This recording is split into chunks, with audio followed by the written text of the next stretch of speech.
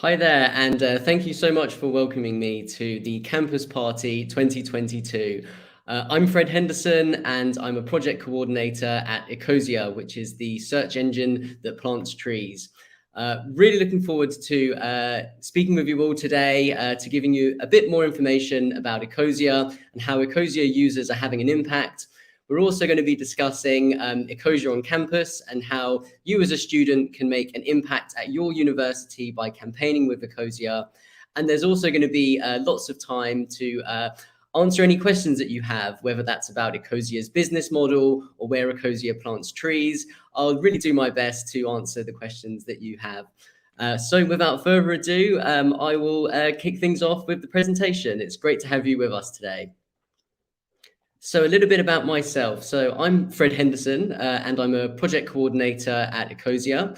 And I work in Ecosia's business development team, which is the team which is trying to reach more Ecosia users across our core markets. So my direct colleagues are the country managers for countries such as Germany, France, the UK, and the US. So my role at Ecosia splits down into three main responsibilities. Firstly, I'm the founder of Ecosia on Campus, where I'm helping students to campaign for Ecosia at over 280 universities worldwide. I also help organizations that want to make Ecosia the default search engine for their employees, and we're able to track how many trees are planted by an organization that makes the switch. As well as those two responsibilities, I'm also in charge of Ecosia's user support. So when users reach out with a question about where their trees are planted or how does Ecosia offset its carbon emissions, then I'm sort of managing the team that gets back to our users and answers a range of their tech support questions. So I'm hoping that some of you that are tuned in to the call today are already familiar with Ecosia. But if you haven't heard of Ecosia yet, we are the internet search engine that plants trees. So Ecosia is similar to any other search engine that you're already familiar with. So when you're looking for something online, a search engine is the main thing that you use. But with Ecosia, and what our core difference is from the other search engines out there, is that we use the money that we make through advertising to finance tree planting projects all around the world. So Ecosia has now planted over 140 million trees. And this is because of our search engine users that have made the simple switch from Google to Ecosia. And collectively, if enough people make this small change in their lives, it can have a huge impact and we can plant millions of trees together. So Ecosia now has over 15 million monthly active users, which actually represents one of the largest movements, largest collectives of people which are taking action on climate change. And Ecosia, because of the number of trees that it's planted, over 140 million, we're also an organization that has planted more native tree species than any other. And we're at a really exciting moment in terms of company growth at the moment, where we are reaching more users and really sort of acquiring more users so we can plant ultimately more trees. So Ecosia has been an organization now for over 11 years. It was founded by Christian Kroll, who is German, and the head office is based in Berlin. And a few years later, Ecosia became the first B Corp in Germany, which is a third-party accreditation, which I'll go into a little bit more detail later on in the presentation.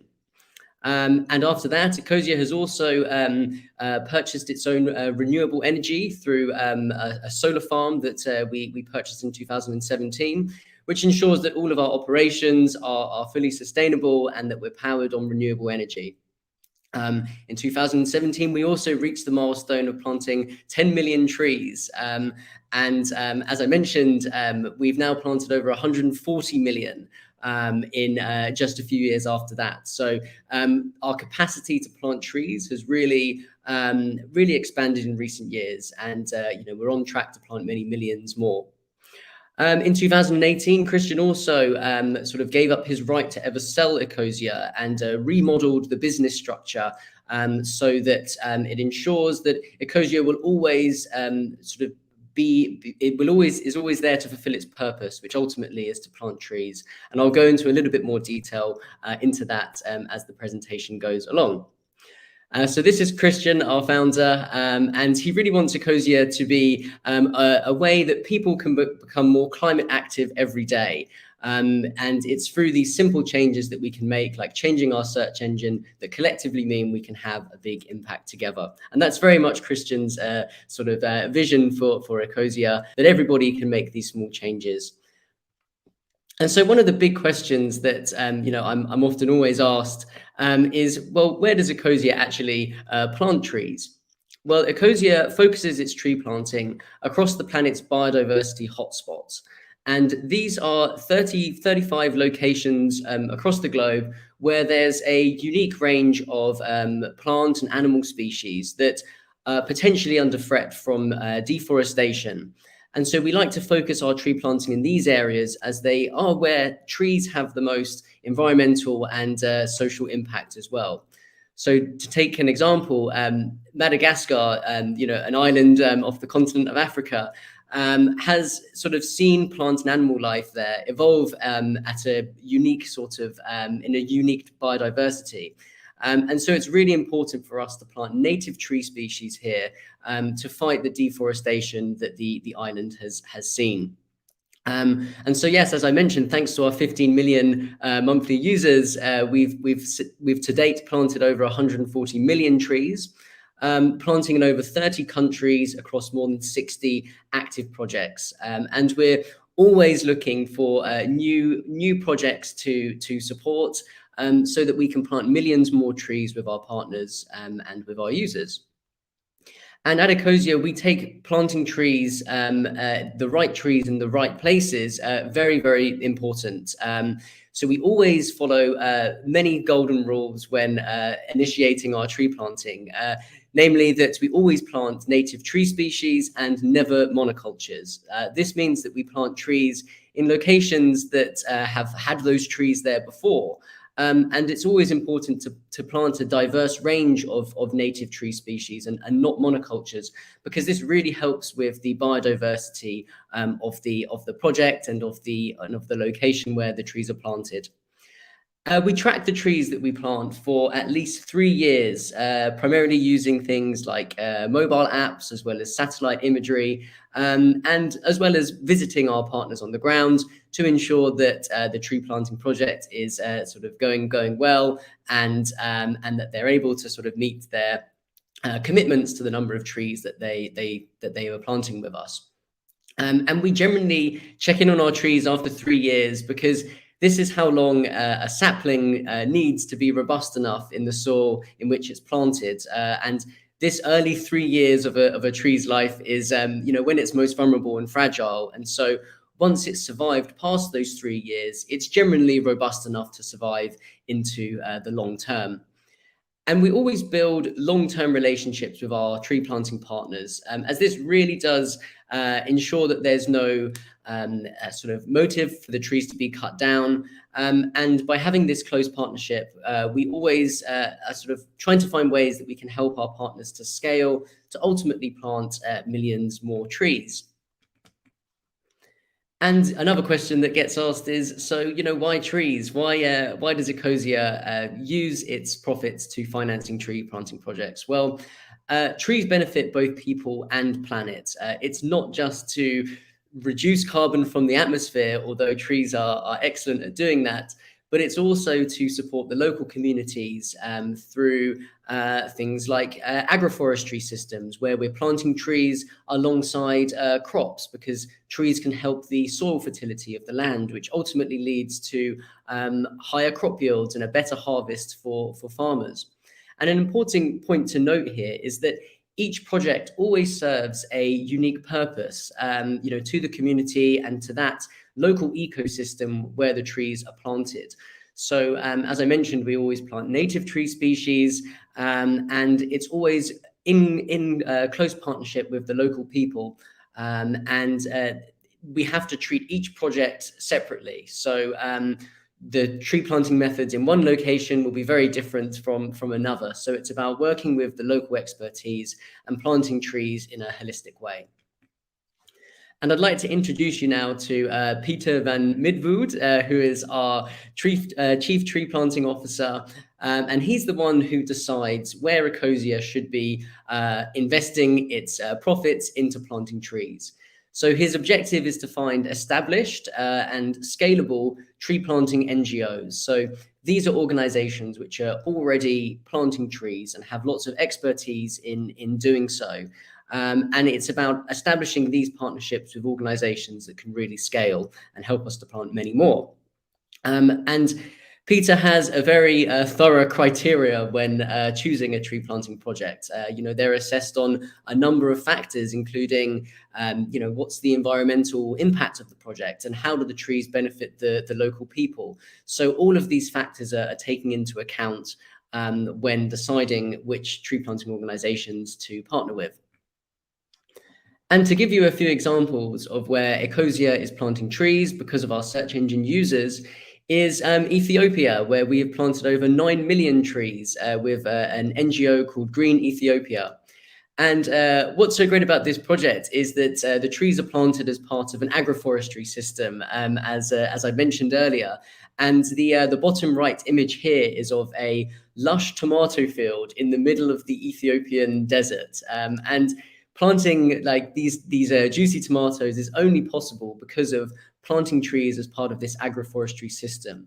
And as well as that, the tree planting project is also providing the women of the villages with an income at a time of the year when it was actually quite difficult to sort of source income.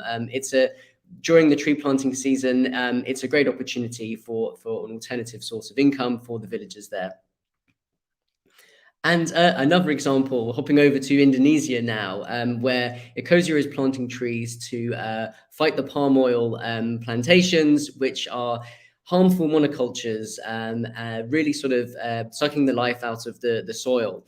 And so the way that Ecosia is combating palm oil here is through planting native trees, but also planting sugar trees. So sugar trees provide the landowners with an alternative source of income. Which means that they don't necessarily need to use their land for harmful monocultures like palm oil. And instead, they can plant trees like sugar trees, which has the economic incentive, but also, working in conjunction with the sort of the ecosystem and helping to restore land that has been degraded. And staying in the same region, but just heading a little bit more south, I'm bringing you over to Australia here, where Ecosia started planting trees at the beginning of 2020. So if you can cast your minds back to pre-COVID in 2020, we really thought the worst news would be the bushfires that were sort of tearing through Australia. And so what Ecosia wanted to do was support the restoration after the really sort of destructive bushfires that Australia saw that year. And I mean, the thing that makes this project so significant is that there were areas of trees and forest that should never have been affected by the seasonal bushfires. So there were trees that were being burnt down in sort of subtropical areas. And so it's really important for us to help with that restoration and to do what we could to support that. And so the way that we did this is we found a trusted partner called Reforest Now, and we dedicated all of the revenue that we received from our users to finance this project. And we launched a marketing campaign. So we were encouraging our users to search for Ecosia on this day, because all of those searches are going to help to plant trees in Australia. And we were able to raise enough money to plant over 26,000 trees in this subtropical area, which never should have been affected by the seasonal bushfires. And just hopping over to Brazil now, where we're planting trees in the Atlantic forest, which is on the east coast of Brazil. And this is a natural forest where sadly only 20% of it actually remains to this day.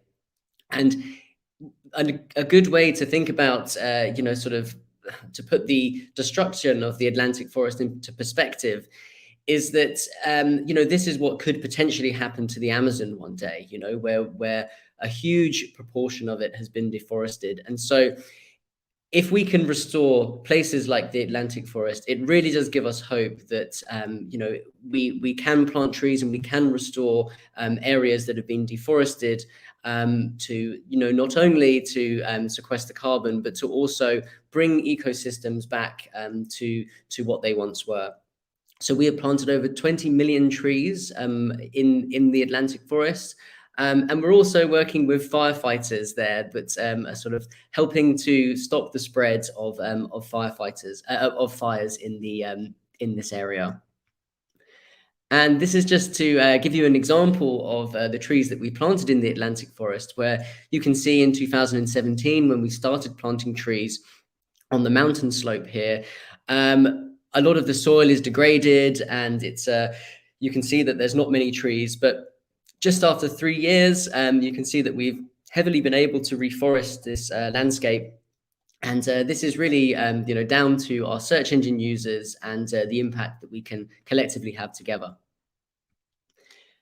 And so this leads me on to my next part of the presentation, where I'm going to give you a bit more information about Ecosia as a business. So you've learned where Ecosia is planting trees, and you know that we're a search engine that is using our profits for good. But what does it really mean to be a purpose-driven business? And a question that we get asked is, how does Ecosia even make money in the first place? How does a search engine plant trees? How does my mindless searching for memes help to plant trees in Brazil? So, well, like any other search engine, Ecosia generates a revenue from users clicking on the ads displayed in our search results. So if you type in something like sustainable shoes or something like this, then the top results will be ads. And it's when a user clicks on one of these ads that we then generate a revenue which we dedicate to financing tree planting projects. We generally say that it's roughly about 45 internet searches to fund the planting of a tree somewhere. And using Ecosia, just as you would any other search engine, is ultimately going to help to plant trees in parts of the world where they're needed most. So as I mentioned, 100% of our profits goes towards climate action, and at least 80% is used to finance tree planting projects around the world.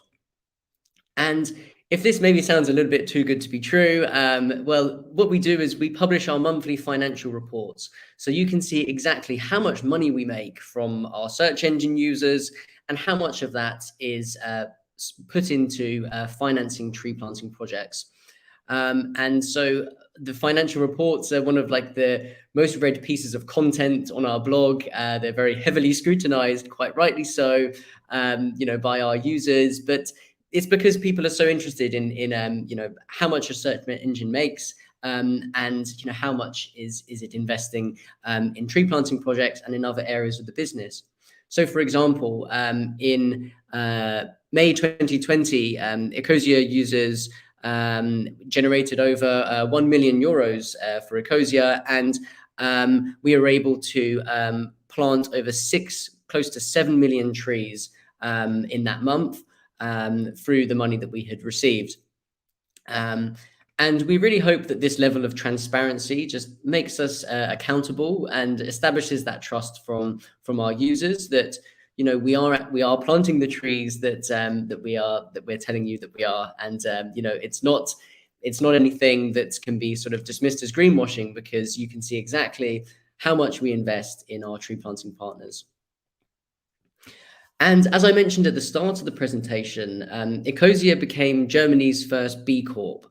And a B Corp is a third-party accreditation that is only awarded to organizations with a high level of public transparency, and organizations which need to prove that they're not just making money, but having a positive social and environmental impact as well.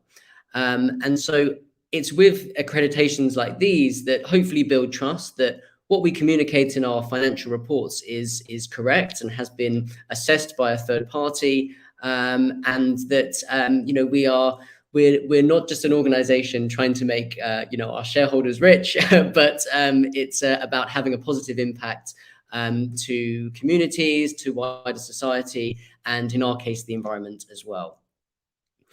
And another interesting thing about Ecosia's business model is that our founder, Christian, who I introduced at the beginning, he gave up his right to ever sell the company's shares.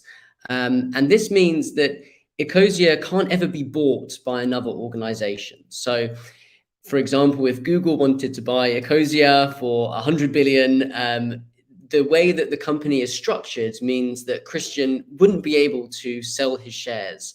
And because of this, it means that we don't have to have external pressure from shareholders in order to make money, in order to increase shareholder value. It means that we can focus our profits on planting trees, because that is what our purpose is, and that is the way that Ecosia has legally been structured, in the fact that we don't have to make shareholders rich, and our purpose instead is to plant as many trees as we can. And as well as being an environmentally friendly search engine, we're also very privacy friendly as well. So we do not store internet searches or build personal profiles of our users. We don't use any third-party tracking. And we permanently anonymize all of the search engine sort of data that we receive after 7 days. So this really means that by searching with Ecosia, you are completely anonymous, and as well as protecting your data, you're also helping to protect areas around the world which have, potentially faced deforestation and planting trees in locations where they are really needed. And another interesting fact about Ecosia's operations is that we are a completely renewable organization in the fact that we are carbon negative. So we produce more than double the amount of renewable energy than what is needed to power our search engine servers. So, as you can imagine, providing a search engine service to our 50 million users worldwide, is something that requires, data centers and sort of energy intensive, servers. But what we do at Ecosia is we've purchased our own solar farm, which generates double the amount of renewable energy than what is required to power all of our servers globally. And because we plant trees as well, which are sequestering carbon, it actually means that by using Ecosia, you are actually helping to reduce the global levels of CO2. And I'm now going to play you a video which goes into this topic in a tiny bit more detail. So here's the thing. The climate emergency is upon us, and if we want to make it through this, we have to plant millions of trees, which Ecosia does. But that's not going to be enough. We also have to say goodbye to fossil fuels once and for all, and accelerate the transition to clean, renewable energy. All the experts agree. One of our highest priorities as a society has to be cuts to greenhouse gas emissions. So as a result, the move to renewable energies is absolutely critical as we attempt to try and address climate change. Ecosia started building solar plants in 2018. This way, we now feed enough renewable energy into the grid to power every single one of your Ecosia searches with 100% renewable energy. But there's more. So by running on 100% renewable energy and by using our surplus income in order to finance tree plant projects across the world, we are much more than just climate neutral. Each search is removing substantial amounts of CO2 from the air. By planting trees, we absorb CO2. And by producing renewable energy, we prevent CO2 from being released. But that's still not quite good enough for us. In 2019, we're becoming the first company to produce twice as much renewable energy as we need. This way, we feed enough renewable energy into the grid to power your searches and to crowd out dirty energy. So when you're using Ecosia, you're not just fighting climate change by planting trees, you're not just running on 100% of renewable energy, but you are actively supporting the energy transition to a fully renewable energy system. With the climate emergency upon us, we have no time to waste. By using Ecosia, you can both remove CO2 from the atmosphere by planting trees, and prevent CO2 from being released in the first place by accelerating the transition to a sustainable, renewable future.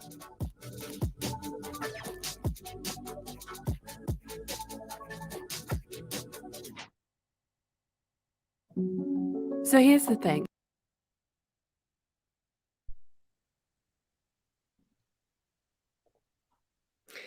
And so I'm now going to take you into the next part of the presentation, which is about Ecosia on campus, and how you can get involved at your university and how you can influence a change at your campus where you can have a positive environmental impact.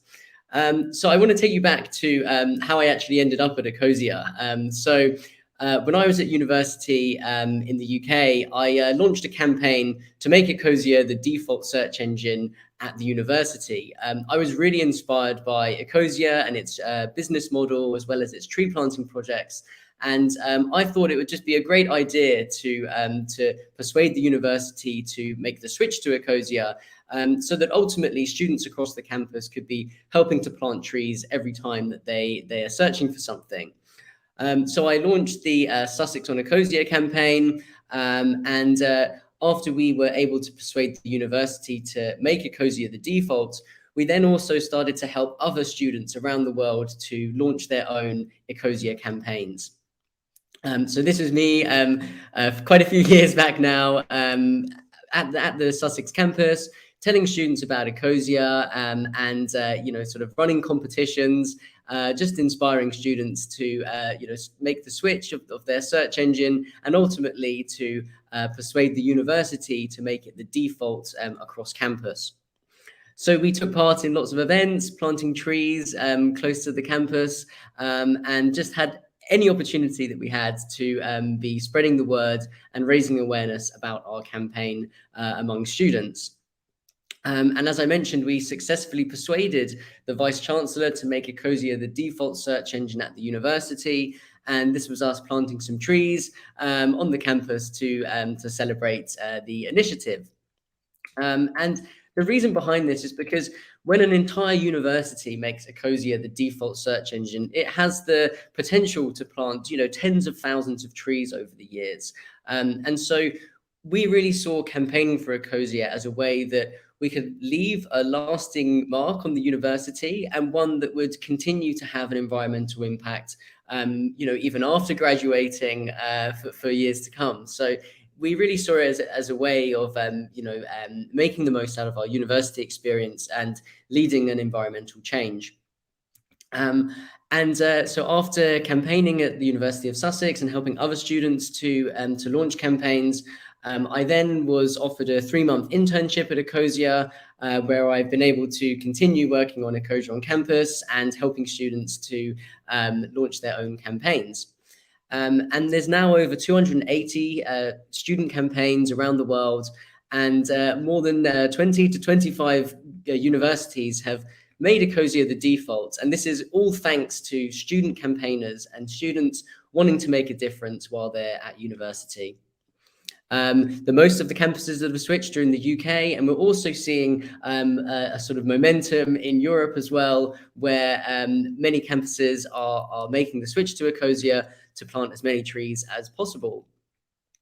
And so what does being an Ecosia on campus campaigner look like? And how do you go about persuading your university to make Ecosia the default search engine? Well, the way that this usually takes shape is students launch a social media campaign, as this is a great way to raise awareness of not only Ecosia, but your campaign to make it the default, and also in-person activities. So handing out succulents here and having a placement at different fairs on campus is a great way to be meeting people face to face, telling them about Ecosia, and gathering that momentum to ultimately persuade the university to make the switch. And it's a really great way to be getting involved with other green initiatives at the university. So, maybe there is a campaign to reduce plastic in the university canteen, and then you have your campaign for Ecosia. And it's a really great way to meet other like-minded students at your university, and working together is ultimately a great way that you can have a successful campaign, and through working and collaborating with others. And I mean, as well as running the social media campaign and meeting students on campus, it's also important to develop skills about speaking to key university stakeholders. So running the Ecosia on Campus campaign means emailing IT and suggesting the idea that they switch to Ecosia. And so it really can open up a lot of doors at your university and enhance your university experience. And we provide a lot of support for our Ecosia on Campus campaigners. And one of the key things that we provide is a link to download the Ecosia extension. And this means that we can track how many searches and how many trees students at your university plant. If a university makes the switch to Ecosia, we can also send a report which shows how many trees you've helped to plant. And so this is a really great way that you can keep track of your campaign and measure your progress. And to give an example of a university that recently made the switch to Ecosia, I'm just going to talk about Glasgow, because the student here ran a campaign over the course of about a year. And he was gathering lots of support over social media and through different societies. And what his approach was to create an online petition. So he managed to gather over 545 signatures. And so when he approached IT, he was able to say, look, we already have the support of over 500 students. And this is something that students really want to see happen. It's not just the idea of one person, saying, oh, we should use Ecosia. But if you can show IT and you can show people at the university that it's something that students want, then this is sort of one of the secrets of success, I would say. And so since the start of the autumn term, over 4,000 computers at the University of Glasgow were switched over to Ecosia. And this was going to, on average, help to plant over 225,000 trees over the course of the year, which is a huge impact when you think about it. And when it's something as simple as changing a university's default search engine. So the impact is really, really massive. And it's something that the universities are, keen to get involved with as well. And so I'm just coming to the end of my presentation now. And if you hadn't heard of Ecosia yet, then I hope I've inspired you to potentially give it a go.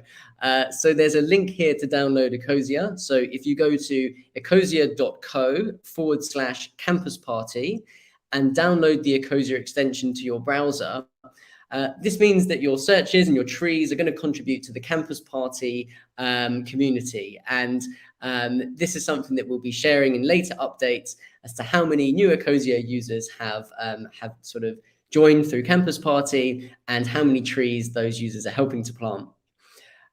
If you don't already, please do follow Ecosia on Instagram. We also have a fantastic YouTube channel where you can find out a lot more information about where we're planting trees. And this is a really good way to sort of keep up to date with all of the company's initiatives and find out more about where we're planting trees. And if you're really inspired and you're at university and you're thinking, do you know what, I could launch an Ecosia on Campus campaign. I think I could persuade my university to switch to Ecosia. Then, I'm really here to help you to do that. And one of the first steps is to follow Ecosia on Campus on Instagram. And from the link in the bio, you'll find all of the resources that you need to launch a campaign at your university. And there's also a page where you can register your campaign and apply for one of these tracking links, so we can monitor your campaign and let you know how many trees you've planted. And I really look forward to potentially following up with some of you and working together to plant as many trees as possible. And hopefully your university may be the next campus to make the switch to Ecosia. And I'm more than happy now to answer any questions that you may have, whether that's about Ecosia in general, whether that's about where we're planting trees. And also, more than happy to talk about Ecosia on campus and how you can launch a campaign at your university.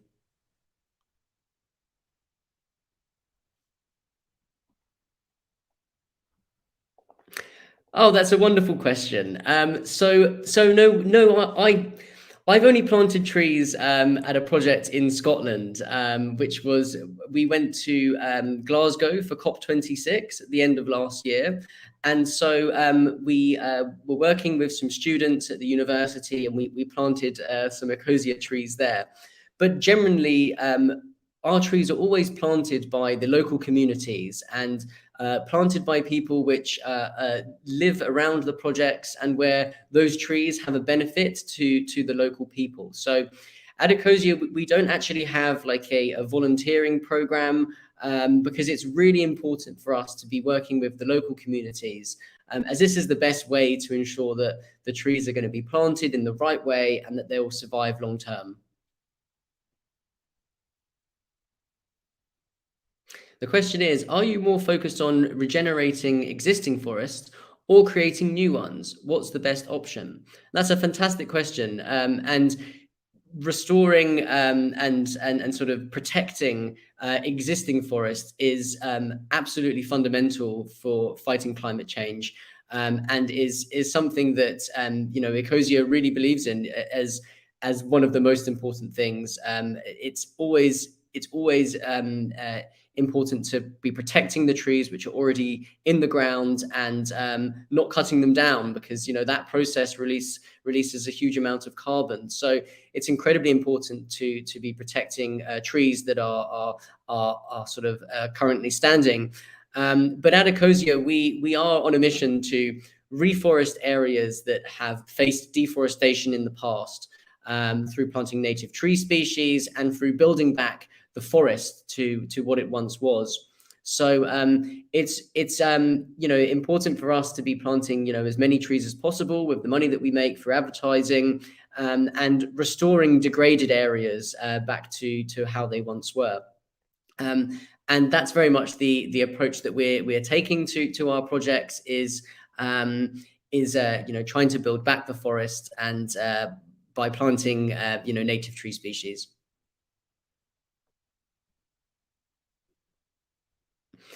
This is another good question. So do you buy land to plant trees or do you do it on public land? How does that work? And I would say that it really does vary from project to project. So in some examples, we'll be planting on private land, as this is, the landowner is happy to be planting trees here, and there's, an incentive to do so. And it really does depend on the location and the project, and so yeah, it would be hard to kind of give a specific example at this point, but we're hoping to kind of explain this in a bit more detail over the year.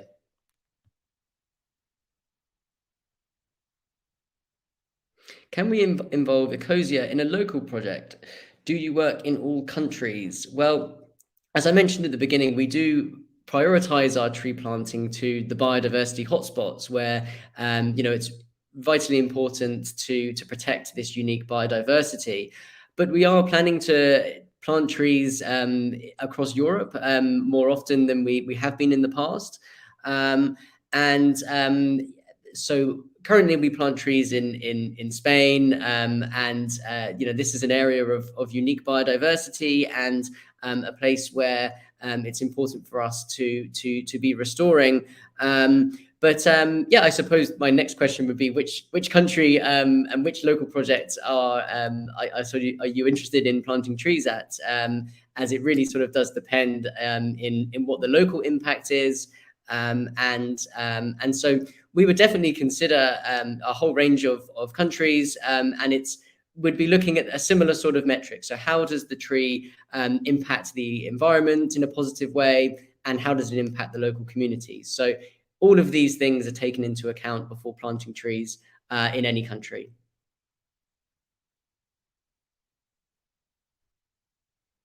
How many single clicks on an advert are required to plant a single tree on average? Now, this is a very good question. So, as I explained, Ecosia makes money through users clicking on the ads displayed in our search results. And it's very hard to give a sort of a precise answer here, because ad clicks can actually vary in how much money they generate for us. So, if somebody is searching for a search term that lots of organizations want to compete for, then that ad click is actually going to give us more money to plant trees. If it's a search term that not many advertisers are really bidding for, or want their search results to be, their ads to be displayed under, then we don't make quite as much money. So it really does vary on what the user is searching for. I mean, on average, our global average tree price this year is about 25 euro cents. But this is spread across our whole portfolio of projects. And in some locations, it's a lot more expensive to plant trees because of the climate. And in other locations, we have to restore the soil before we can even plant the trees. And so these projects, can be more expensive. And so there are a lot of variables at play as to how much we make per ad click, and then how much does it cost to plant a tree. And so it would be hard to give a more sort of accurate description here. Like, I wouldn't be able to say that one ad click equals the planting of a tree, because it's not really that simple. But what I would like for you to take away is that, just by using Ecosia as your default search engine, you're ultimately helping an organization that is using its profits to plant trees where they're needed most. And making that simple switch is ultimately going to help to plant trees around the world.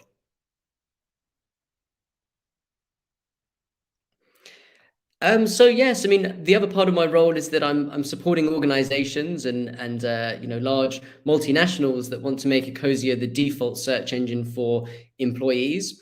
And similar to our university program, we're able to track how many trees have been planted and send a monthly report.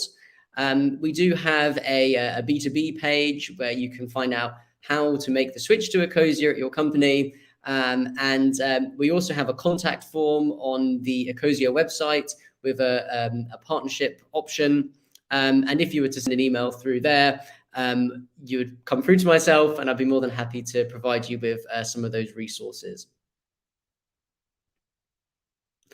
And I think that's it for questions. And I'd just like to wrap things up by saying it's been a real pleasure to be part of the campus party this year. And thank you for the wonderful questions. I'm so pleased that, that there was such an interest in Ecosia. And I hope that this presentation has helped to fill in some of the gaps that you maybe had, and inspired you to start a campaign at your university, or perhaps even just make Ecosia your default. It's been a real pleasure speaking with you all today. And I wish you the best for the rest of the day and your weekend. Thank you very much. Bye for now.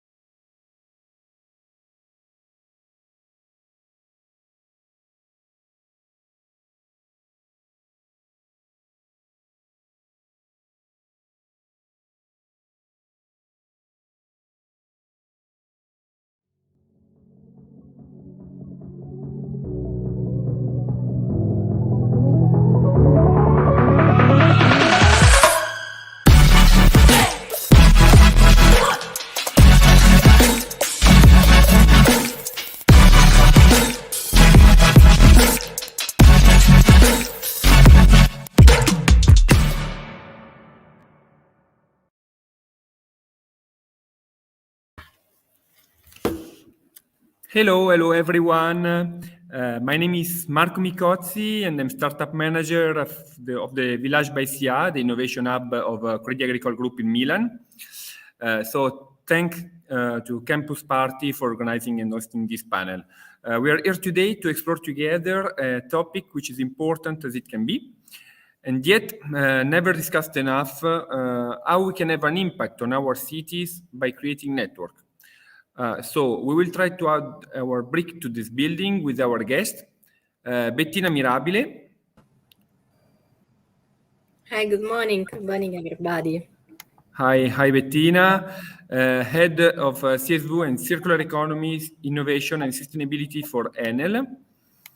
And then Valentina Cerolini. Yes, Hi, Valentina. Hi, Marco. Hello, everyone. So CEO and co-founder of this app, a second-hand design marketplace, and Martino Cortese. Hi, Martino. Hi, everyone. Hi, Marco. Hi, Martino. So CEO and founder of Citybility, a local community maker. We start with Enel for the first question to Bettina. Because the energy industry is now reaching the big public. The question of sustainability is reaching the big public, but the question of circular economy, which is complementary, is often forgot. What is the Enel approach to the topic? Thank you for the question, Marco. Actually, circular economy, it's becoming pivotal for us. It's definitely reshaping our way of doing business. In fact, we are rethinking the whole value chain from the very early design phase of our business up to the end of life of our asset and product. This is important for us because we want to reduce the consumption of resources. We want to avoid as much as possible emission, but we also want to maximize the value from our business model thanks to sharing solutions. So since we are talking about cities, actually circular economy is exactly the business model that shifted us from working on a smart cities approach where technology is essential to a sustainable cities approach where innovation and cutting-edge technologies are only the way to achieve more sustainable goals. So for us it's important because this change of mindset of the circular economy allowed us to move from an approach where we were almost building something like a Blade Runner cities approach where technology was the only target to a new solution where the cities are an ecosystem where we want to ensure economic competitiveness, social inclusiveness, and environmental sustainability. So in this moment, also to meet the challenges of urbanization and of the climate change, cities are the place that should host up to 70% of the global population up to 2050. In order to ensure the quality of life for the citizens, the energy sector, and Enel is doing quite a lot on this task, need to ensure the backbone for the local development, for quality of life for all citizens. So this is exactly the backbone where we meet different actors that are enabling the decade of electrification. So we are the backbone to connect e-mobility, smart home, the distributed generation with the private producer. So we are at the, let's say, the cornerstone to support the development of more sustainable cities. To give you just one example of how we are embedding the circular economy business model in our business value chain, let me talk about the smart meters. This is a device that we are all familiar with because we have it at home. We have been challenging ourselves into trying to utilize regenerated plastic from old meters to produce the new ones. And this was quite a challenge because we have to comply with all the regulation and features that we need to respect. And we did it leveraging on the local ecosystem with a new circular ecosystem. And thanks to new actors, we have been able to, from one side, reach consistent reduction in the energy, in the CO2 emissions, but at the same time, we have been able to boost the local ecosystem and local enterprises because this is a brand new field of development. The manufacturing industry is still in a very early stage. So this is an example of how we are going circular, trying to increase as much as possible regenerated material into our value chain. Okay, thank you very much, Bettina. We will talk more about your project later, but of course, we had an example of what a large company can do. Smaller company can act as well. And so I'd like to ask Valentina, what can they do? What do you do? And I think we have a sustainability manifesto that we can watch to start our discussion. 10 million tons of furniture are thrown away every year in Europe. These start from point A, production, and then arrive at point B, disposal. A straight line, a linear economy. But today, we cannot continue to think linearly, thinking we own infinite resources. This is why it is necessary to favor a circular economy. DSUP is the marketplace that is innovating the consumption model of design furniture towards this direction, enabling the online resale of used furniture throughout Europe. Like any revolution system, DSUP has also drawn up its sustainability manifest, the springboard to make its business even more sustainable. Here are the main points. 1. Becoming a benefit company is the starting point for an inclusive and innovative business. 2. Innovating the consumption model of design furniture that has an intrinsic value made of precious materials that last over time. The goal is to make sure that these resources do not go to waste. To date, thousands of design pieces have been given a second life, avoiding excess production and the environmental costs of eventual disposal. But it is never enough. 3. The environmental impact must be minimized. Carbon neutral deliveries and website. The possibility to locally pick up products directly from the seller and eco-friendly packaging are our primary objectives. 4. Supporting the green revolution and growing the community of design lovers by 10 times more than today, raising awareness towards a sustainable world. Because awareness can be a catalyst for change. For example, projects like the Forest Month have allowed the involvement of the community, allowing the protection of 100,000 square meters of forest in the Brazilian Amazon. Spread the word about DSUP. Only together we can contribute to creating a better world with less waste.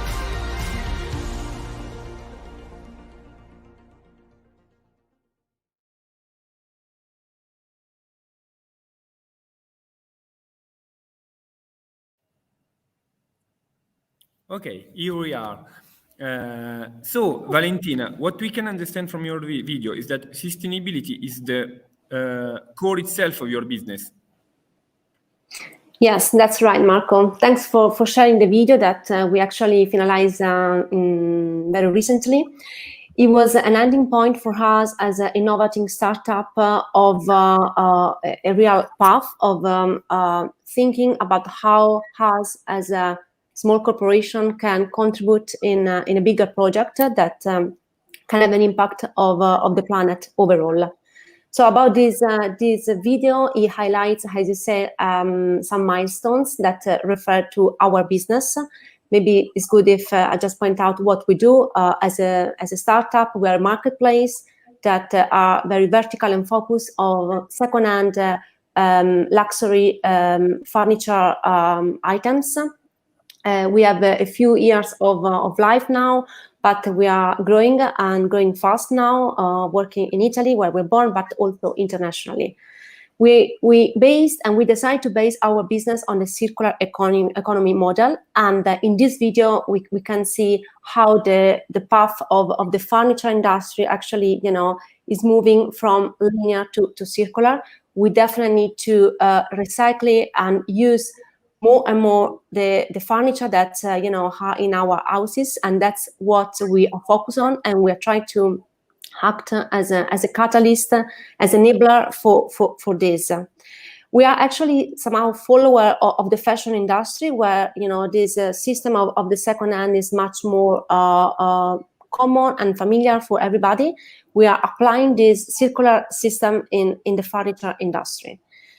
And in 2021, we decided to finalize and to make the points on this manifesto that is based on some milestones that regards the impact that we may reduce on our planet, the involvement of our community, and obviously the manifesto is a big word. It includes a lot of activities that we've been running now in this year, with the proper sustainability plan that we are putting in place.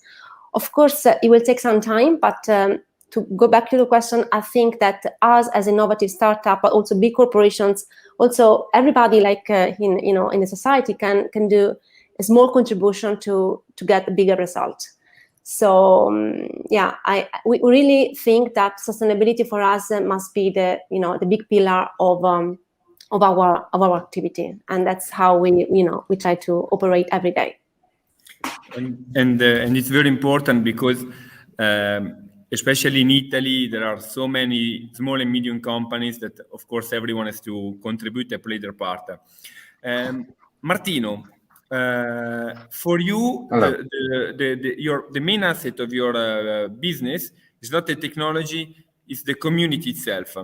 So your ambition, the ambition of Citability, is to encourage the development of local communities, of local network, especially in the big cities, so that they can work together to solve the common issues.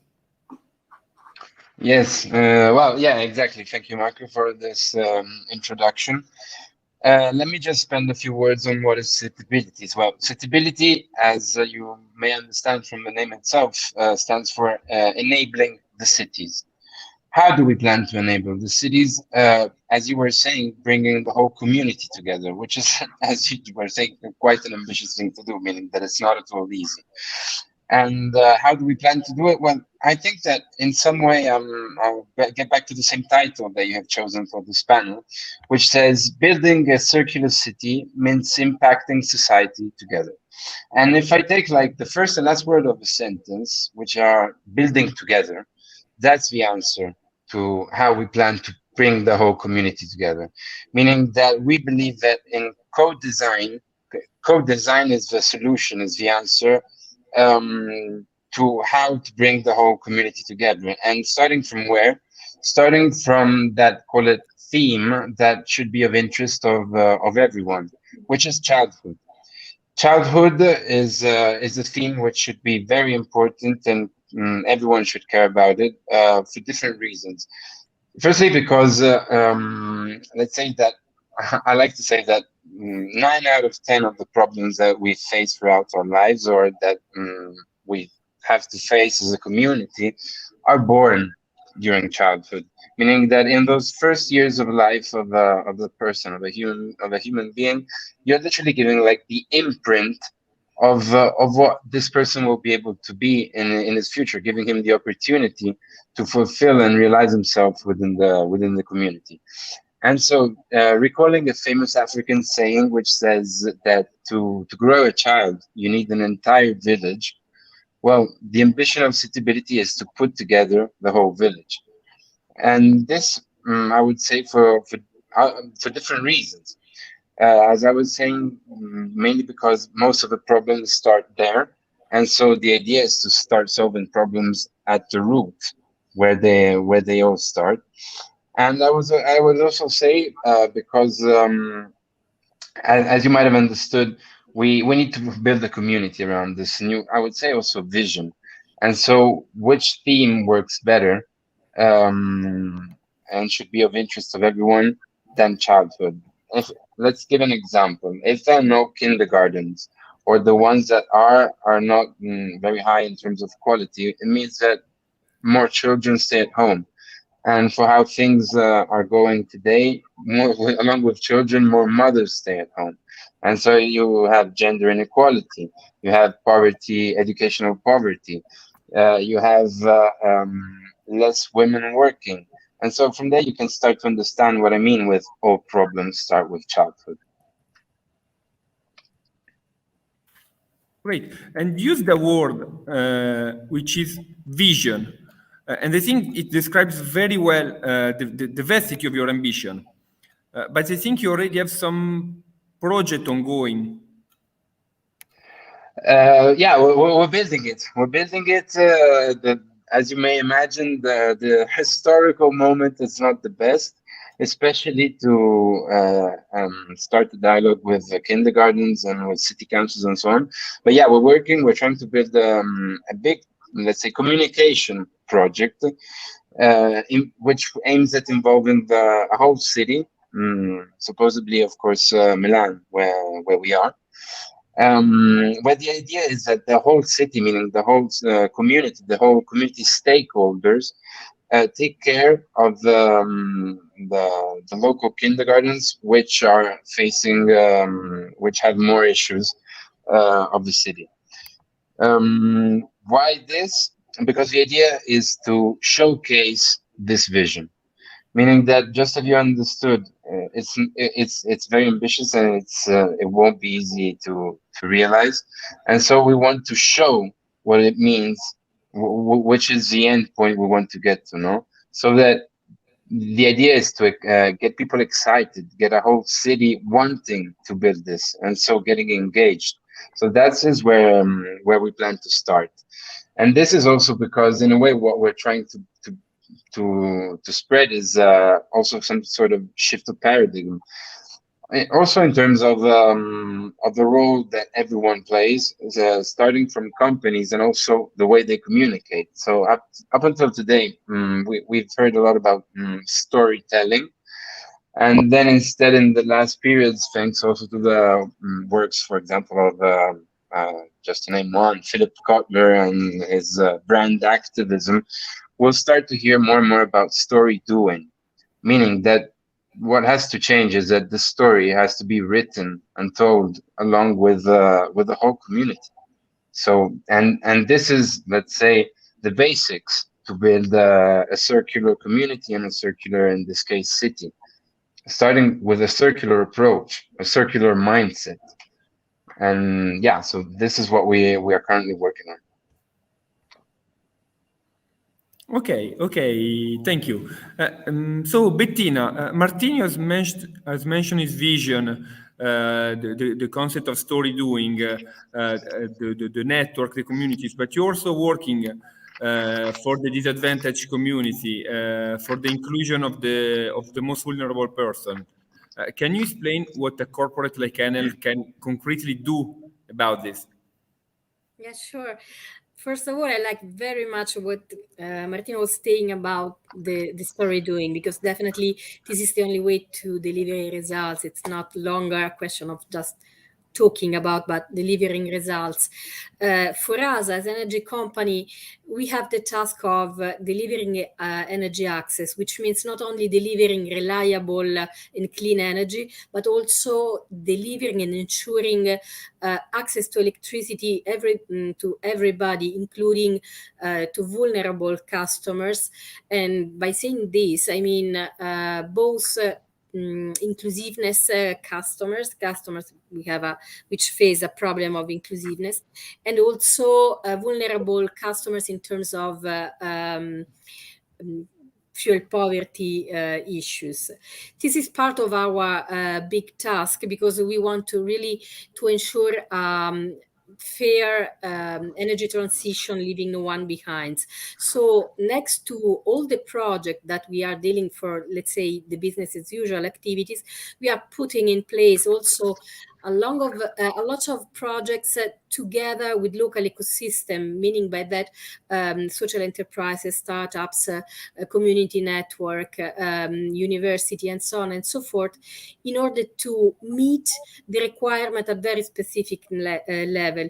In order to ensure the purpose of a sustainable cities environment, we definitely need to know beforehand which are the priority needs at local level, and then we need to put in place different solutions to meet those needs for all the citizens. To give you an example of how we are trying to abate the economic barrier and to deliver access to electricity to vulnerable clients, let me make an example of a project that is called Enel that we are carrying out in Brazil. In this case, we have fast-moving mega cities in different parts of Brazil, where we have slums growing and people who are not able to afford the payment of the bill. So working together with different actors, we have created a small ecosystem where the people with some kind of economic troubles, they are able to collect and deliver their waste, talking about paper, glasses, and so on and so forth. And in return, they get some kind of discount that is enabling them to reduce or even avoiding the payment of their electricity bill. And this ecosystem is also applied to people who are not in need, who can bring back waste and donate their money, their bonus to customers in needs. This is one of this project that we are delivering and trying to scale up also in other countries, which is very good because at the same time it's supporting people in difficulties, but also improving let's say, the environmental sustainability of the different area. But actually, vulnerability is not only, and fuel poverty are not only a task in the emerging markets. It's unfortunately, as we see from the current pandemic situation, it's increasing also in mature markets. So we definitely are trying to work together based on the different peculiarity and conditions to define new projects.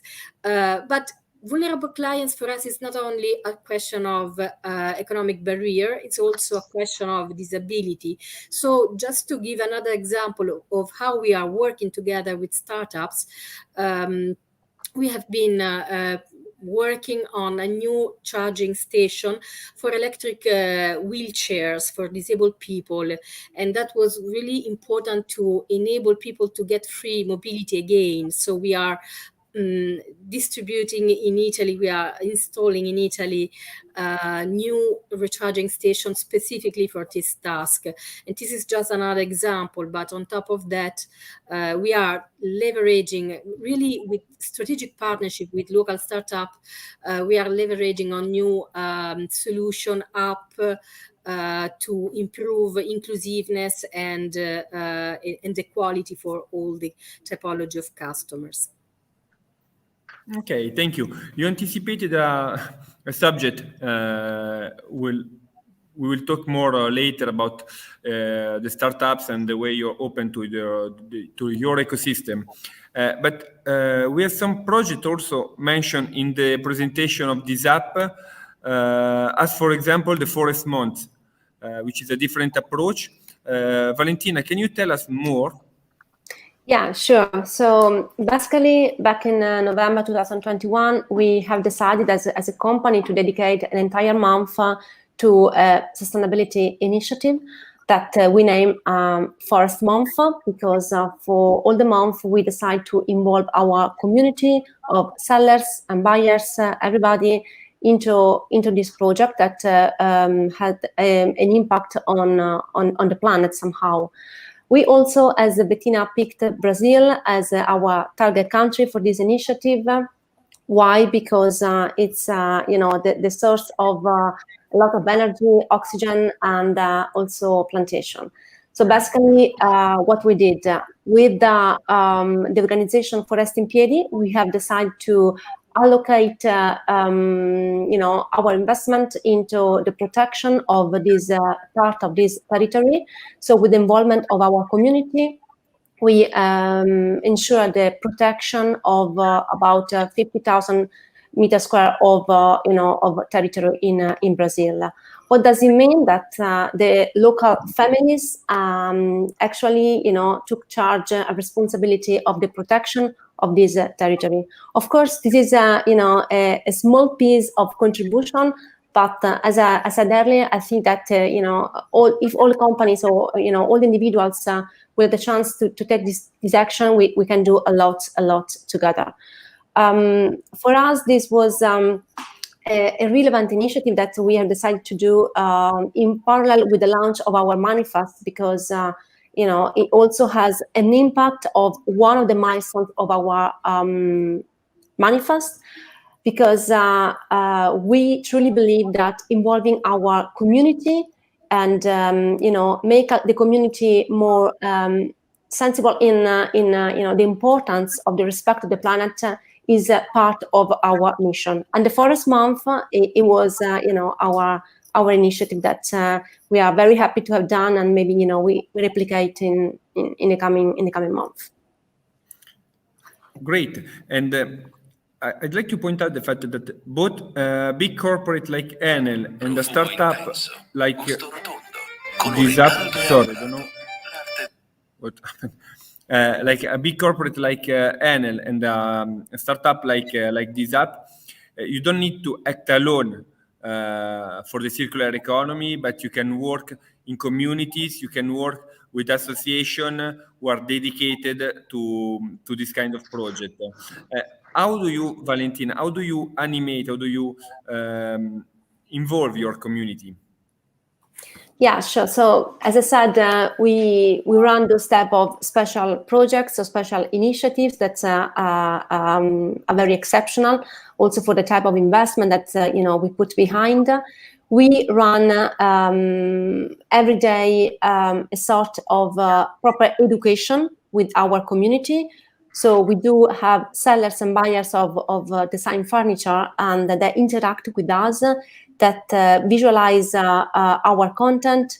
Simply, we send newsletter, we communicate on our social media channels, but not only.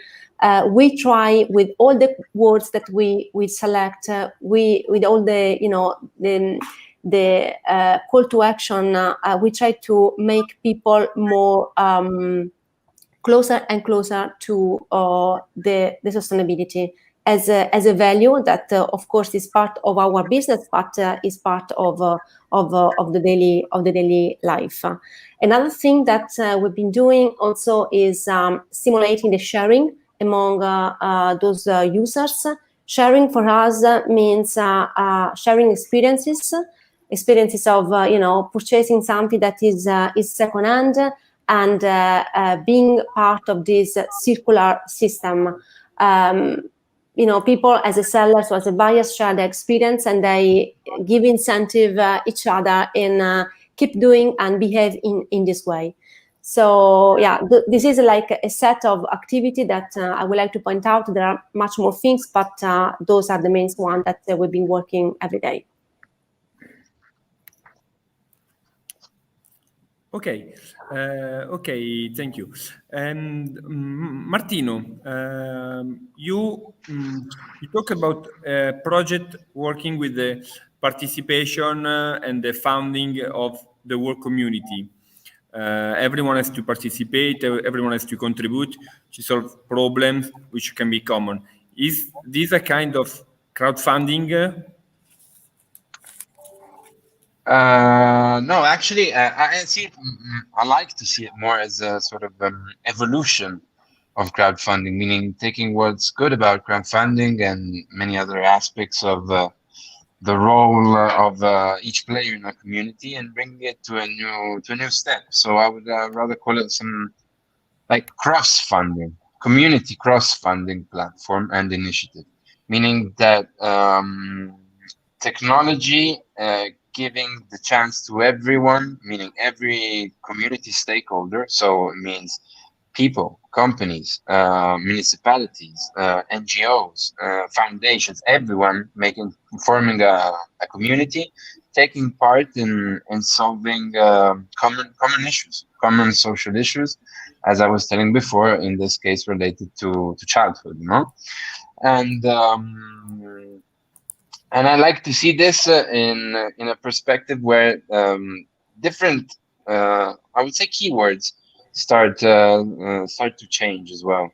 For example, we of course seeing many companies doing more and more corporate social responsibility, but in our vision, I would say that we need to give more importance to the role of people, of how they act every day. And that's why we see our initiative, and we would call people to participate to social responsibility shopping initiatives, meaning that CSR is something, let's say, it's marketing, and it's so for companies, and instead we want to give importance to people and their role within the society. And what do people do? They go shopping.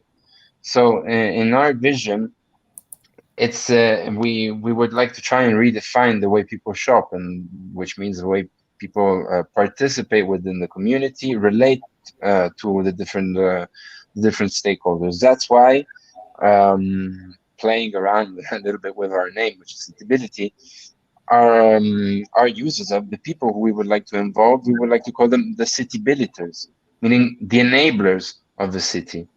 Enablers of a city that throughout participating in many ways to the well-being of the community, they change their same role, meaning that what we would like to do is to try to let's say hook micro donations on to people's normal consumption, so that when people purchase goods and services and so on, every time it's they have the chance to have an impact. And so, to give an example, from when you wake up in the morning and go and drink a coffee at the bar, there you have like a charity cashback, which goes directly sustaining the kindergarten of your own child. And then you go and do the grocery shopping, and the same likewise. I mean, when you go to pay, there's a charity cashback at which you add up like an automatic roundup, meaning so you're both the company and yourself participating to the well-being of your child's kindergarten.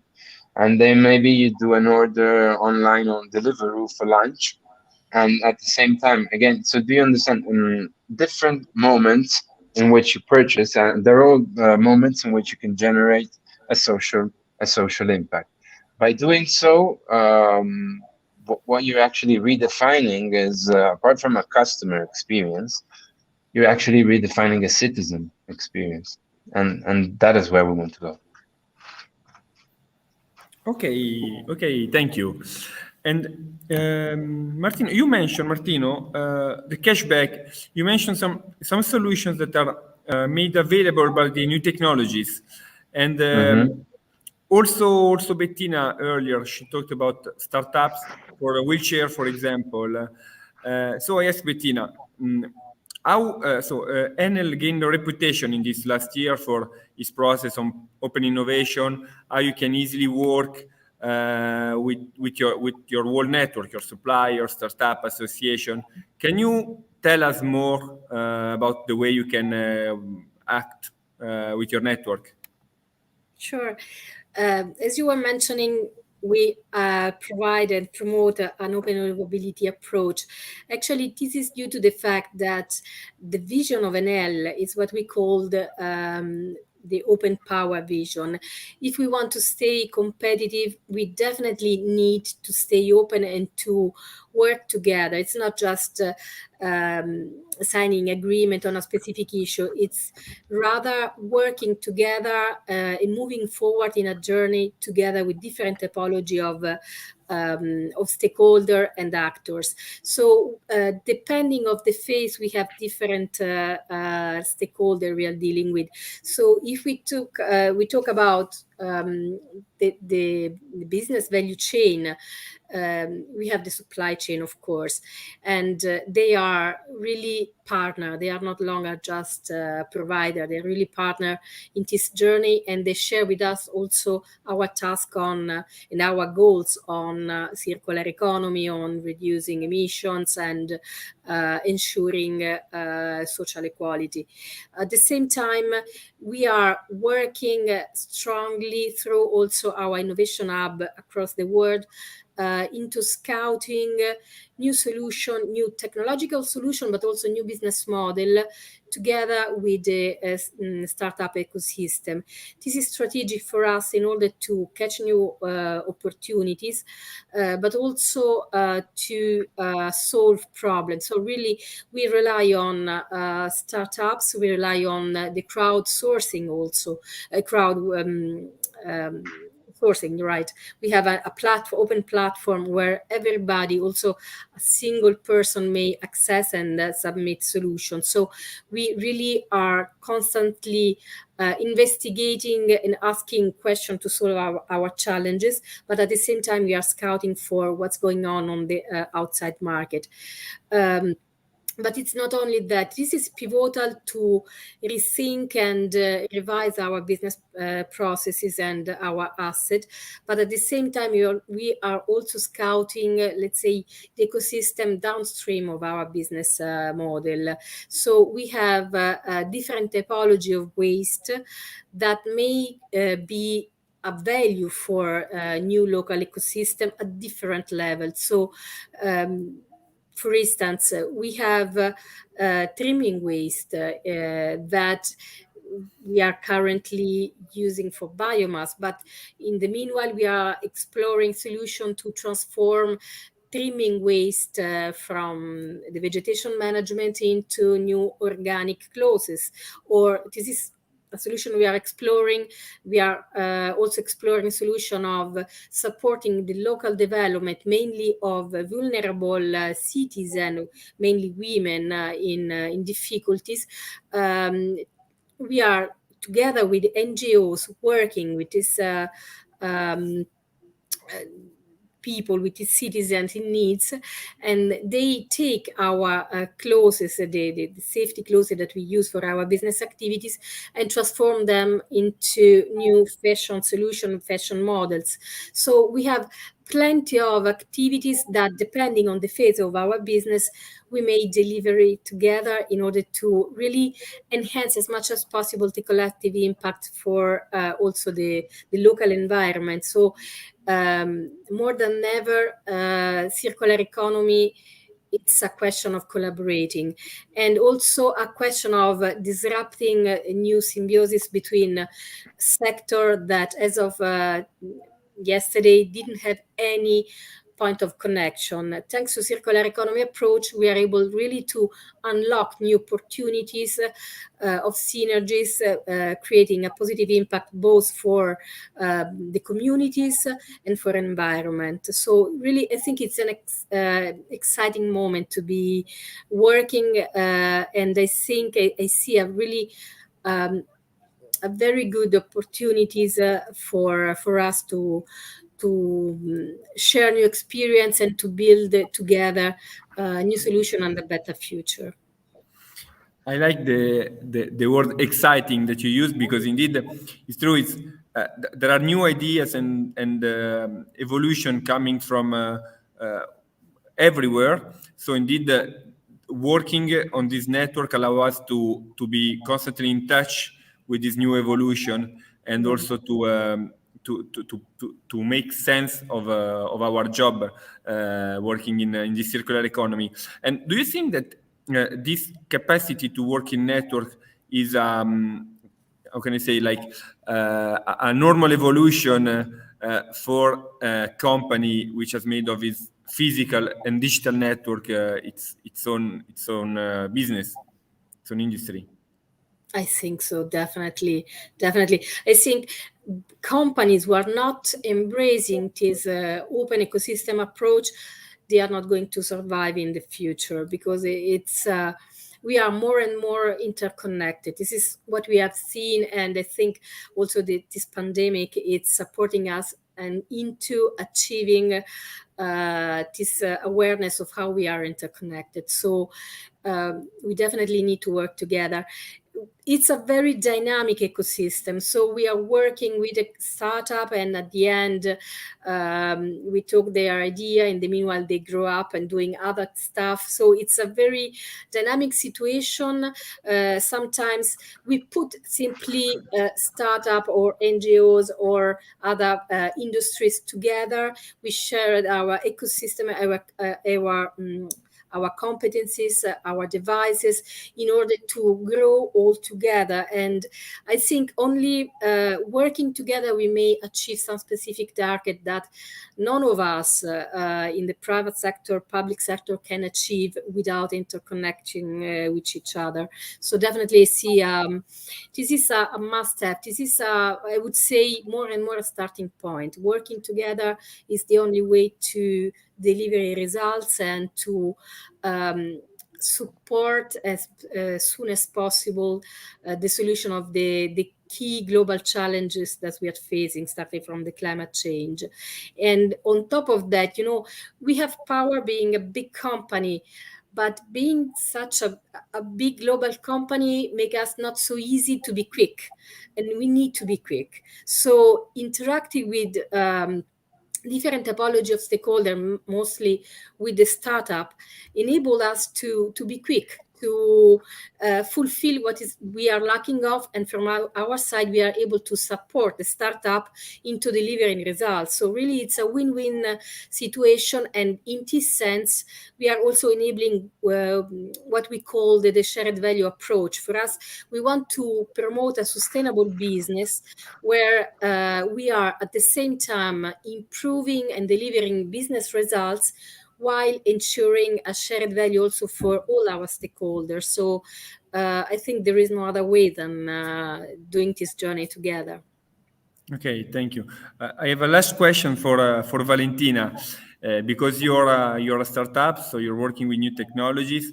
So do you think that these circular economies, these opportunities that we are catching now, are made available by the new technologies, so that we can do something that maybe 10 years ago we couldn't do, and that we can involve our communities in ways that 10 years ago we couldn't do?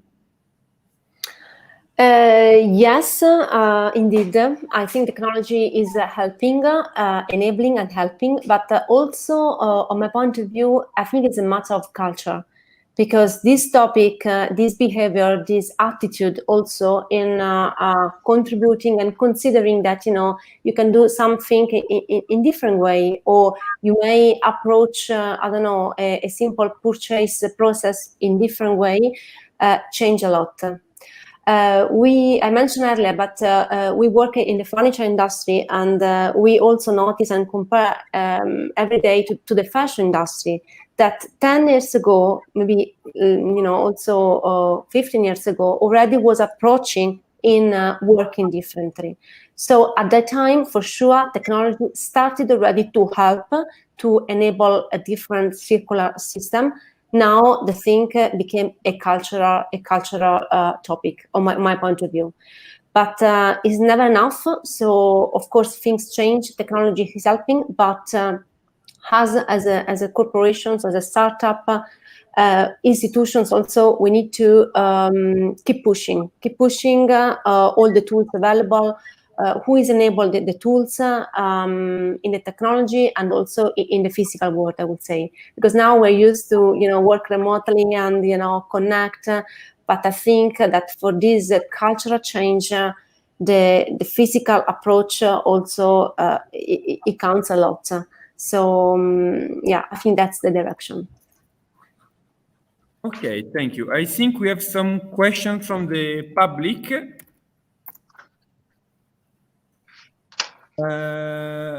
First question. I want to start a startup, but I'm afraid of falling immediately if I focus on sustainability rather than profit. What can I do? I think that maybe Valentina is the best person to answer this question. Right, I take this one. So Us, as a startup, we reached the point of seriously actively working on the sustainability topic after a lot of steps we went through. So for sure, at the beginning is important, it's fundamental, set up the basic. So create your business model, validating, and find a way to attract a potential community. Then you can also focus on the sustainability. But I would suggest that also at the beginning, you need to take this into consideration, focus on a model, but keep in mind which impact in terms of sustainability your business model want to have. So I think that's the best thing to do. Of course, we are corporations, we need to make money somehow, because you need to support the growth. You have a team, you need technology, etc. But I do think that nowadays, if you don't demonstrate to your community that you are having an impact also on the planet, it's becoming more difficult and less reasonable to get the future. That's my view. Yes, because indeed there is a true demand for sustainability by the public. So it can also happen the contrary. If you don't provide the sustainability, if you don't take care of your environment, of your network, you could lose the opportunities. Exactly. I think it's a matter of responsibility, Marco. You need to be responsible as a founder, as a corporation, in having a contribution. Otherwise, I don't think it can work out. Okay, thank you. Next question. How do you measure the impact of your sustainability? So this is, I would ask to Bettina, maybe. I was sure about that. I'll take this one. Yes. This is challenging, let me say, because it's easy to measure the sustainability value when it comes to, let's say, the number of beneficiaries that you're reaching. But it's not so easy to really measure all the impact. I mean, this is something that, first of all, there is not, as of today, one single way of measuring the results. There are different typologies. So this is really something that all of us also at the international level are working on. What we do, we started to say, okay, let's measure some common indicators. The first thing is everything we do must be measured in terms of how many emissions we are avoiding, reducing, or producing. So this is one task that we need to follow also, because if you do not measure, you cannot put yourself a challenge, a goal of improving your business, and so you cannot delivering results. Let me say, measuring it's pivotal also for another issue. More and more, and this is also connecting to the previous question, investors are looking for how sustainable is our business. So they are not longer looking only to profit, but also they are looking on how sustainably you are delivering results. And we are facing an increasing percentage of investors that are investing in Enel without any connection to Enel, just because we are matching target of specific index of sustainability. So we need to deliver some kind of measurement, how we have to monitor and measure as much as possible how we are ensuring value for the communities, for the stakeholders, how we are transparent, how we are protecting the gender equality internally and externally, how we are protecting also the inclusiveness, how we are protecting environment, and taking all the measure proactively in order to deliver a business in a very sustainable way. So we need to ensure that proactively we do analysis and evaluation that ensure that we are not going to affect negatively the environment, but rather we are providing value for the external environment, meaning by that both the biodiversity, but also obviously the social context. So I think this is really a strategic point, and without measuring, there is no results. So definitely, this is a very good point.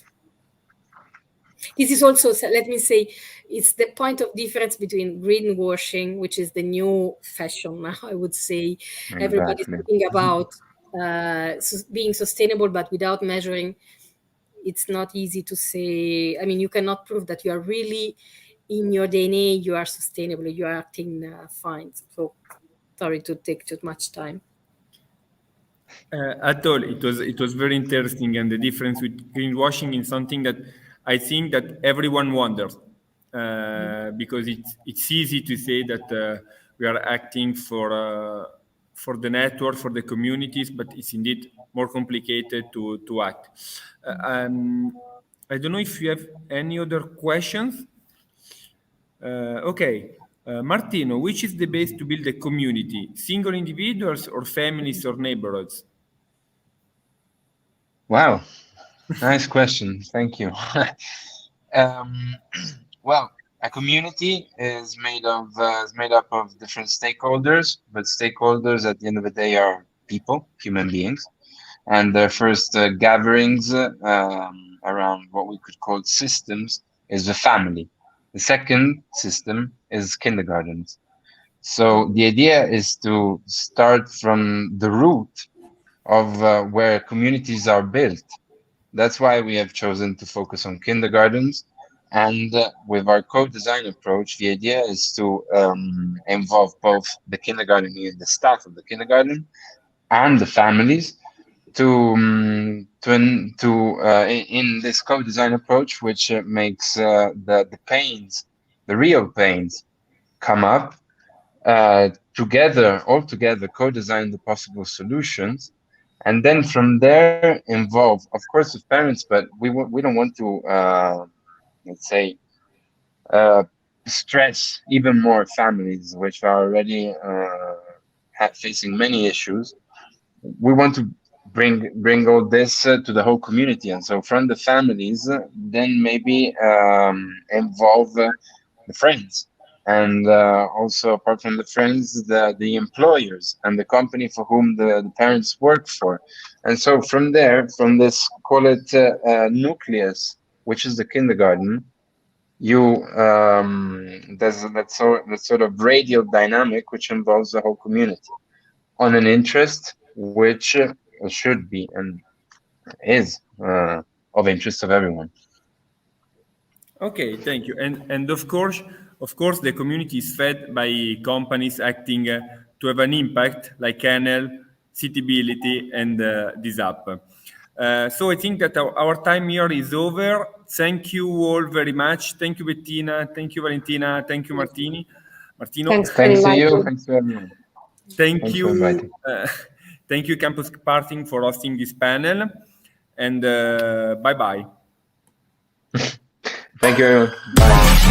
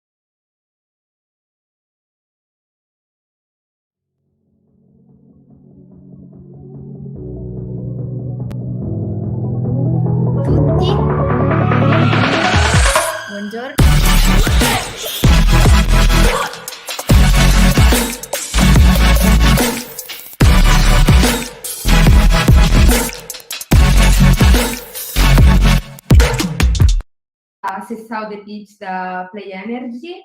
Vamos a comenzar en unos segundos. Vamos a introducir a las equipes. Tra pochissimo vedrete il nostro schermo. Questa qui sarà una sessione chiaramente multilingua, perché con noi ci sono sia ospiti italiani che ospiti brasiliani. Tra pochissimo dovreste vedere le nostre slide. Vamos a falar dos idiomas, como as equipes na corrida são 7 no total, e vai haver equipas da Itália e do Brasil também, assim que vamos fazer um pouco em italiano e também em português. Ci sono 7 team in gara, 4 team provenienti dall'Italia e 3 team provenienti dal Brasile, che oggi si sfideranno nella challenge finale e che stanno aspettando insomma di salire sul palco per presentare il lavoro che hanno realizzato in questi 2 giorni. Até agora as equipes trabalharam intensamente nesses 2 dias e até antes seguindo workshop de treinamento sobre o mundo da startup e também sobre como fazer uma apresentação eficaz e também a fazer através de depoimentos de algumas startups que interveio durante os workshop. I ragazzi in questi 2 giorni hanno potuto realizzare questo progetto anche grazie al percorso che hanno svolto nel mese passato. Hanno seguito dei workshop sul tema delle start-up, sul tema dell'innovazione e soprattutto hanno lavorato sulla realizzazione del pitch finale, anche grazie alle best practice insomma, che hanno potuto poi imparare durante questi workshop e anche grazie alla partecipazione dei tutor. Queremos también agradecer a los tutores fantásticos que apoyaron a las equipas durante esos días, creando proyectos en muy poco tiempo y a través de actividades como a Casa ao Tesouro, juntamente con una producción un poco más creativa que pedimos, que es el rap que va a oír in breve.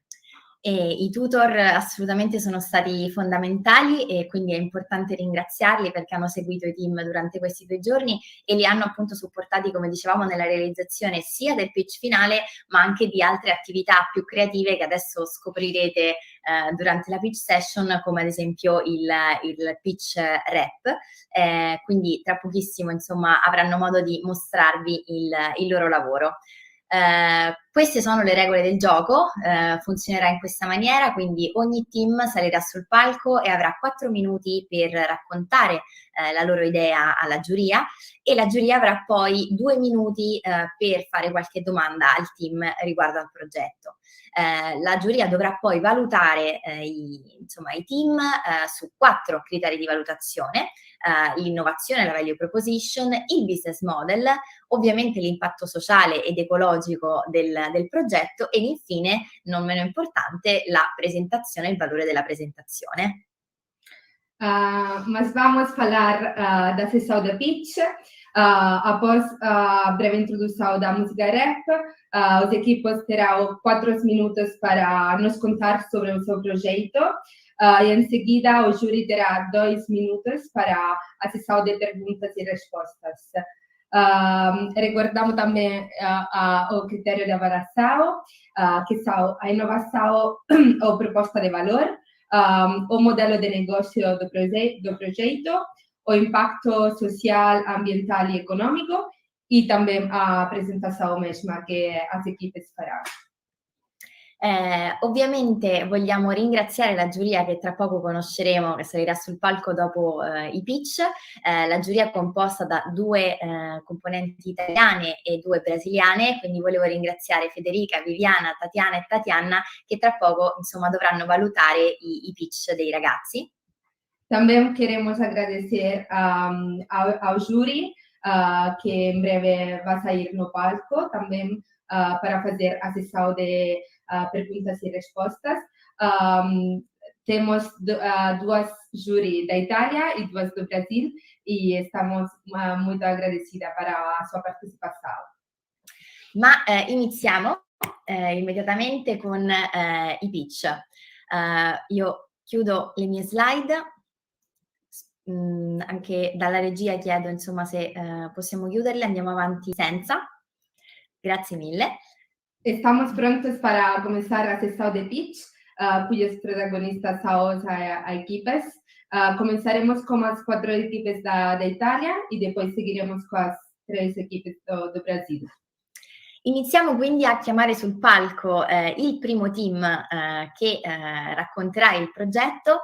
Il team si chiama Save the Green, quindi invito, non so se salirà il loro tutor perché so che avevano qualche problema di connessione, quindi in questo caso chiaramente la regia ci può aiutare. Perfetto. Chiedo alla regia se può lanciare anche il pitch rap del team.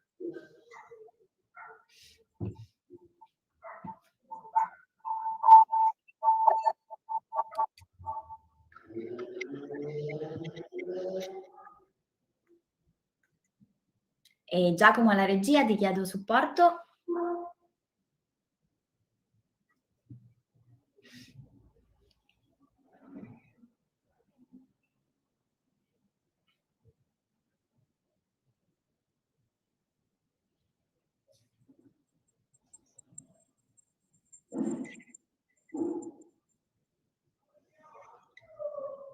Scusate l'attesa, purtroppo si vede che c'è qualche problema tecnico nella condivisione.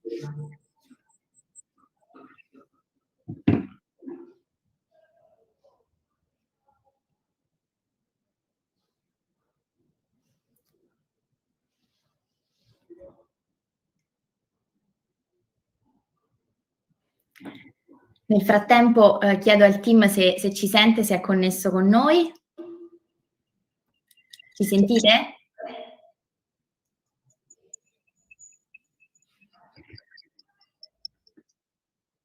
Chiedo a Grazia, la tutor, se può darci qualche feedback sul team, altrimenti passiamo al secondo team e andiamo avanti.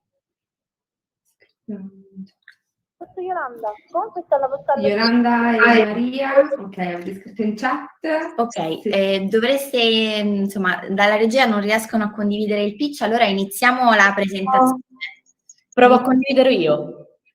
Sì, iniziamo il pitch, senza pitch rap, dopo lo mostriamo.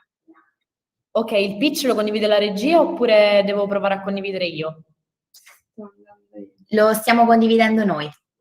Ok.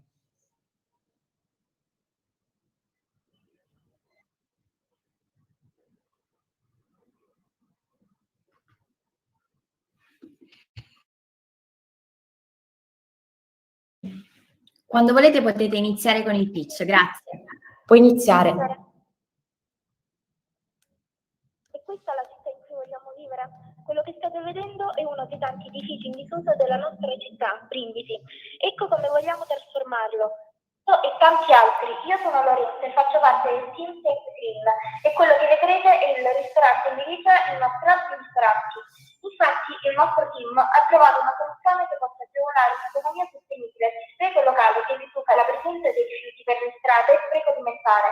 Dopo aver portato avanti delle varie ricerche abbiamo constatato che in Italia nel 2012 sono stati registrati 7 milioni di edifici abbandonati e pensate oggi a quanto scale.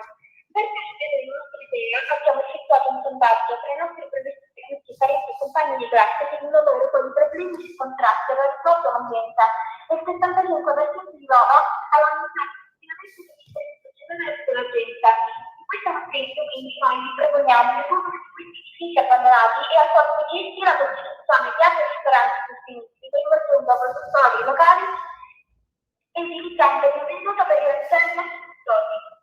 L'app deve realizzare materiali sostenibili a partire dagli aspetti e oggetti abbandonati, trovati per le strade o in discarica, attivati come nuove vite. Siamo sicuri che il nostro ristorante avrà un forte effetto positivo in quanto favorisce la salute dei cittadini e dell'ambiente, diminuisce lo spreco alimentare, favorisce il riutilizzo dei materiali prima e riduce i rifiuti rilasciati dai mercati di città e per le strade. Per i aspetti che abbiamo riscontrato ci sono una diminuzione del tasso di vandalismo, ma soprattutto lo spreco alimentare e la sensibilizzazione della comunità sul tema del ciclo dei rifiuti. Quindi con la sostenibilità sono risentiti oltre 13 secondi presenti nella scheda di 2030. I nostri messaggi di riferimento sono coloro che vengono non solo occupati dei nostri servizi, ma anche di servizi lavoratori e civi. In particolare, circa 15.000 persone internazionali si possono soffrire dei servizi del nostro auto. E stati in visto, infatti, sono coinvolti per i fasci della popolazione sensibili al di rifiuti.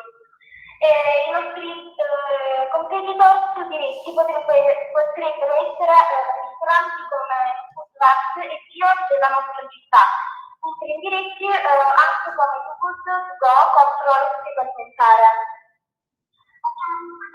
Con il nostro modello di business.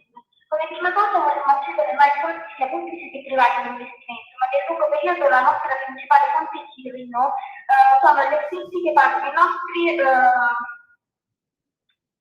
ristoratori.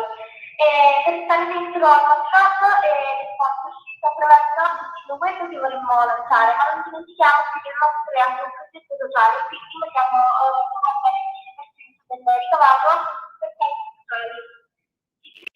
Allora, la nostra soluzione non solo perché sta il patto con i denti, ma anche perché accresce il senso di comunità dopo questo periodo di isolamento e di sostenibilità. Quindi c'è un programma di partire già dal febbraio 2022 per stati riusciti da richiamare. Ci sarà una campagna di marketing anche una pagina web e poi del video si sarà anche la scalabilità del progetto sarà a livello nazionale. Siamo tutti di brindisi, la forza del nostro team è essere appassionati dell'ambiente della nostra città, per noi è la nostra prima esperienza di startup investita e credete in noi, perché le capacità della città sono una politica di Stato.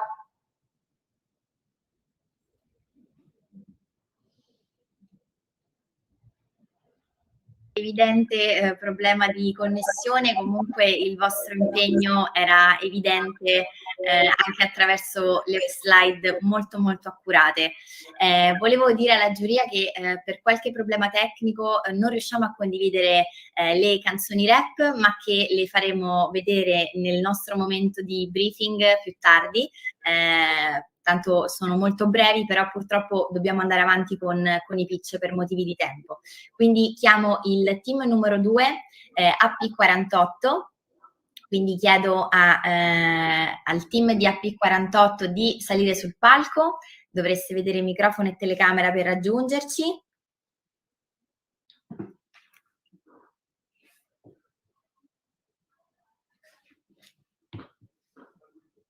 Se ci sentite raggiungeteci.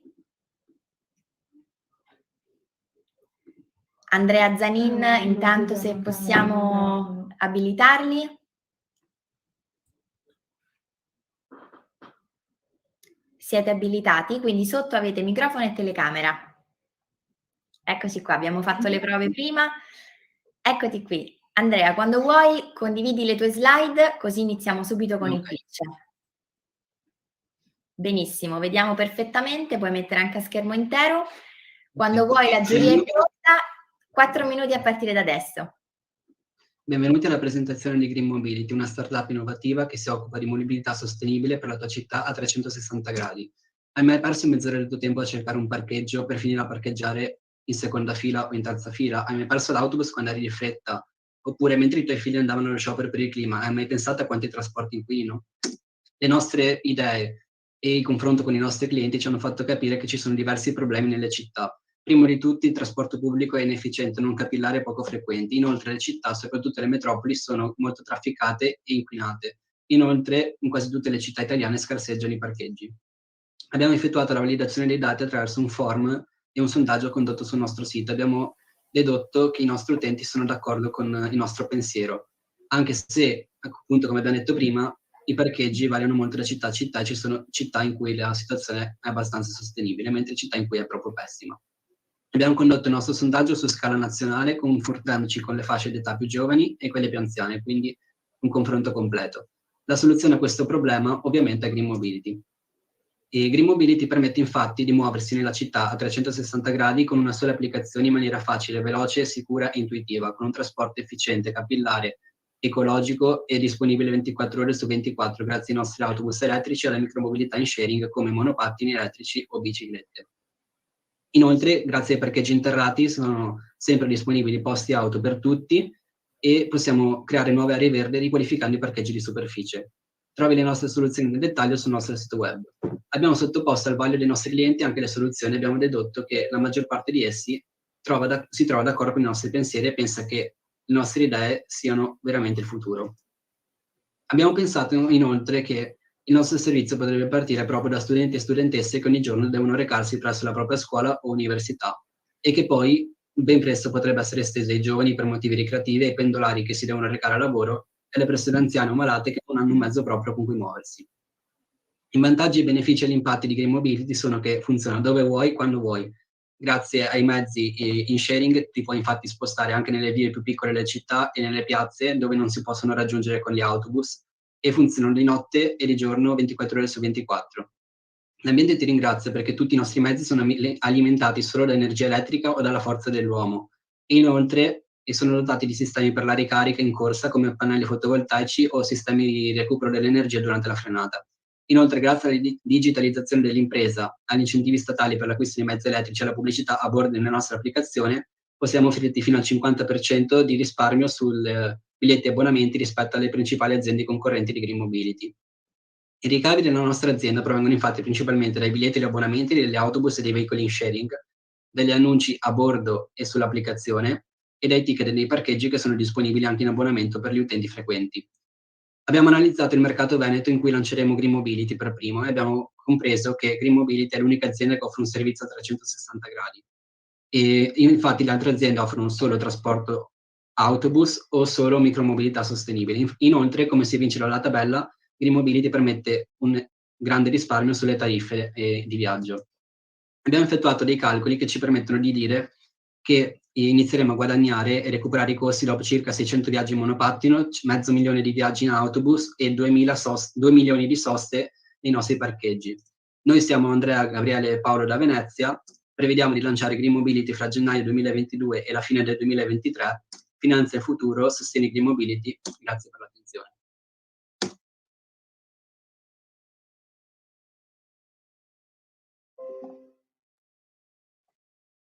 Perfetto. Chiamo la giuria finalmente sul palco. Prima avevamo avuto qualche problema tecnico. Chiamo Federica Bevilacqua e Viviana Guglielmi, la giuria di Enel, che oggi valuterà i vostri progetti. Potete accendere microfono e telecamera per raggiungerci sul palco.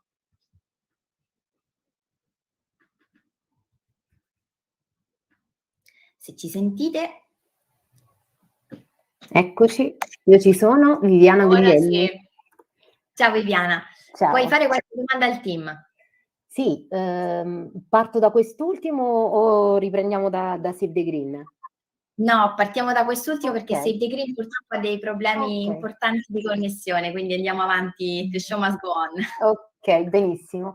Allora, innanzitutto complimenti per l'idea e complimenti anche per il fatto che mi sembra di capire che avete già un sito web live, vero? Sì.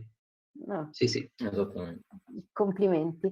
Una domanda che avevo è circa, diciamo, il bacino di utenza che volete effettivamente coprire. Avete parlato del Veneto, quindi all'inizio partirete proprio già su tutto il Veneto, coprendo tutta la regione? Sì. Bene. Copriremo le principali città del Veneto con la micromobilità in sharing e subito dopo il lancio della micromobilità in sharing inizieremo con i collegamenti fra le principali città, quindi per esempio Venezia-Padova, Venezia-Treviso, Treviso-Padova, Padova-Vicenza e così via, fino a poi creare una rete capillare che vada a coprire tutto il Veneto e anche i paesini più piccoli. Molto Come inizio, poi interessante. pensiamo di espanderci anche in tutta Italia. Bene. Un'ultima domanda, se vogliamo. Io velocissima, se mi sentite. Andrea, io volevo sapere che strumento avete usato per le analisi. Ho visto che avete fatto queste analisi molto dettagliate, anche proprio di, diciamo, data driven. Che tool avete usato? Per le analisi dei feedback degli utenti o le analisi dei costi economici? e quelle dei feedback degli utenti. Ok, allora per le analisi dei feedback degli utenti abbiamo creato una pagina apposita sul nostro sito che contiene, che è quella che stiamo mostrando adesso, che contiene un form per la raccolta di alcuni dati, nome, anno di nascita e città per le elaborazioni statistiche, e poi chiediamo i pareri sui problemi della mobilità urbana, chiedendo quali sono le prime cose che vengono in mente, e poi chiediamo di valutare i trasporti, i parcheggi, il traffico, l'inquinamento della città e di dare una valutazione anche sulle nostre proposte di soluzione. E cliccando sul pulsante verde invia i dati, chiaramente i dati verranno inviati al nostro server dove potremo elaborarli. Grazie mille. Grazie mille al team numero 2, a P48, la giuria sta votando. Chiamiamo adesso il team successivo, il team dei Innovative Trio, quindi chiamo sul palco i componenti del team per raccontarci il loro progetto.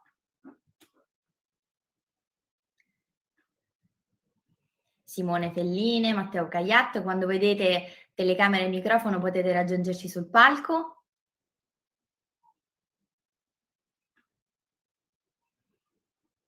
Eccoci qui. Ciao Matteo, condividete le vostre slide per favore, così... Sì, dovrebbe collegarsi Simone, perché Simone condivida.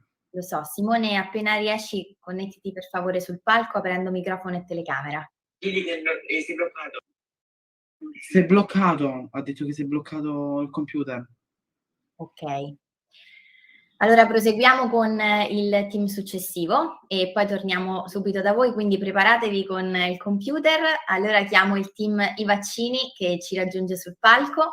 Dovreste essere abilitati per raggiungerci. Speriamo che non ci siano altri problemi tecnici nella condivisione delle slide. Eccoti qui Daniele. Quando vuoi condividere le slide, buonasera a te. Buonasera. Sì, condivido io. Perfetto. Nel momento in cui condividete potete cominciare, avete 4 minuti, il timer come vedete scorre. Perfetto, vediamo perfettamente. Si vede? Assolutamente. Okay. Prego. Buongiorno a tutti, sono Giovanni Bordino, founder di Reline. Sapete che ogni anno vengono buttati 35 miliardi di euro tra oro, alluminio e palladio contenuti nei nostri dispositivi elettronici? Ecco, il problema di tutto ciò sono i rifiuti elettronici di per sé e il loro accumulo e i costi di smaltimento. Pensate che ogni anno nel mondo vengono gettati circa 230 milioni di telefoni. La soluzione a tutto ciò è Reline, la quale indirizza e dà nuova vita e aggiusta i prodotti elettronici. Come funziona? È un sito web nel quale si mettono in contatto le persone con le aziende e i centri di recupero e nel quale si scopre il valore dell'oggetto e dei suoi metalli preziosi contenuti. I benefici ambientali della nostra startup sono riguardo l'inquinamento e la diminuzione dei processi chimici. Infatti uno dei goals dell'Agenda 2030 è appunto la riduzione dell'inquinamento. I benefici sociali sono il miglioramento della qualità della vita, infatti nelle città ci saranno meno rifiuti per le strade e vicino ai cassonetti e quindi questo metterà di buon umore le persone. E le persone saranno più informate riguardo lo smaltimento dei rifiuti elettronici. I benefici economici sono la riduzione del costo di smaltimento e la riduzione del costo della gestione delle discariche. Il valore del materiale prezioso non viene sprecato ma guadagnato in questo modo. Ogni anno vengono gettati 630.000 cellulari, scusate, ogni giorno. E come vediamo dal grafico, l'Italia è uno dei paesi con il tasso di riciclo più basso d'Europa. Questo fa intuire che c'è un margine di crescita molto ampio. Come ho appena detto, l'incremento dei rifiuti elettronici gettati è sostanziale, infatti più del 10% di questi sono stati gettati in discarica tra il 2018 e il 2019. Questo trend è in crescita anche a livello mondiale. Il nostro business model si basa su una percentuale che ci verrebbe accreditata nel caso in cui ogni cliente, cioè il cliente, venga messo in contatto con il negozio fisico o il centro di smaltimento. E inoltre chiuderemo delle partnership con negozi e centri che smaltiscono correttamente i rifiuti. Perché noi? Perché non esiste nessun altro sito che indirizzi i consumatori per il riciclo e per il modo di aggiustare.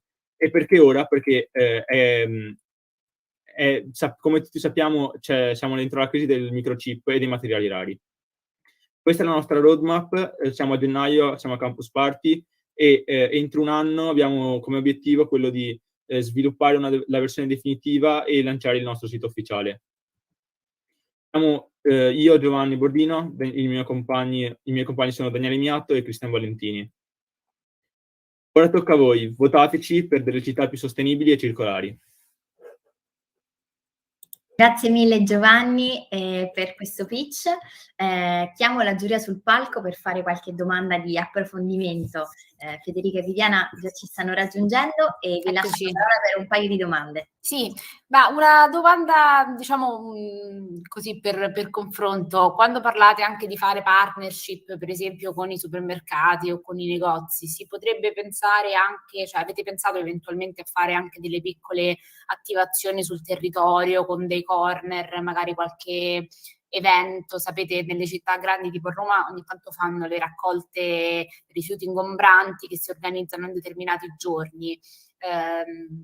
Avete pensato anche a dei piccoli, diciamo, corner in giro per le città? Sì, più che altro pensavamo a magari del volantinaggio da distribuire nei centri in cui vengono venduti i materiali, cioè i prodotti elettronici. Quindi partendo già da quando si compra il prodotto, si sa in modo da sapere già in un secondo momento dove smaltirlo. Dove smaltirlo oppure dove aggiustarlo anche, perché si tratta anche di aggiustare. Certo. Grazie. Ok, allora io se posso volevo capire se diciamo per ora pensavate soltanto ai telefoni cellulari o se in generale pensavate già di allargare a diverse apparecchiature elettriche ed elettroniche, perché significherebbe coinvolgere pensavamo a più anche elettrodomestici, tutte apparecchiature elettroniche nei quali sono contenuti microchip e i microchip, perché come ho spiegato nel pitch siamo nella crisi del microchip e c'è una sorta di carestia. Bene, grazie mille. Grazie mille al team di Giovanni e Daniele. Allora andiamo a riprenderci il team numero 3, quindi chiedo a Matteo, Simone e al resto del team di salire sul palco per fare la loro presentazione. Il team numero 3 dei Innovative Trio, che appunto dovrebbe aver risolto i problemi tecnici. Vi aspettiamo sul palco. Intanto Matteo, eccoti. Ci sei?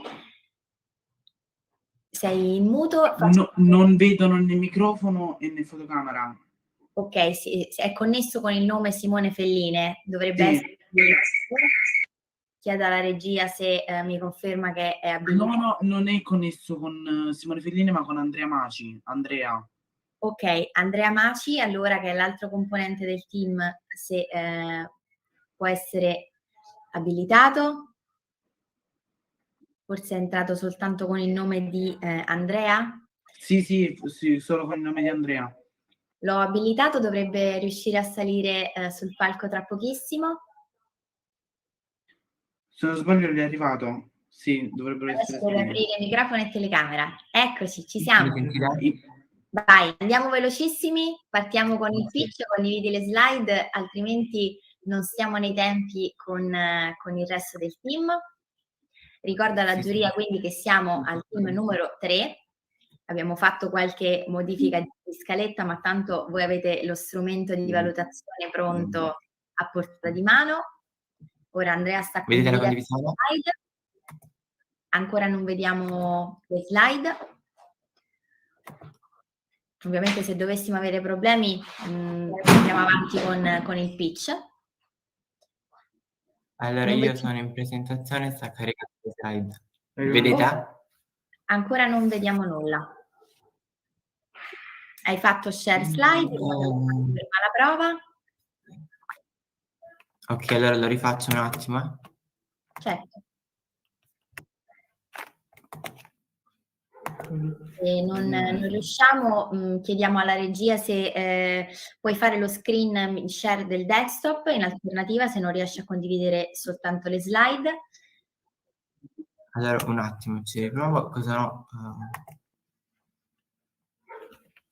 Altrimenti vediamo la regia che comunque è già in possesso delle vostre slide, Dovreste guardarle. se riusciamo a mandarle.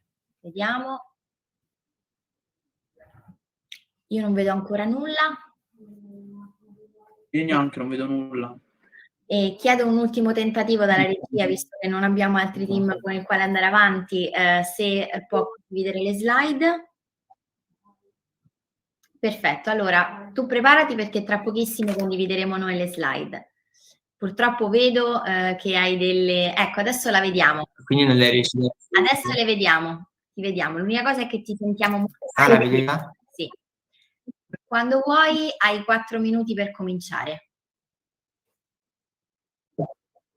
Ok, allora, ciao a tutti, sono Simone, faccio parte del team di Innovative Trio e oggi sono qui per presentarvi la nostra soluzione innovativa che sta ad invogliare i cittadini a vivere in un modo più sostenibile. Il nostro nome del progetto è intitolato Money Step e Money Step.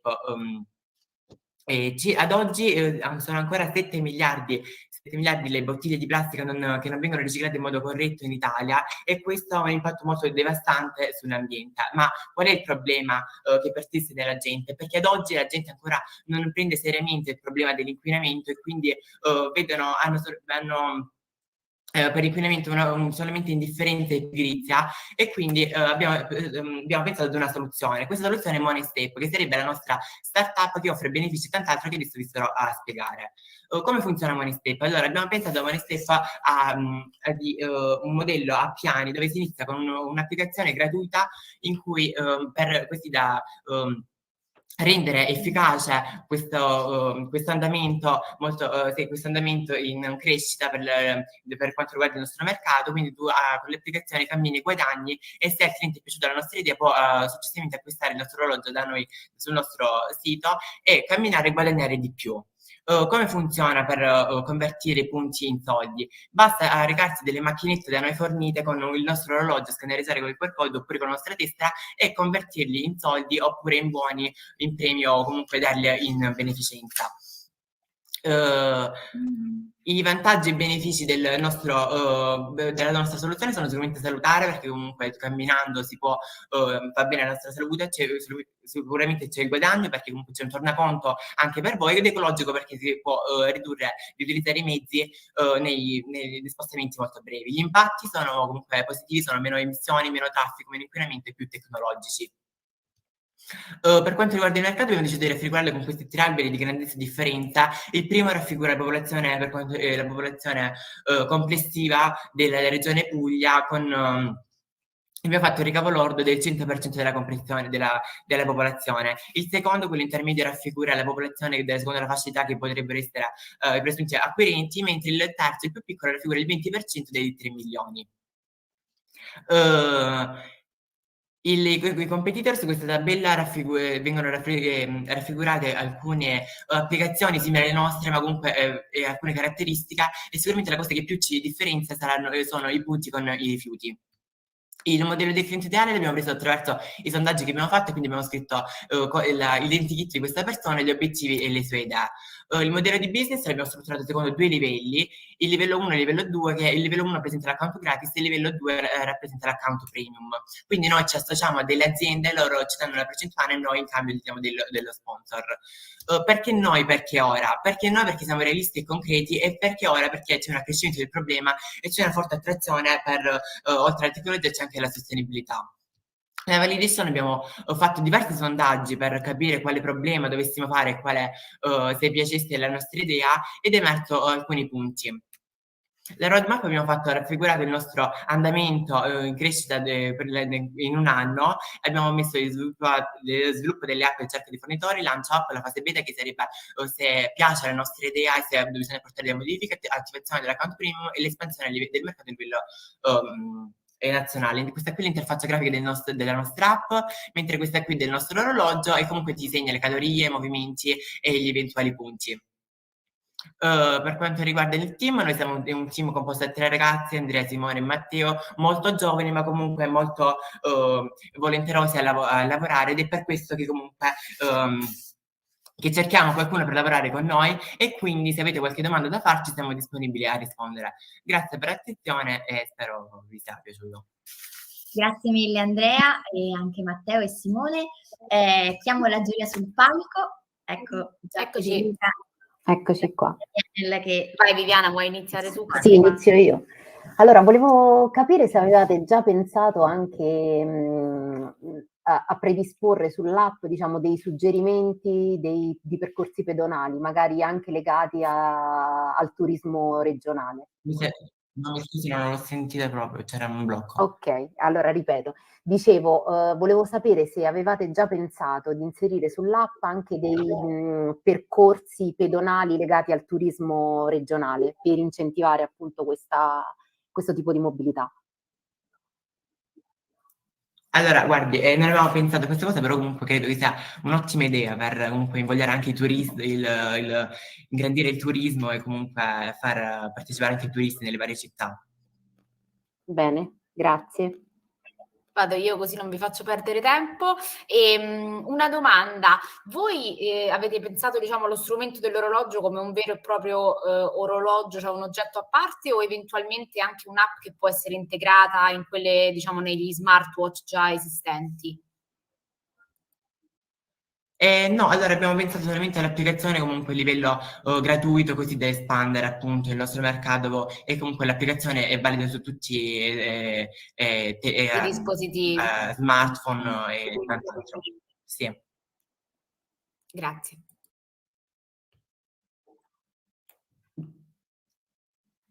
Grazie mille ai team italiani. Ricordo alla giuria di Enel che sta votando che chiaramente la rap song che hanno realizzato i ragazzi sarà poi mostrata più tardi in fase di valutazione, quindi non preoccupatevi, sarete valutati insomma come tutti. Abbiamo soltanto avuto qualche problema di regia. Detto questo, Andrea, puoi chiudere la telecamera, così io intanto chiudo la parte italiana della nostra pitch session, quindi passo la parola virtualmente a Susanna che proseguirà con i 3 team brasiliani.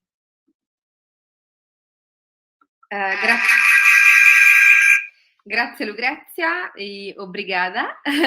Vamos ir às equipes do Brasil. Também para vocês, lembro dos 4 minutos do pitch e 2 minutos de júri para perguntas e respostas. Vou chamar a primeira equipe para apresentar o seu projeto, que é a Queen.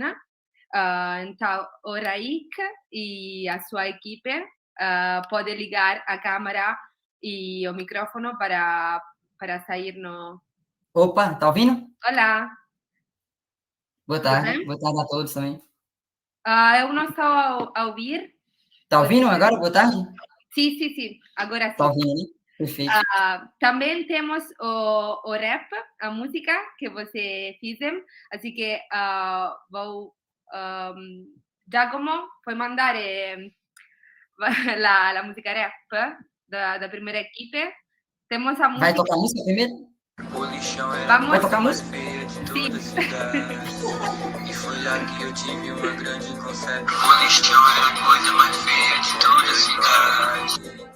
Meu amigo Lucas e comigo Radael, de criar um aplicativo para ajudar a conscientizar as crianças a descartar e aprender a reutilizar materiais recicláveis.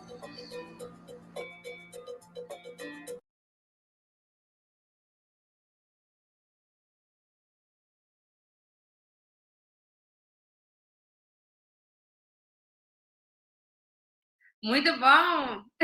Raika, a música... Nós Não, aqui gostamos. não. Cantou. Bom, vamos começar para poder compartilhar a sua tela e vamos Deixa eu- começar com a apresentação. Deixa eu tentar compartilhar aqui. Sim? Calma, eu vou abrir minha tela e você me fala se está aparecendo, tá ok? Sim, pode começar. Calma. Tá aparecendo? Pode começar. Sim. Posso começar? Boa tarde, o nome do nosso projeto se chama Play, Reciclar, Reutilizar. Essa foto eu tirei semana passada do nosso lixão aqui da nossa comunidade. Como podemos ver, o descarte é desqualificado. Qual é o nosso problema? Nós temos uma barbaridade de lixo, montanhas e montanhas, mas como está fora da nossa vista, pois vão para os aterros. Isso acaba não tendo importância, ou seja, como podemos transformar o lixo em objeto útil para não chegar nos aterros? Os dados do problema, 39% dos lixos dos aterros é de objetos recicláveis, porém reciclamos apenas 3% no Brasil. Não damos conta de reciclar tudo, então precisamos encontrar uma forma de reutilizar o lixo sólido para sobrecarregar os aterros. O que poderíamos fazer para resolver este problema? Como melhorar o nosso descarte do lixo e como reaproveitar os resíduos que vão para o lixo? E se reutilizar o lixo for divertido? Um aplicativo para brincar de reutilizar o lixo. Criamos um aplicativo para incentivar as crianças a aprenderem sobre como reciclar e reutilizar o lixo de maneira divertida. Como podemos ver, a nossa layout do aplicativo que começamos a fazer o teste. Como funciona o nosso app?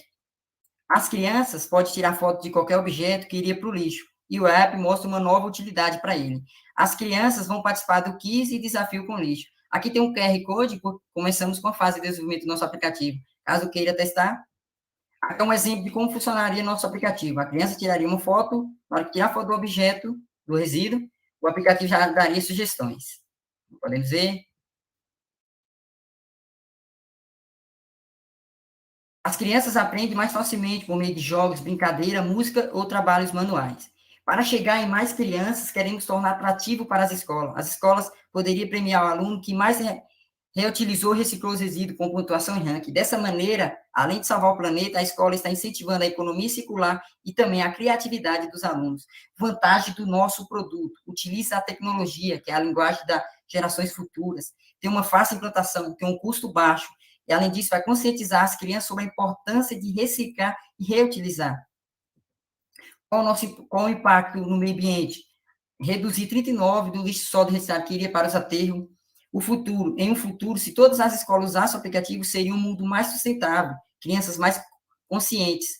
Com a economia, vários resíduos podem ser reciclados: vidro, alumínio, papel e o plástico, e novamente se tornar um produto, dessa maneira gerando riqueza para a economia.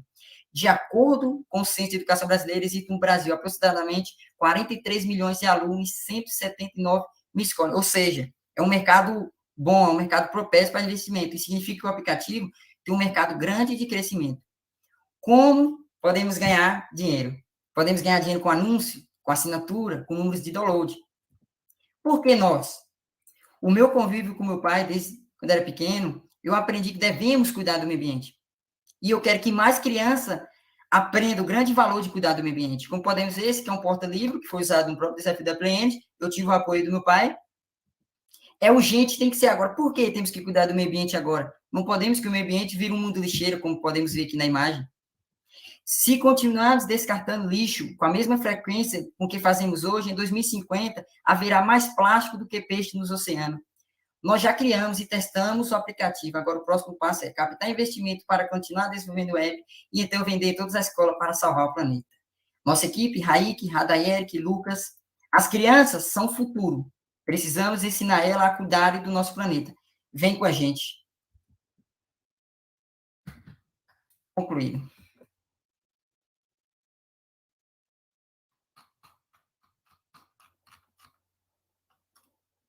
Vamos agora chamar a júri no palco.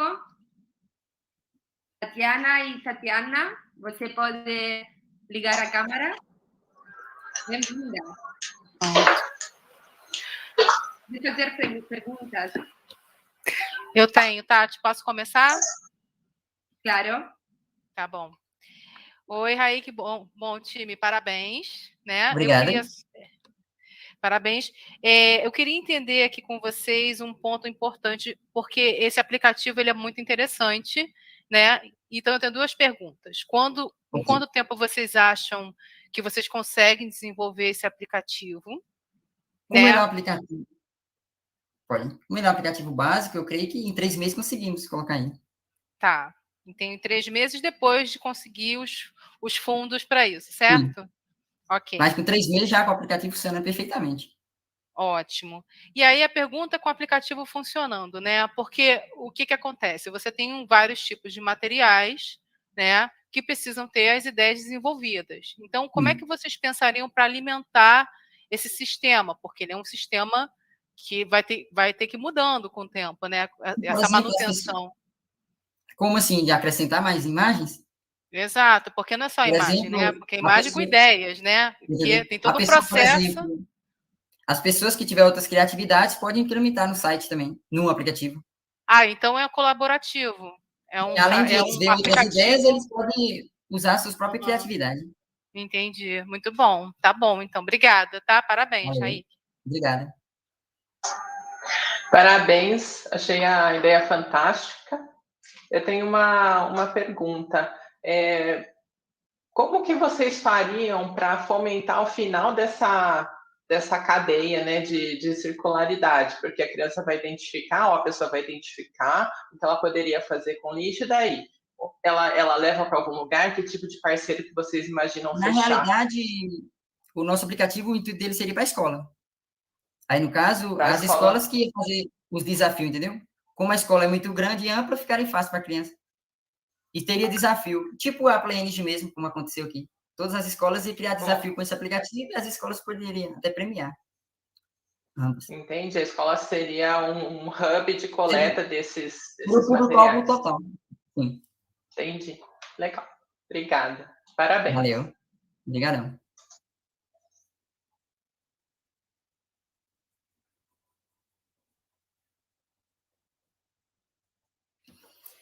Já pode desligar a tela?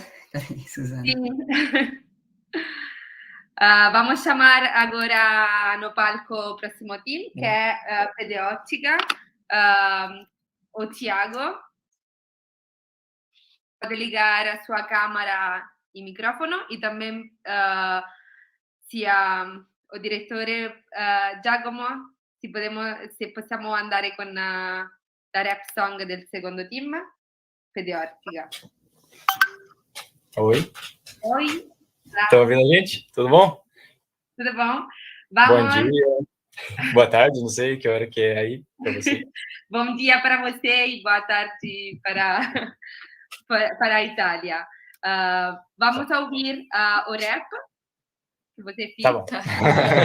Vamos lá, então.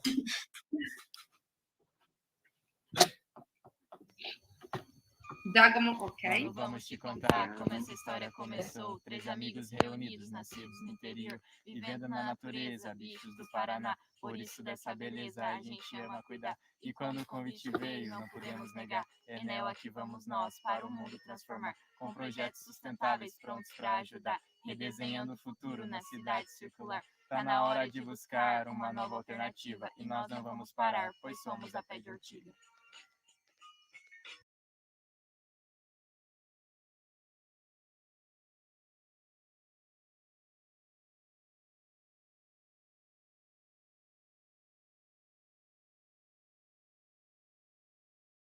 Podemos começar a compartilhar a tela para a apresentação.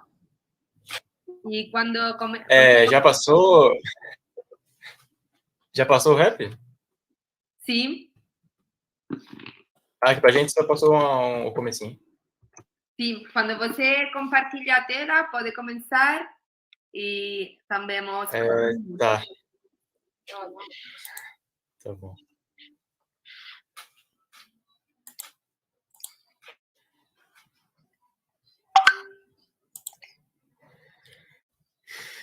Vocês estão ouvindo na tela? Só confirma pra gente, fazendo um favor. Agora sim.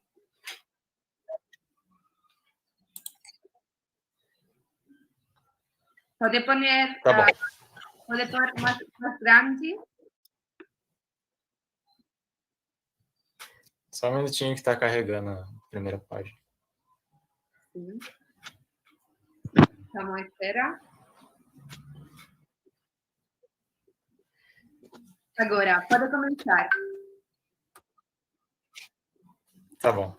E aí, pessoal, tudo bom? Nós somos a Pé de Ortiga e a gente vai falar sobre a nossa solução, que é o redesign, uma rede entre o reciclado e o design. Vocês sabiam que 97% do lixo produzido no Brasil não é reciclado? E de todo esse lixo, 30% poderia ser reutilizado e reintroduzido na economia do país.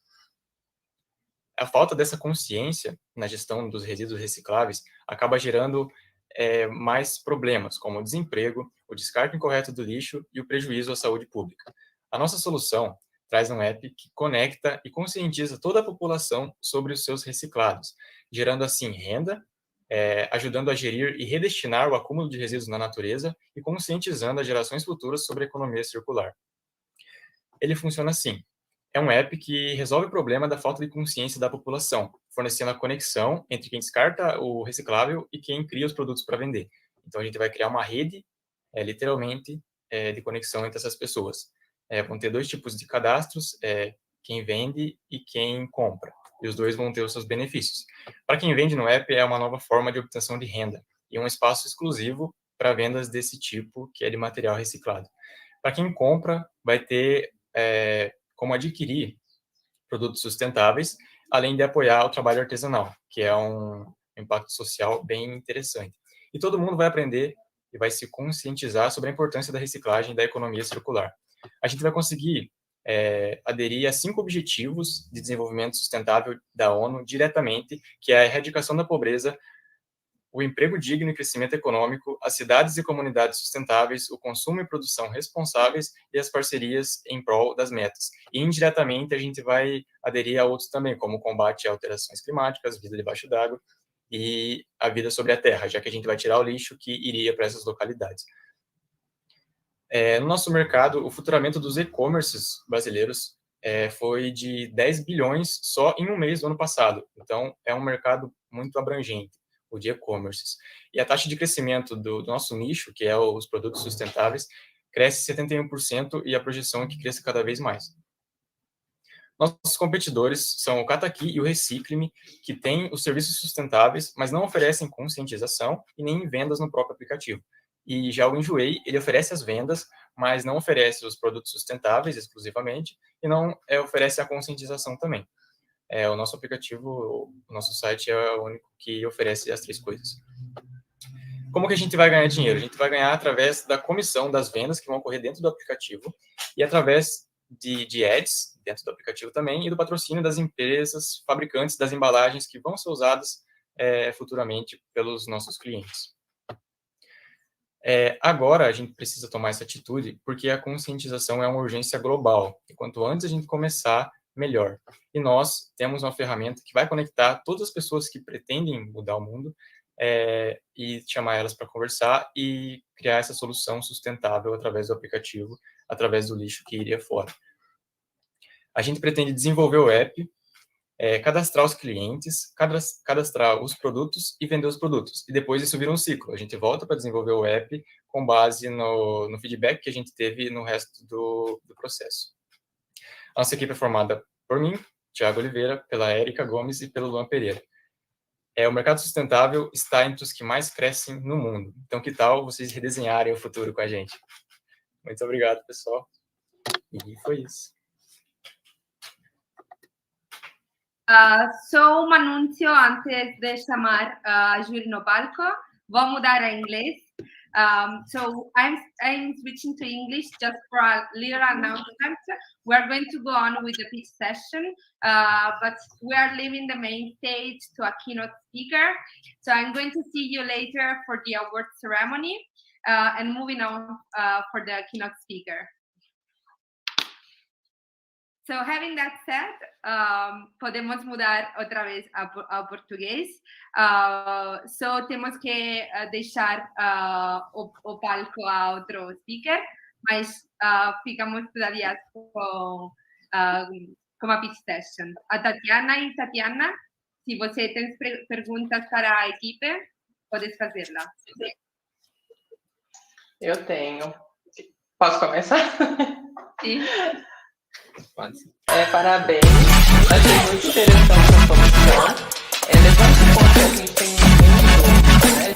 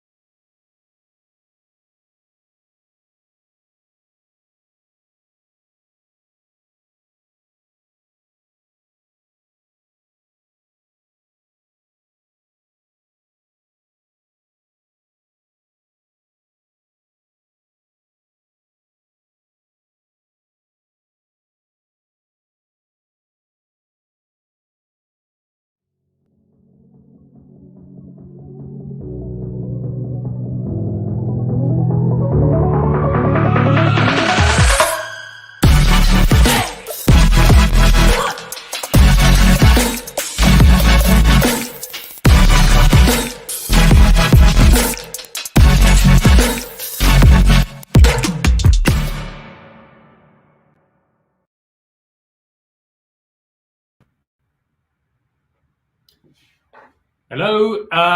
Hello, good morning, good afternoon, good evening, everybody. Great pleasure to be here.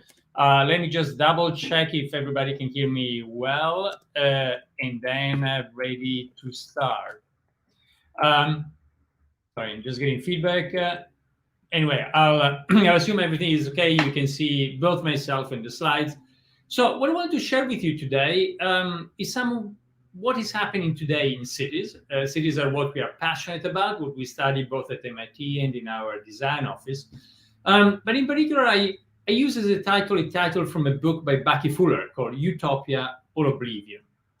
And the reason I decided to start from this is that I believe that today we are kind of in a utopia or oblivion moment. Now, that's a book by Bucky Fuller. Bucky Fuller, as you all know, was a great architect, inventor, American inventor in the past century. And I believe we're in a kind of utopia or oblivion moment. So somehow, if we keep on thinking about design as beautifying useless objects or doing another chair, here you see a beautiful collection of chairs. I love chairs, but if you look at the planet, there's around, according to estimates, there's around already 70 chairs per person on this planet. So we're not really going to solve the big challenges we face today if we think about design like this. But really, if we think about design and tackling the big challenges we have today, first and foremost, climate change, then it can really be utopia. So then design can really play a key role in our society in order to again, address some of the big issues we face. And as I mentioned before, we focus on cities, and cities are a big part of the challenges we face.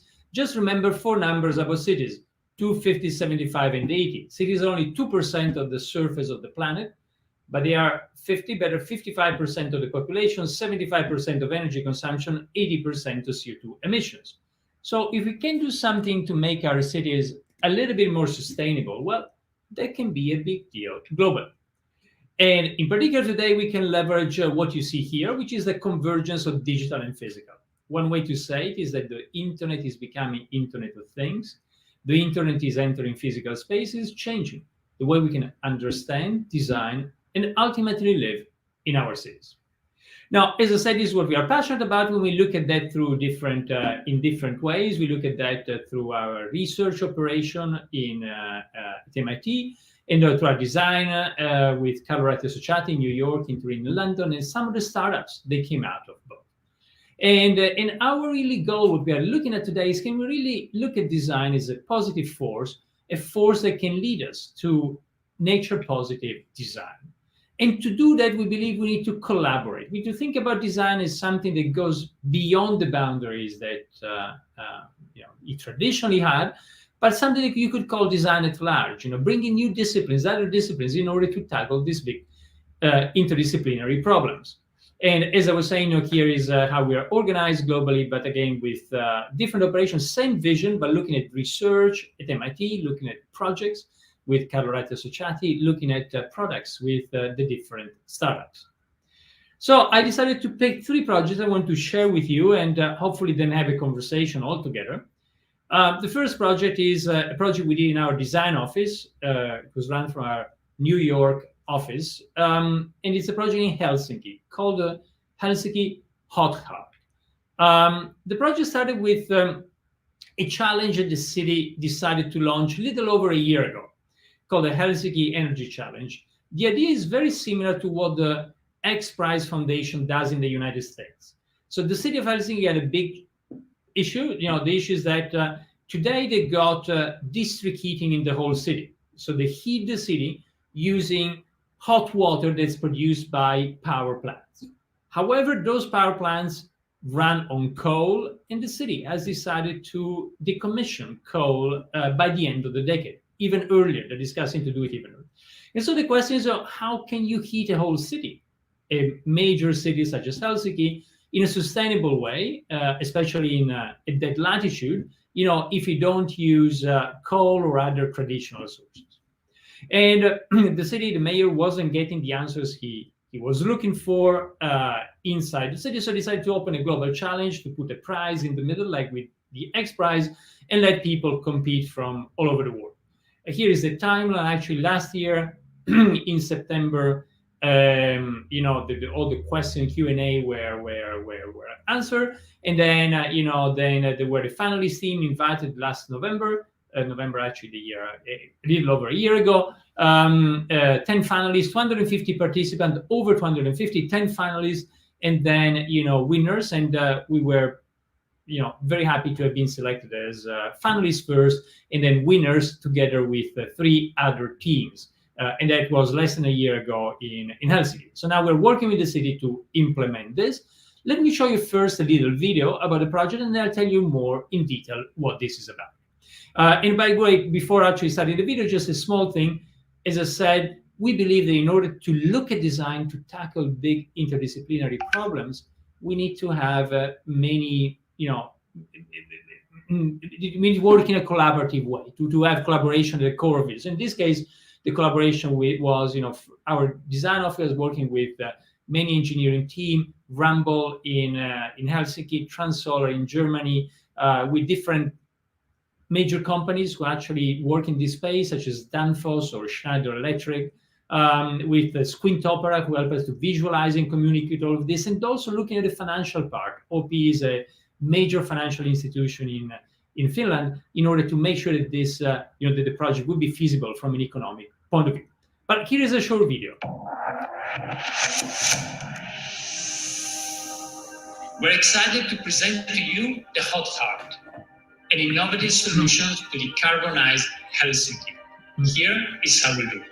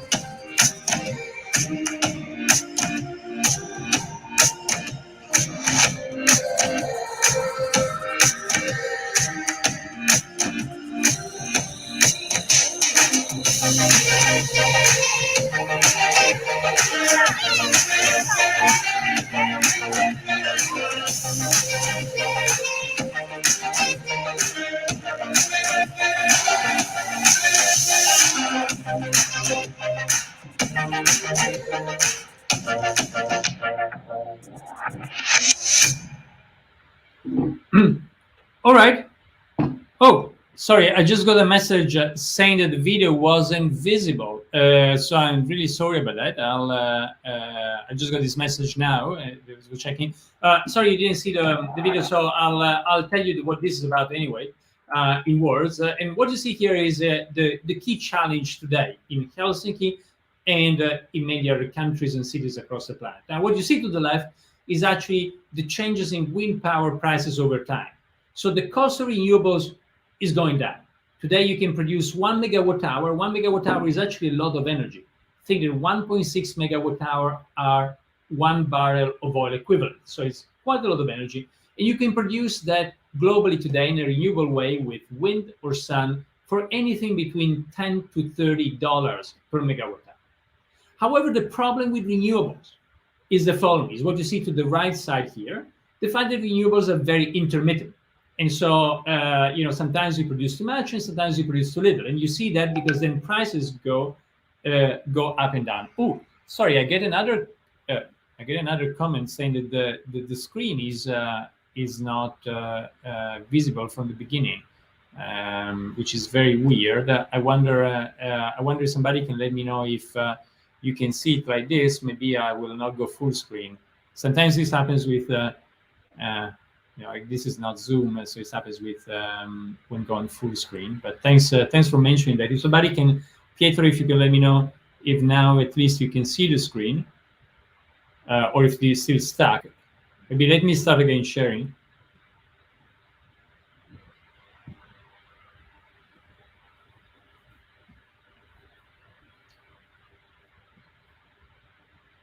I'm sharing again. This time I'm sharing the whole thing. So let's see if this works better.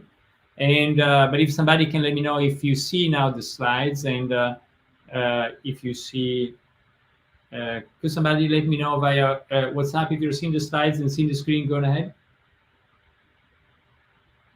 I'm not getting an answer.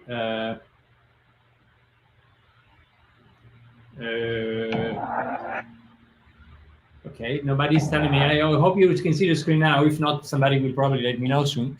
Anyway, I'm sharing again, and you should see a slide called energy context. So what you see to the left, it was said before, prices going down, but to the right you see the intermittency. So the fact that sometimes we produce too much, sometimes we produce too little, and that's a key problem. So you might say, why not use batteries? By the way, can somebody let me know if you see the screen, please? Otherwise, I continue speaking. And okay, yes, okay, I got it here. All right. Okay, so the problem. So some of you may say, why don't you use batteries? And yes, you can use battery, but the problem is that if you do a battery for 1 megawatt hour, remember that megawatt hour that it costs you like say $10 to $30, as we were saying, to produce. The batteries to store it are above 200,000, and about 200,000, and so it's incredibly expensive. So our idea was, how can we actually store energy in a more efficient way? And what we propose is something that normally would not make sense, to turn electricity into hot water, but it makes sense in this case because ultimately you want to heat the city. And so to heat the city, you want to produce hot water.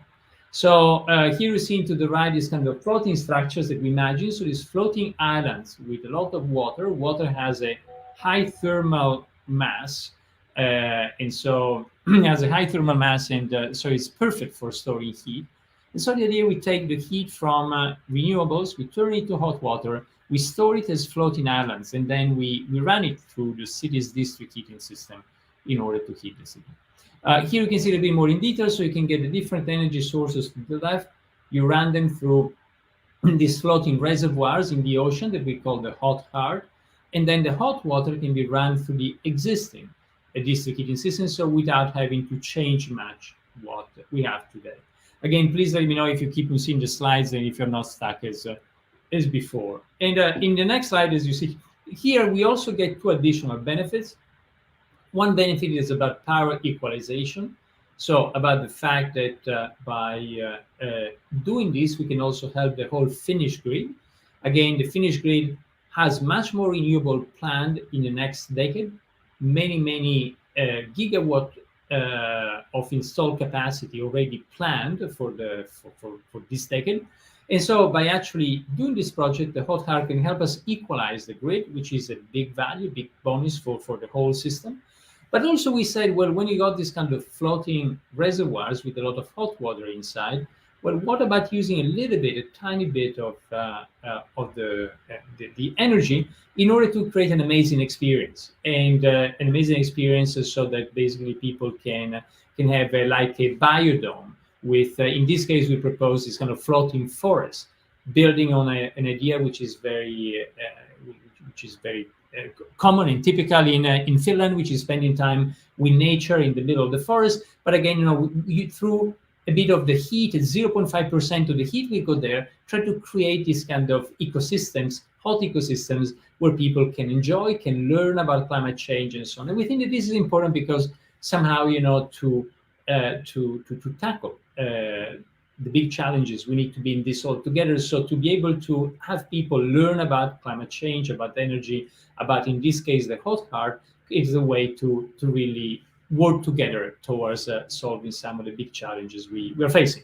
Here, what you can see actually all the study to see where to put the hot heart, where to place it. You see the structure with this kind of floating reservoirs where the hot water is contained. The reservoirs, are very simple to build. They're basically just insulated floating elements with hot water, and you see also the 4 biodomes where you see where the forests are, and with the idea again that with very little, just a tiny fraction of the heating of the heat that you store in the reservoirs can be used to create this amazing experience and to bring people on site. Initial idea to have 4 tropical forests from the 4 key tropical areas on the planet: Central America, South America, the Amazon, Africa, and Asia, and bring them to Helsinki. So also a lot of engineering work to see how to make the reservoirs in the cheapest possible way. They're done with a system studied by Schley Bergman partner, great structural engineers in Germany. Is similar to bicycle wheels. So bicycle wheels, the spokes will stabilize the rim against buckling. And so in a nutshell, by doing this, can you have a system that uses district heating infrastructure the city already has, but by feeding heat in a different way and producing a sustainable way, can be built by the end of the decade, covering all the energy needs of the city. And the interesting thing is that even when you take into account the investment, which is significant, you can actually produce and give to people megawatt hours of heating with 10% less than today. The cost is 10% less than today based on all the assumptions we've done. With also these kind of 2 bonuses we said, load balancing in the tropical forest, and something that again can be scaled up into other cities globally. Now, I understand at least I'm not getting complaints, so I understand you're seeing the slides, so I will try to share the video again, so you probably get a comprehensive view of this. It's just 1 minute, so it's play now. We're excited to present to you the Hot Heart, an innovative solution to decarbonize Helsinki. Here is how we do it.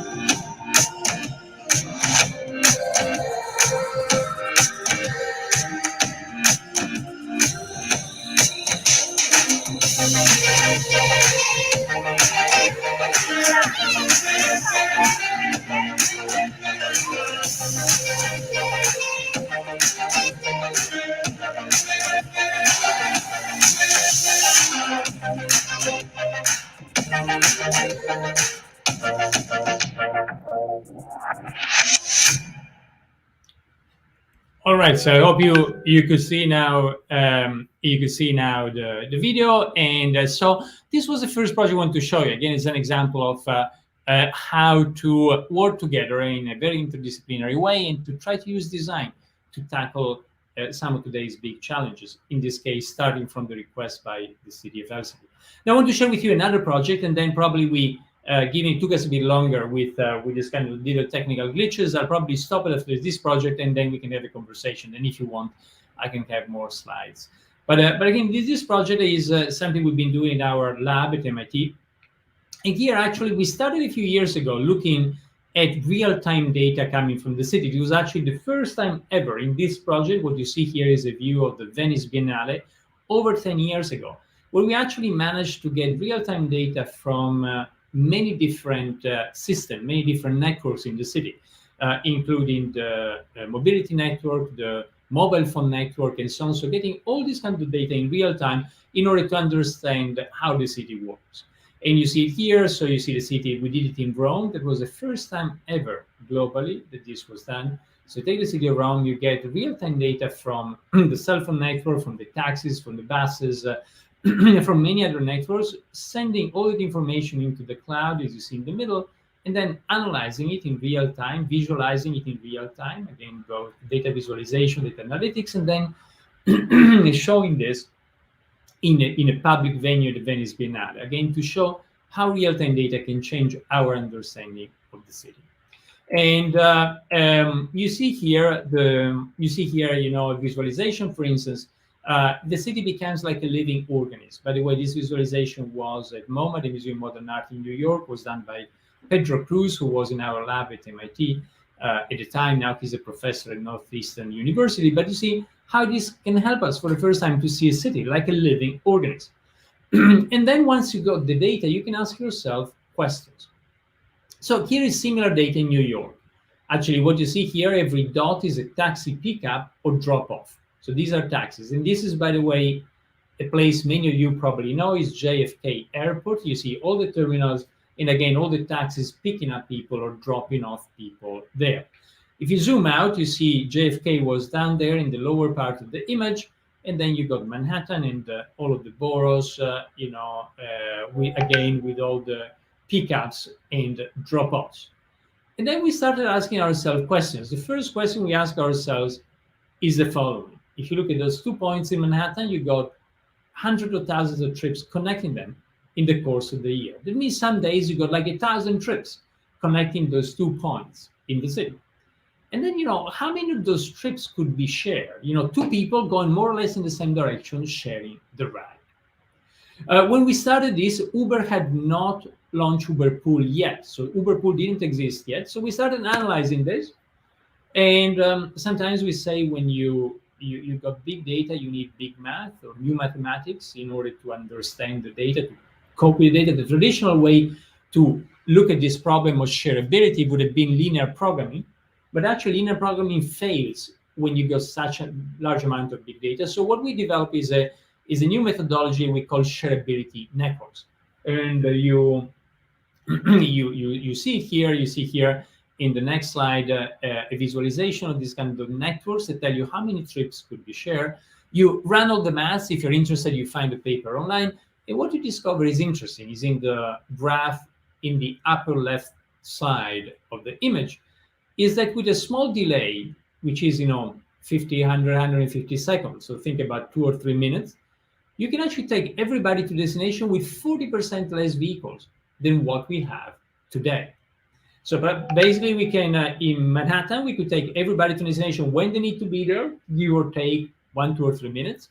But again, by cutting down significantly the fleet.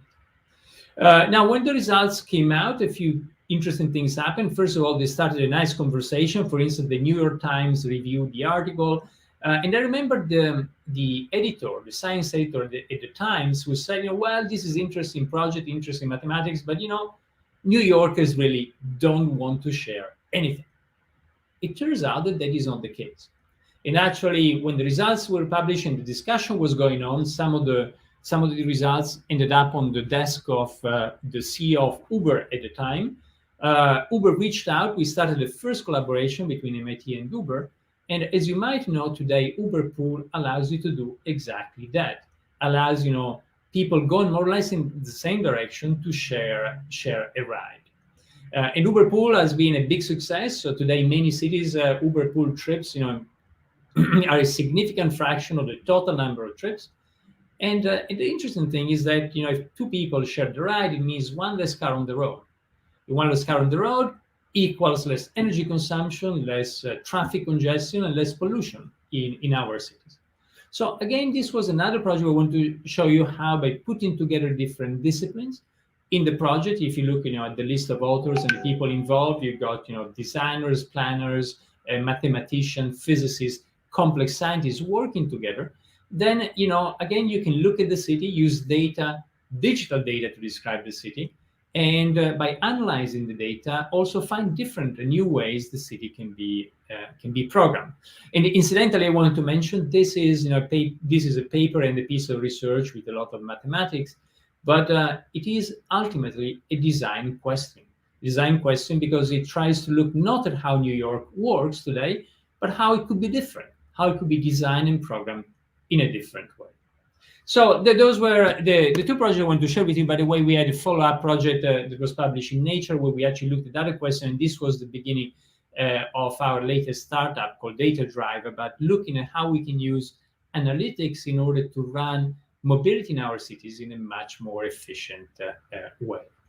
Now, I understand that, I have a third project, but I'll stop it here probably, so we can start a conversation. If you want, then, I can still flood you with slides. I just want to share this so we can keep in touch on some of the usual channels, if you wish, online. But I'll stop here for now, and we can start a conversation, Q&A, and then I'll hear, based on the feedback from the organizer, if you want, I have more slides I can share. But I would like really to open the conversation now, and I'll stop the sharing. Thank you for listening, and sorry about the initial technical glitch. I didn't know that you were not seeing the slides.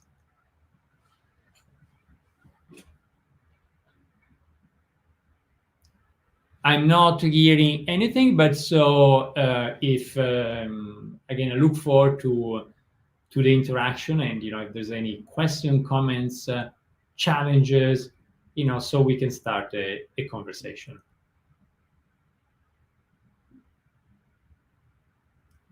Yeah. Great. Which water volume implant extension is required to fulfill the need of a 1 million people city? It's a great question. Actually, if you look at that, so what we have at the moment, you have all the reservoir. They are 225 meters is the diameter, and then the depth is between 20 and 25 meters. And so that's what you need. That was dimension in order to satisfy all of the demand of a city like Helsinki. Now, that might seem a lot, but actually, if you imagine that floating in the ocean is quite small, would be this kind of smaller, quite small islands. With 225 meters is something you can walk very quickly. Probably a couple of minutes to go from one side or the other to the floating reservoir. And that was dimension really was the minimum size in order to allow equalizing. You could make it bigger. Then if you make it bigger, there's an advantage because you can also do what is called seasonal storage. So you can use heating and hot water from the summer, you bring into the winter, but then it doesn't make sense from an economic point of view. So this was the minimum size in order to satisfy the demand of the city. Now, I saw another question, I think, but then it disappeared from the screen. How scalable the model is? A very good question as well. Well, we don't think there's going to be just one solution for all the cities on the planet. And this model works very well under two conditions. First of all, we're talking about heating. So you want to look at places where you need heating. So in the northern hemisphere, in the northern part of the planet, clearly you don't want to do heating in Singapore, say, or in a tropical area. So this works very well in places where you have heating, big heating demand, and also is much better if you already have a district heating system. Again, district heating, which is pipes going to every building in the city, if it is already built, that requires much less energy and much less emissions to convert it, to build it, and so on. So I would say, that it's an ideal candidate for cities that satisfy those two boxes, but there's actually many cities in that condition. For instance, Helsinki is one, but Stockholm, Copenhagen, also cities such as Glasgow, many cities in Scotland, in Canada, and also in the southern hemisphere have district heating and require auto heating. In other cities, if you look at the solutions by the way, I need to tell you that all cities globally, especially some of the associations that put together many cities, one of the most well-known one is called C40. C40 now puts together the top 100 cities globally actually wanted to fight climate change. And they committed to becoming net zero carbon by 2050. So we'll see different type of solutions. Again, so in the places, in cold places, especially if you already have district heating, something like this can work very well. And as a matter of fact, by the way, we are discussing similar systems already. People saw what we did in Helsinki. What we are doing in Helsinki is already a few cities that reached out. Then you go to other cities, they can have different solutions. For instance, we've been working a bit with the city of Milan. Well, Milan has a very big advantage. Milan has the Alps very close to it. Actually, that's why the 2026 Olympics, Winter Olympics, will be held in Milan. The Alps being very close, you can do a lot of what is called reverse hydro. So reverse hydro allows you to pump water up when you got too much production from renewables and produce electricity again. So reverse hydro is a very, very good and effective and cheap battery for electricity. So in cities such as Milan or Lyon, close to mountains, you probably can have solutions such as reverse hydro. And then you got other cities. Think about Dubai. Well, Dubai is interesting. We haven't studied yet, but we believe that in Dubai, you could do district cooling. Clearly in Dubai, the problem is not heating, it's cooling. And you can have a similar system to what we saw in Helsinki. Don't call it the hot heart. You could call it the cold heart, the cold or cool heart of Dubai. And you can do the same system, but in reverse, where you actually, when you overproduce renewables, you turn it into cold water in insulated reservoirs, and then you run them through the city in order to cool it, because there's going to be much more effective, a much more effective way to cool it, instead of what happens today, which use electricity to exchange with air outside. The big difference, if you exchange with air in the summer, you can exchange with air that might be at 45 or 50 degrees, while if you exchange with the ocean, you can exchange at 25, 30 degrees Celsius. So somehow it becomes a much more effective way. You overproduce, you turn it to cold water, and then you run it through the city. So anyway, perhaps too long of an answer, but very replicable under certain conditions. But globally, we need to look at different solutions for different cities and different climates. What are we missing to see this project implemented in every city? Well, I said before, we probably don't want to see this implemented in every city. I think like it happens all the time when you try something new, then, things really replicate after you tried it and tested. So we are really looking forward to the first implementation in Helsinki. We are discussing now doing a smaller floating reservoir very quickly to test everything. And I think, after that, then, this kind of copy and emulation will happen much faster. At the moment, I think, so somehow, our experience is that when you got something that hasn't been done yet, then you really want to start testing it, doing it at least as a scale model. And then, people will be fully convinced, and then that's when you can start replicating. And that applies not only to this project, but to many others we've seen. You can have a great idea, but until when you've done a full prototype, full scale or smaller scale, then, it's difficult to replicate it. Can these plants be connected in a circuit, creating an alternative grid? Yes, basically they are already connected in a circuit. But what you want to do is work with the existing grid, precisely because of what we talked about. Remember, we talked about the bonuses.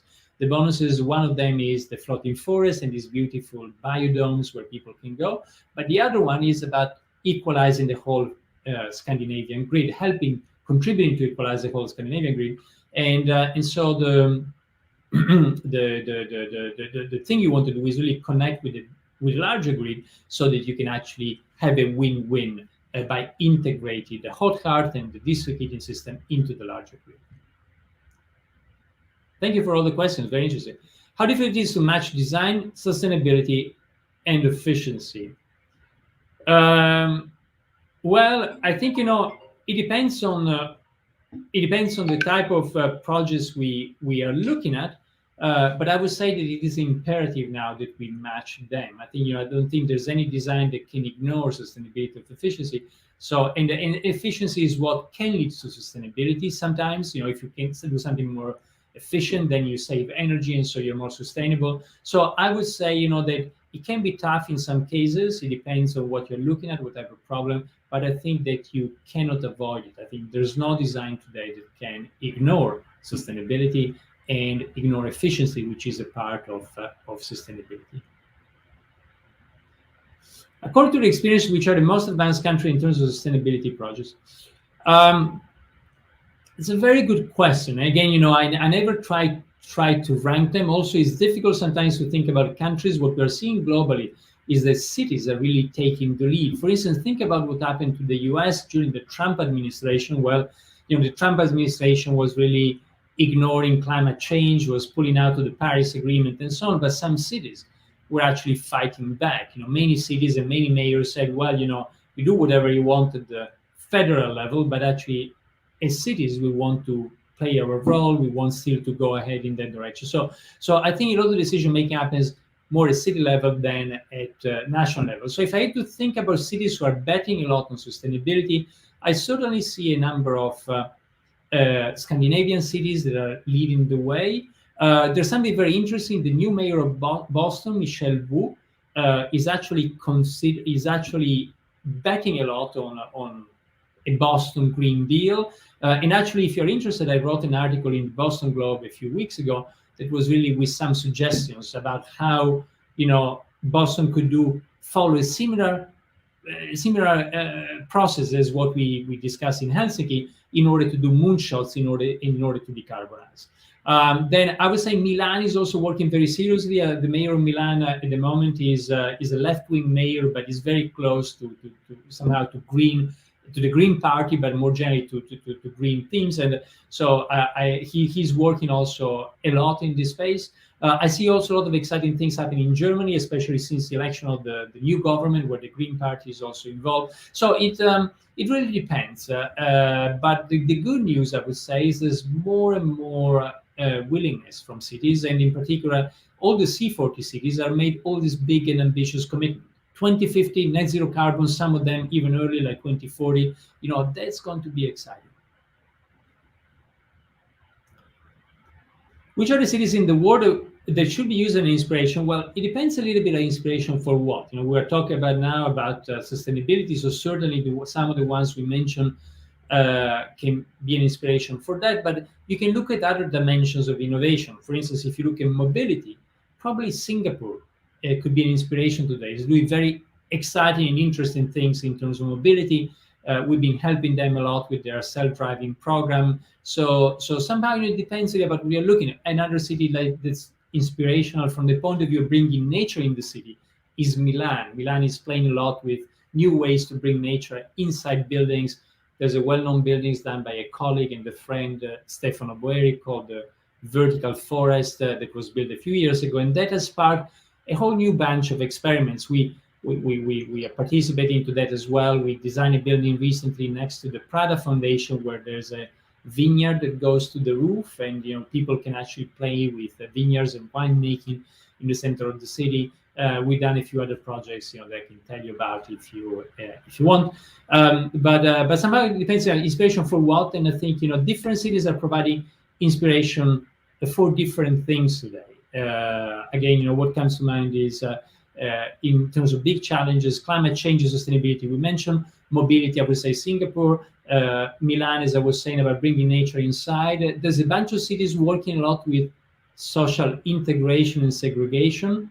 Stockholm and Rio de Janeiro come to mind. We're working with Rio, trying to help, bridge some of the gaps you have, for instance, between the formal city and favelas.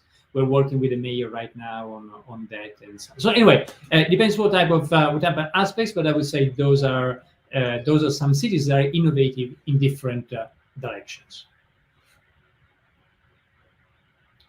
Nowadays, everything needs data to work properly. My question is, the data collection and storage is eco-friendly, or is it going to impact the environment? Again, very good question. We all know that everything we do online also has an energy cost. Every email you send, all the data you're storing, servers use a lot of energy, and so basically the digital is not energy free, and that's very important.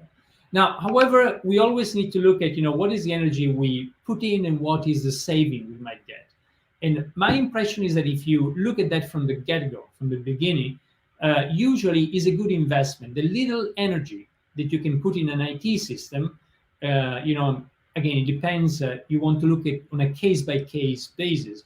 But the little energy you're putting, you're getting back 2 or 3 order of magnitude more if you optimize some systems. Again, you can use artificial intelligence to optimize energy consumption in the building. Well, by the way, we did this calculation precisely in the building we did the Agnelli Foundation building.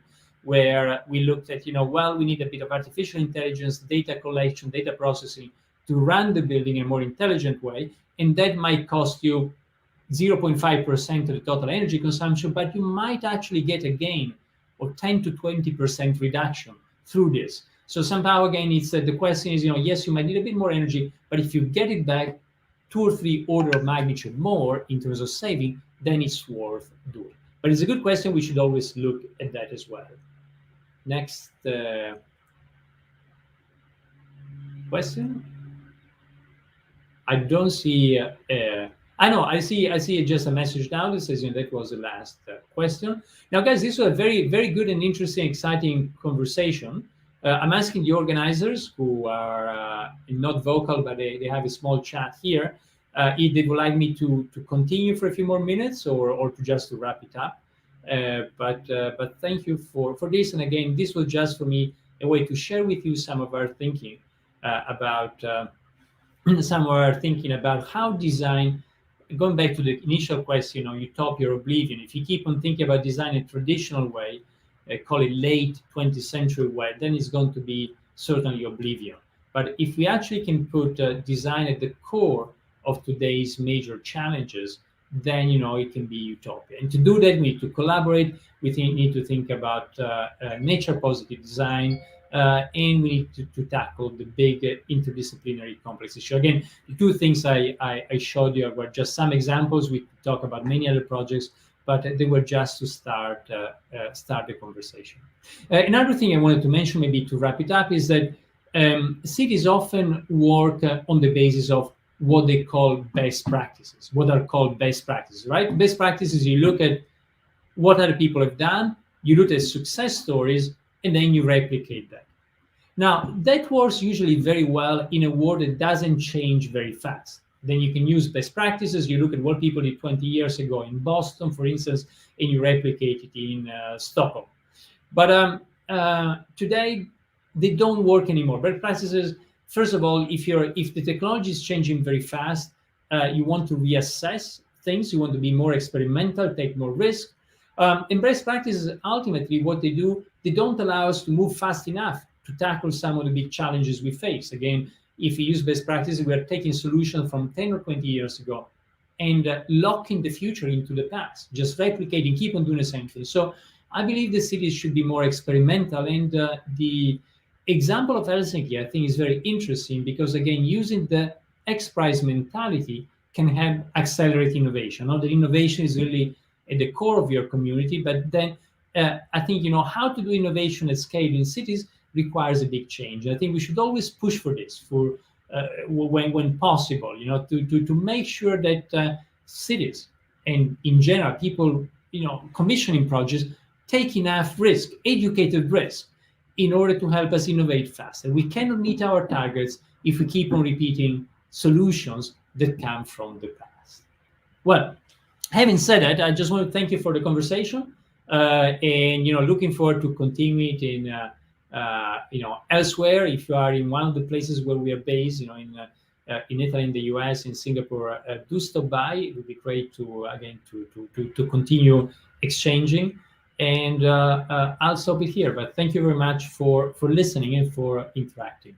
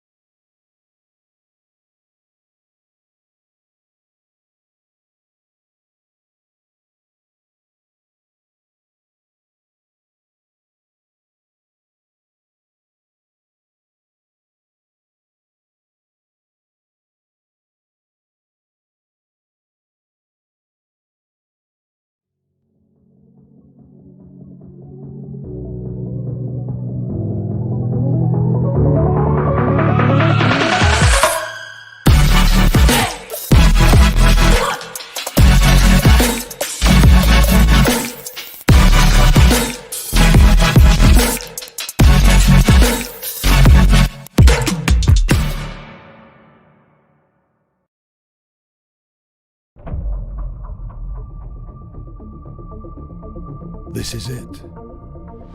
It's the start of an incredible journey, a new era for motorsport. Welcome to Extreme E. Welcome to Saudi Arabia. Oh, lifting! Oh, we hit her! She stopped dead. Holy We are racing in Senegal. Absolutely full throttle, the car is dialed! Welcome to Greenland. Oh, Molly Taylor's rolled! Welcome to Sardinia. One of the biggest accidents of the season! But we fight for a reason. Congratulations, guys. What a race. To leave a legacy worth fighting for. X44 with a great start. RXR2 X44 are going to get there first. The win goes to X44. Rosberg X Racing, our first ever Extreme E winners. We won't be the last. Welcome, everyone. Thank you so much for being here with us today. As you saw, we are going to talk about motorsports a lot during this panel. So let me introduce my guests. They are Monica Merlo, Sustainability Lead at EY. Thank you so much, Monica, for being with us today. Welcome. Thanks to you. Thank you. Ali Russell, CMO for Extreme E. Thank you so much, Ali. Welcome to you too. Good afternoon. Hi, good afternoon. And Nicola Tagliaferro, Head of Sustainability for Enel.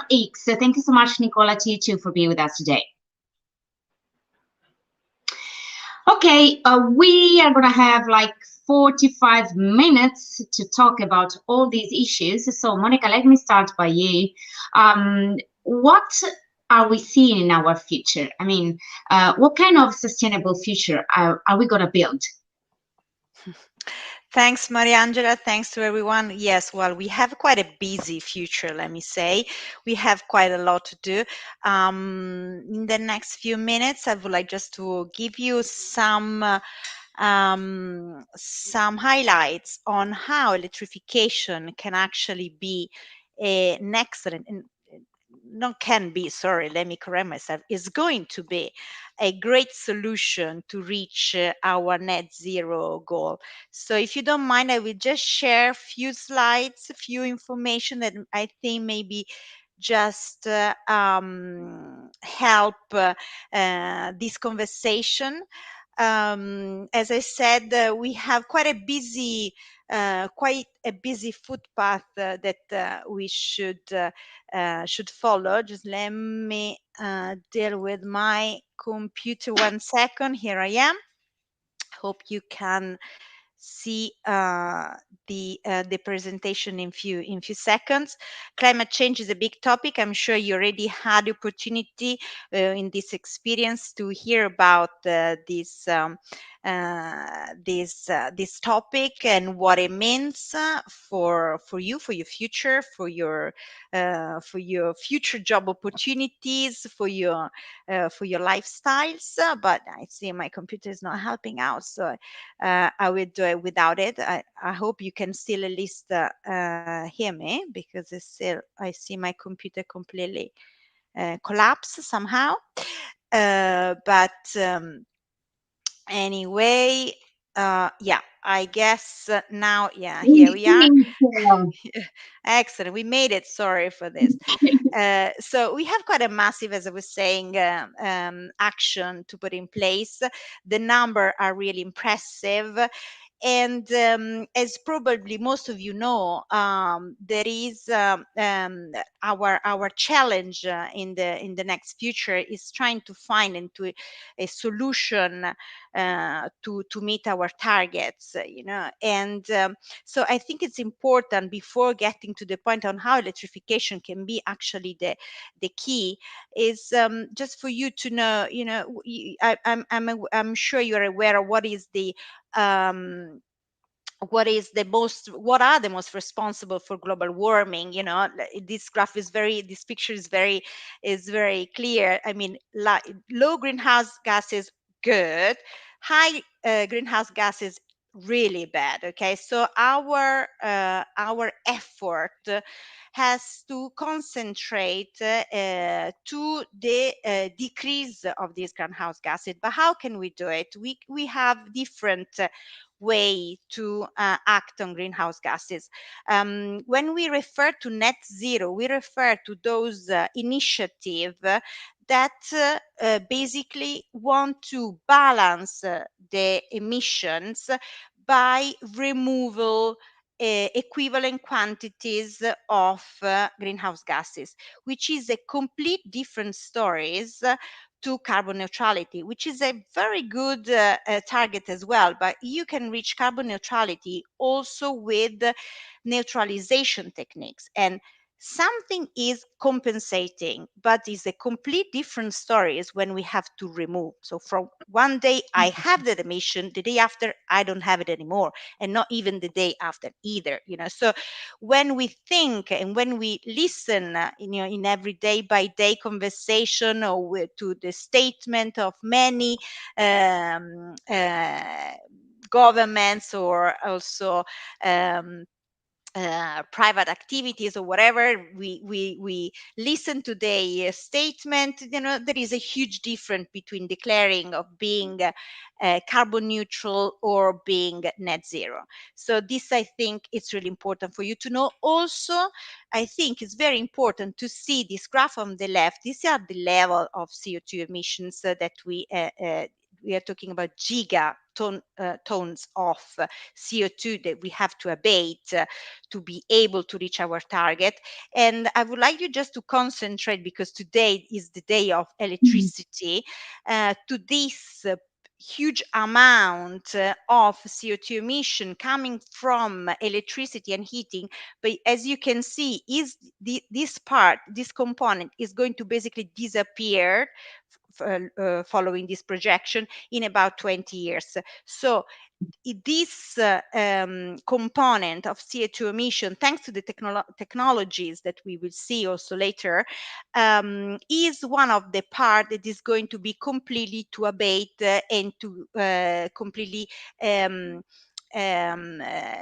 let's say neutralize all the emission coming from this component.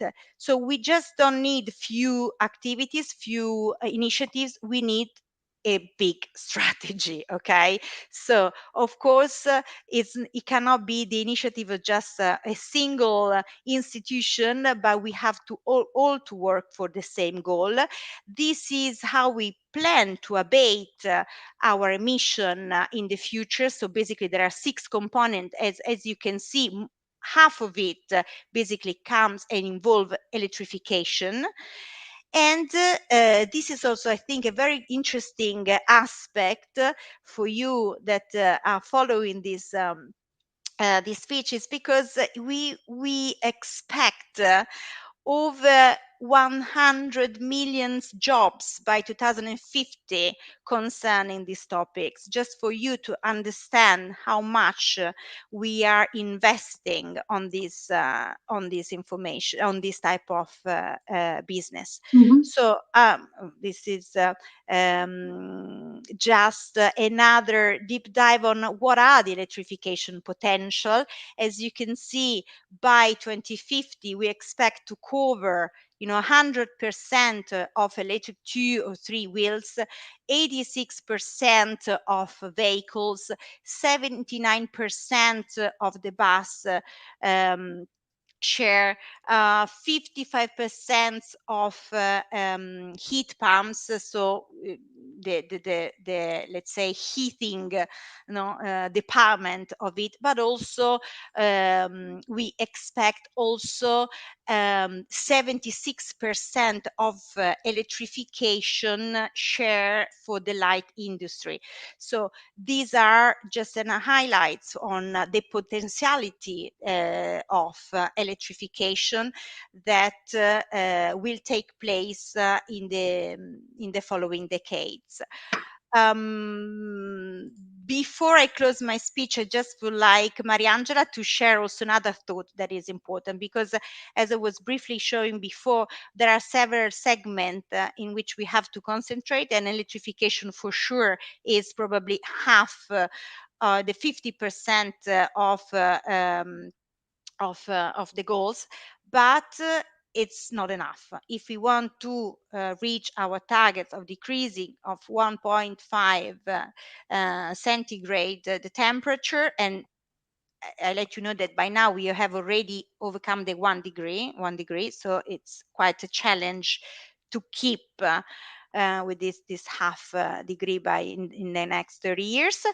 We cannot only rely on renewable energy, but we have absolutely to think more circular. I guess that most of you are aware of the Ellen MacArthur Foundation. Is probably the most recognized at the moment organization working on circularity. And I think it's important to look at this video that I'm sure maybe some of you already seen to show you a bigger picture that we will have to face in the following years. Okay. Thank you, Monica. It was really interesting your presentation. I mean, the start of your presentation, because I'm gonna go back to you in a while. But now I'm going to Ali. Ali, you said that your role at Extreme is first of all to be sort of a conduit for the consumer, and you also said that you want to reach people that can normally not be reached. What do you mean by saying that? Well, good afternoon, and thank you very much for the opportunity to get involved in this session. And you're absolutely correct. Climate change is not a new phenomenon. So scientists have been talking about climate change for decades. The challenge we've got is people aren't necessarily listening, and people aren't acting. And what we are seeking to do is to use sport, which has the ability to bring people together, whether it's the Football World Cup, whether it's Olympic Games, whether it's Formula One. We're using sport as the conduit, so sport for purpose. So what we believe that the car industry has had many years of advancing technology under racing circumstances. So they talk about 10 years of R&D and 1 year of racing. So we want to accelerate the adoption of sustainable technology, and we're working very closely with Enel. We're working very closely with EY at using technology and hot housing technology in the most extreme environments around the world to combat climate change. So we base the championship on 4 E's. The first one is the environment. That's our North Star. How do we communicate what is going on, not just in our area of the world, but also what's going on in the poles, what's going on in the middle of the deserts in terms of expanding, how are the glaciers melting, sea level rise, deforestation. All of these are symptoms of climate change. And what we want to do is we want to bring the race series to these locations, to race in locations that are already damaged. And that's a really key point. So we don't race on the ice shelf. We race on the area that's been left behind because it's melted away. And what that does is it gives dramatic pictures of the impact and in areas that maybe people don't travel to. So our racing series races in locations like the Middle East, the coast of Africa, Greenland, the middle of the Amazon rainforest. And we race in locations that, as I say, have been damaged, not beautiful tropical forests, areas that are burnt out by forest fires or illegal logging. And what we do is we have legacy programs in each of these locations where we try to put back the environment, we try to restore the environment, we try to enhance the environment and put it back to its original formats. So it's a very, very different racing series. We have the likes of Lewis Hamilton, Nico Rosberg, Carlos Sainz, Jenson Button, Sebastian Loeb, Jamie Chadwick. So if anyone likes the Marvel films on this session, it's like bringing the Avengers assembled together to tackle climate change. And what we use is we use the power of mass media. So I'm talking about 90 channels across the world, over 190 countries. 1 billion people interact with us every race on social media. And we communicate this story of what exactly is happening, but through the lens of a sports person. So we make it more digestible, more action orientated, and we leave legacies in each of the locations. So we planted over 1 million mangroves in Africa last year. We worked with UNICEF to educate the peoples of Greenland on what's happening with climate change, what impact is that going to have on their life, and what can they do about it. So it's a very, very different sport. And of course, the sport has to be exciting. And you saw that in the video, it's wheel-to-wheel racing. It has to be exciting for people to then consume some of the other messages that we've got. And what I love is the fact that it can be a technology platform for businesses to test technology under the most extreme environments and prove that it can be done in Greenland at the base of the ice shelf, that it can be done in the middle of Rome, or it can be done in the middle of London, or it can be done in the middle of New York. So we inspire people to think differently. We work with our partners to create this platform and create the stories and inspire people, inspire businesses, and hopefully inspire governments to make change and to accelerate change. So thank you again for your time. Thank you, Ali. You said an important thing, that sports can bring people together. So I think it's a great opportunity that you have in order to underline these problems also for the youngsters. And I have to say that also in Italy, sport brings people together. It's the only one thing that brings people together in our country. So you are right. I mean, well, really. there was one other thing I forgot to mention, and it's quite good, is we have equality as well. So if you ever watch Formula One, you see a lot of men driving around a racetrack. What we have is we have a relay format, and we have a man and a woman working together. And I didn't know.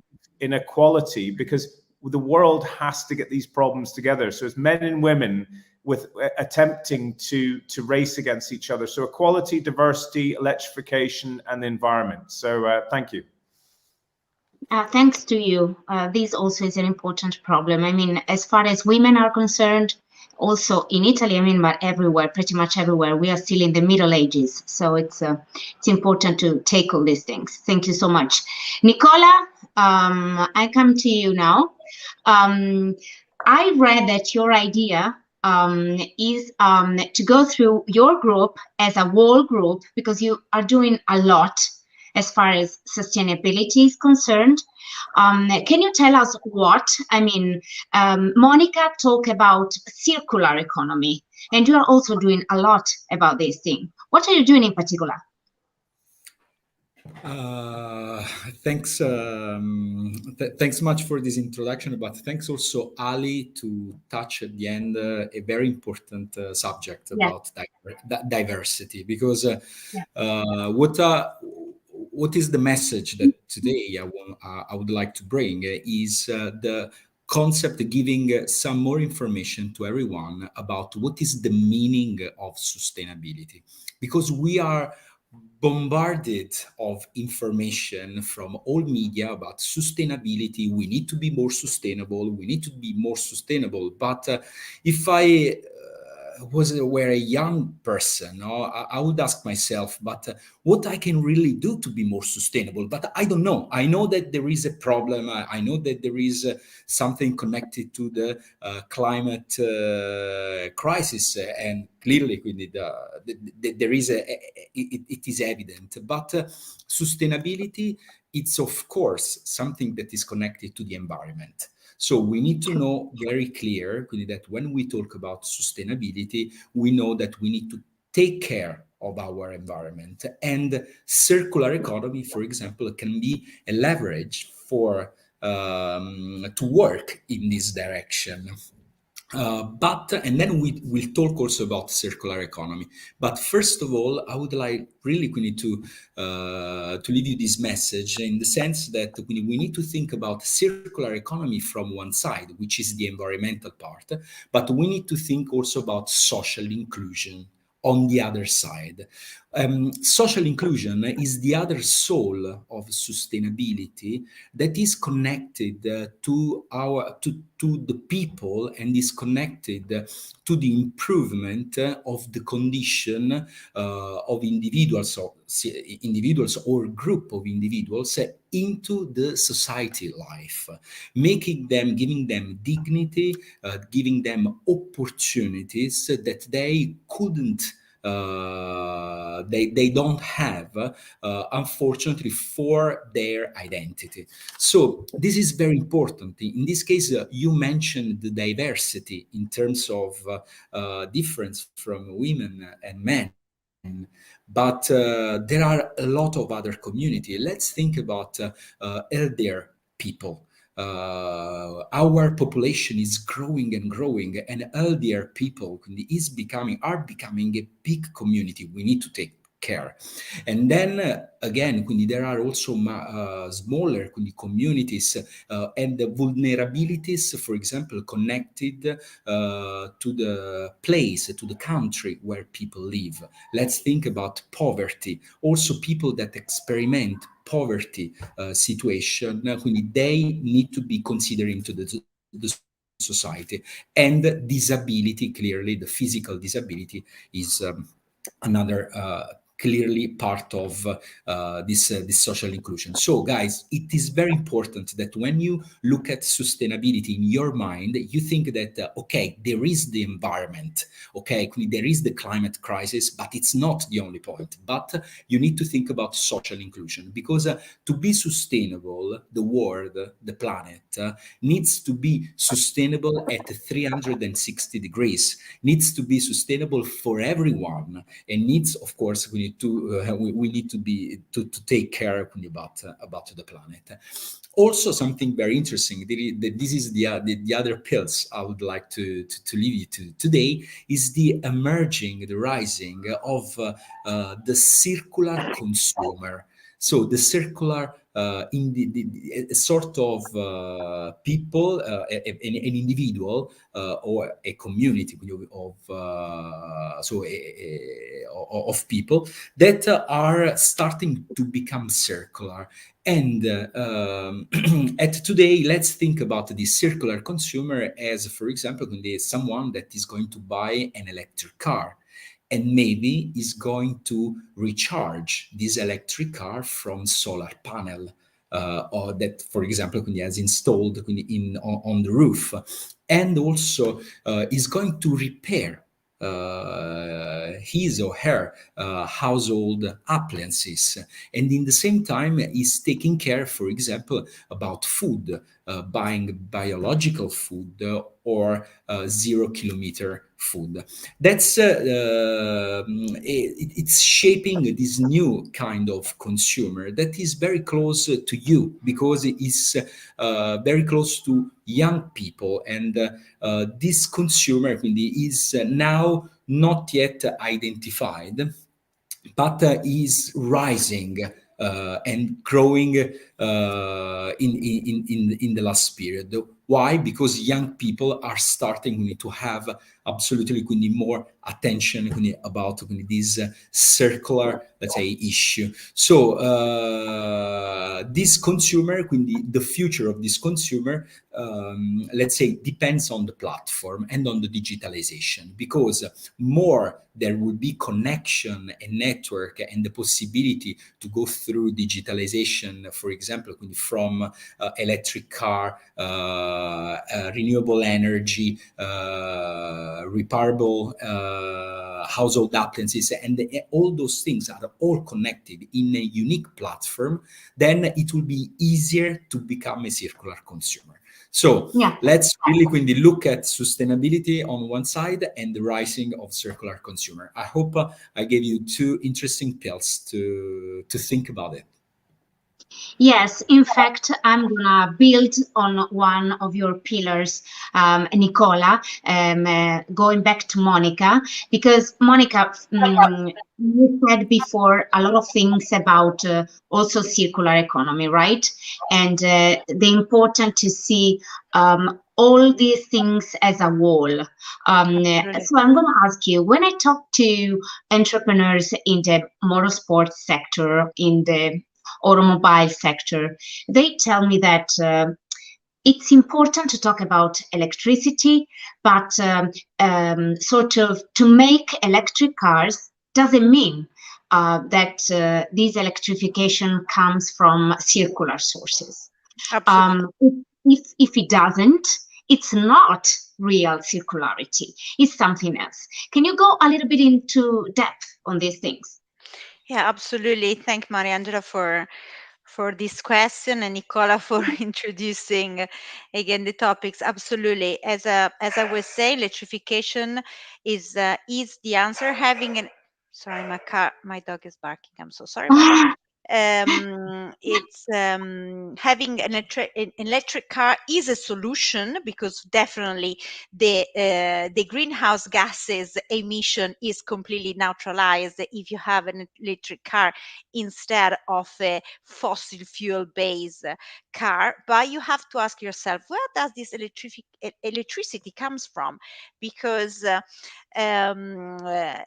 electricity can comes from fossil fuel as well as from renewable sources. So the thinking circular and the work, all the work the Ellen MacArthur Foundation is doing since several years onwards, and many, I have to say, entrepreneurs are understanding, is that they have to look also beyond and forward, compared to their activity. So they have to thinking circular basically it means thinking from the origin till the end to the process. So where does my electricity come from? What are the sources I'm using? Are those sources renewable?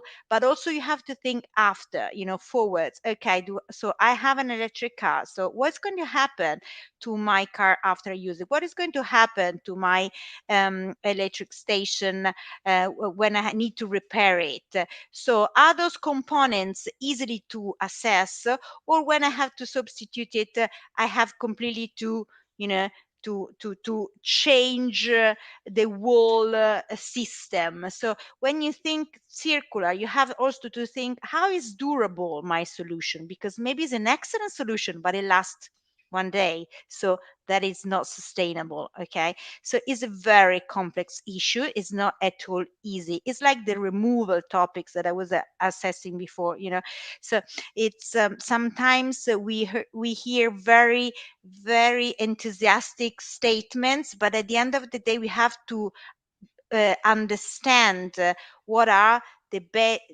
base, if the basement of the statement is actually sustainable. Okay, so it's really important for for the person listening to this speech, I believe, that they learn to look backwards and forwards, not only at the present. Sustainability is the circularity, is just another way to stress on the topics that we cannot only look at the present needs. The meaning of sustainability is this, thinking also the future generation. So we are, back always on the same topics. Yeah, right. I mean, it's important also to talk about these issues a little bit more. It's important our role as media. I think youngsters are better than my generation in order to tackle these issues. So I'm optimistic. But as you say, you need to have competence, you need to have technology. I'm thinking about, for example, the storage of renewable energies. Now we don't have a proper storage yet. So of course you need to look to find at technique. Yeah, absolutely. Because I mean, the sun, you have it only for a few hours a day, the wind is not Mm. exactly. So this is the challenge on renewable Yeah. energy. So working on Yeah, storage is it for sure. We have done so much in recent years, but of course there is much more to do. I mean, I do have a full electric cars, and I cannot assure you that it's not such a joke when I have to recharge. So there is quite a lot to do. Okay, and following the line of circular economy, Ali, you said before that, I mean, you underlined a lot the social point of view of what you are doing, and I like it very much, this. So I think that also to build a fully circular experience is important. What kind of role can have your partners in order to do that? In order to build this kind of system where circular economy is important for everyone? Yeah. Well, I thought I'd just start off by saying we've approached this sport by reducing our carbon footprint to begin with. So I'm a previous founder of Formula E and now with Extreme E. And if I look at our carbon footprint for Formula E, it's much, much higher because Formula E flies from location A to location B with the cars. So we started with the approach, if we wanted to be serious about reducing our carbon footprint, we had to make different choices. And so we have bought an old ship called the St. Helena, which used to go from Cape Town to the island of St. Helena. There was no airport, so the only way you could get on and off this island in the South Atlantic was through this ship called the St. Helena. And we put all the cars, we put all the equipment, all the charging equipment, all the NLX chargers, all of that on the ship itself, and it goes around the world. Now, it takes longer because a ship is much longer going from A to B, but we've reduced our carbon footprint by around about 75% as a consequence of that one decision. And we operate a laboratory which we invite scientists to come on board and to be in resident and to do a lot of science around climate change as the ship navigates around the world. And then when we get to the location, the ship then becomes the area that the drivers, the mechanics, the engineers, our guests all stay on the St. Helena. And it operates as a mobile paddock, so to speak. So all I would say is when we talk about circularity, you have to start with a position of reduction. So what can we do? And we work with the UN and something called Count Us In, which we talk about steps that we're making. So Monica's made a very important step, which is she drives an electric vehicle. We've got partners like Neat Burger who give the most fabulous hamburgers. The only difference is they're plant-based meat as opposed to being real meat.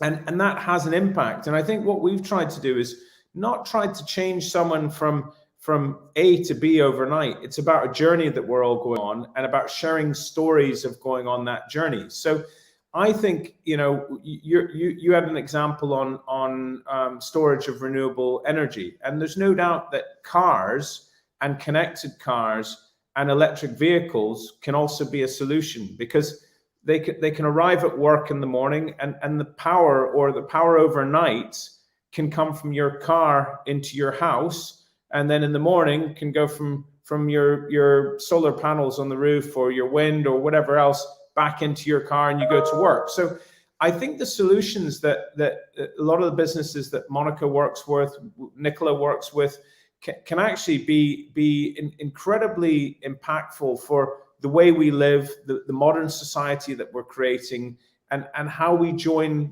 things up so that what we have is connected cities which work incredibly well. And I think all that we do is we provide a platform where, Lewis Hamilton takes us through what he's doing, or Sebastian Loeb, and what we do is we make EVs cool and sexy, because the biggest problem that they have at this moment in time is perception.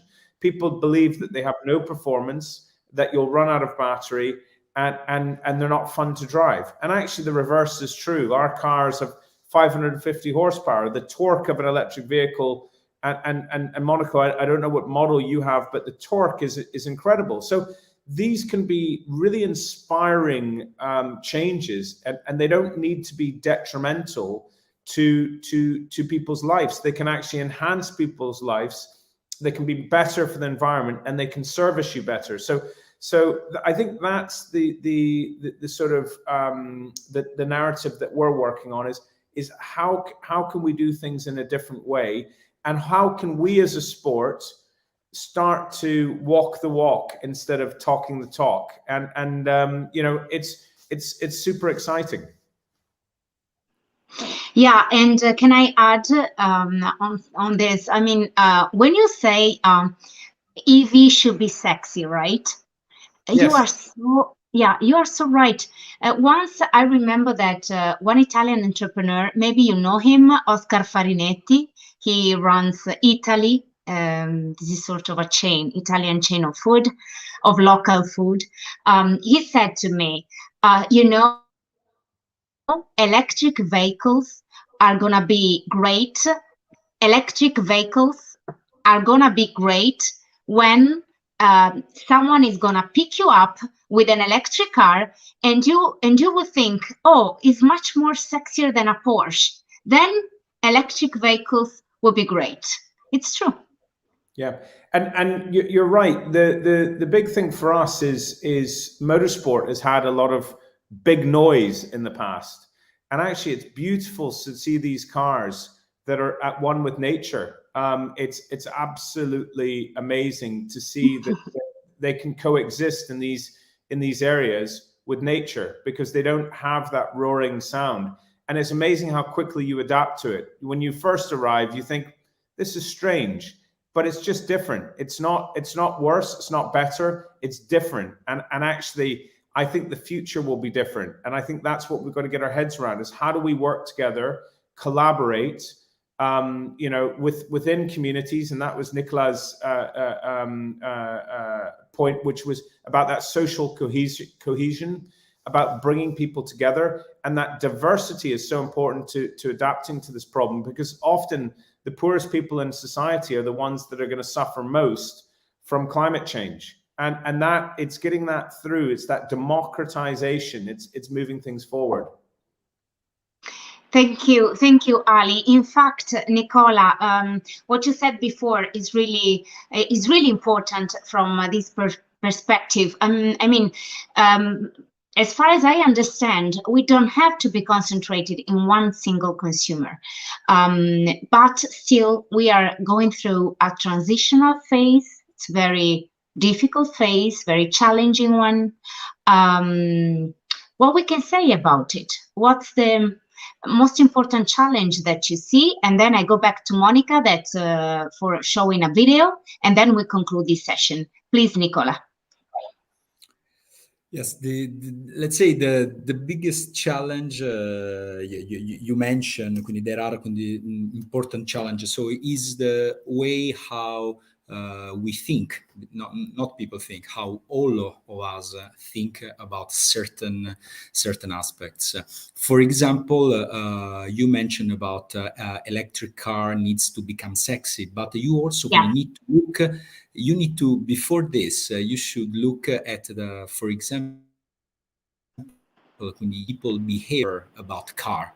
So there is not now people that live in big cities, they are not buying a car anymore at all. So the problem of the car starts not in the choice of electric car or a traditional car, but is starting on top. So people are, fortunately, considering the difference also in the lifestyle, so are changing also their habit. So, and they are using more car sharing they can find into the city. So maybe the choice of the type of cars, it's not depending anymore from the single, so from the individual, but depends from the companies, the organization that are choosing the type of cars to make available to young people. And if young people will find an electric car, they will be definitely more happy. So that's also something we need to think. It's a big challenge. And then in this challenge, it is important then institution, the organization, of course, are talking together. Another big challenge is Monica was mentioning before, is the circular thinking.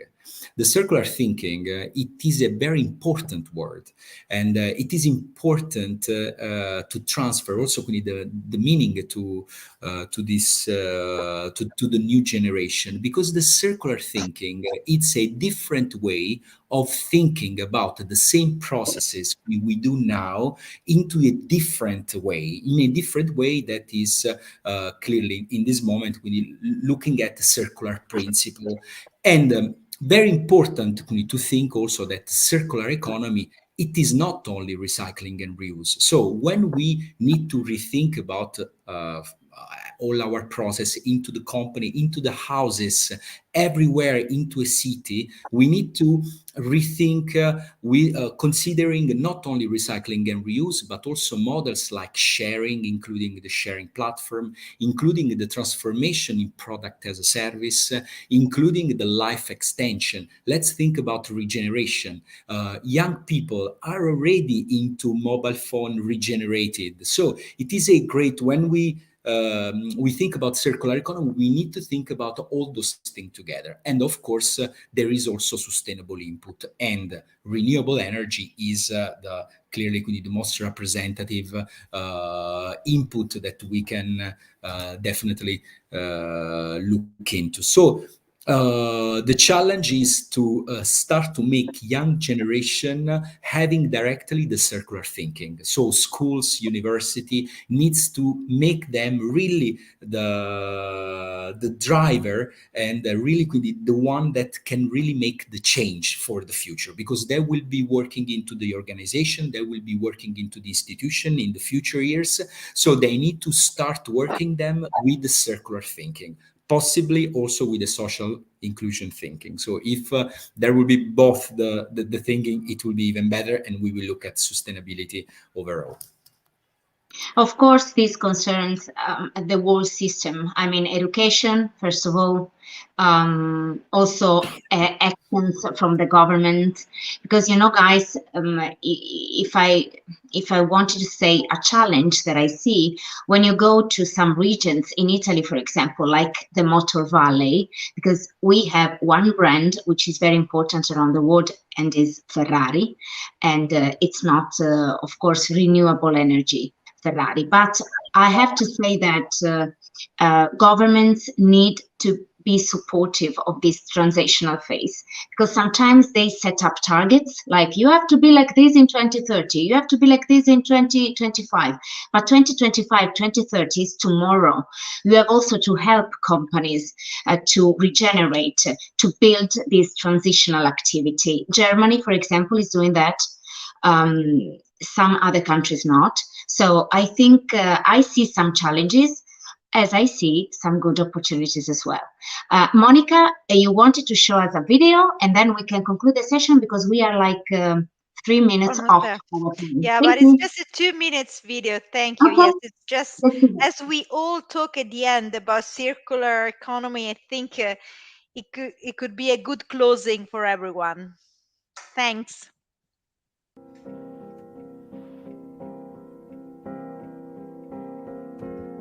Climate change is a result of our take, make, waste economy. And until now, we've looked at solving climate change largely by switching to renewable energy. We're replacing fossil fuels with wind and solar power at speed all over the world. But the truth is that the energy transition will only solve half the climate problem. It's like we've been reading only half the book, like we've been watching only half the movie. So what completes the picture? Transforming how industry uses materials and how we manage land. That is, transitioning to a circular economy. It's more than energy. It's about transformation. What does that mean? It means we address things before they become a problem and design out emissions before production even begins. We build an economy that eliminates waste and pollution, keeps products and materials in use, and regenerates natural systems. The circular economy can help address climate change by reducing emissions from industry, land use, and agriculture. So how do we make this transition? By businesses embedding the circular economy in their climate strategies and redesigning products and services. By governments setting enabling policies and putting the necessary infrastructure in place. By investors mobilizing capital towards circular economy solutions. The circular economy plays a really key role in solving many of the problems around climate change. But what it also does is it builds a more resilient economy. A complete picture of a thriving, zero emissions economy is coming into focus. The mission now is to make it a reality.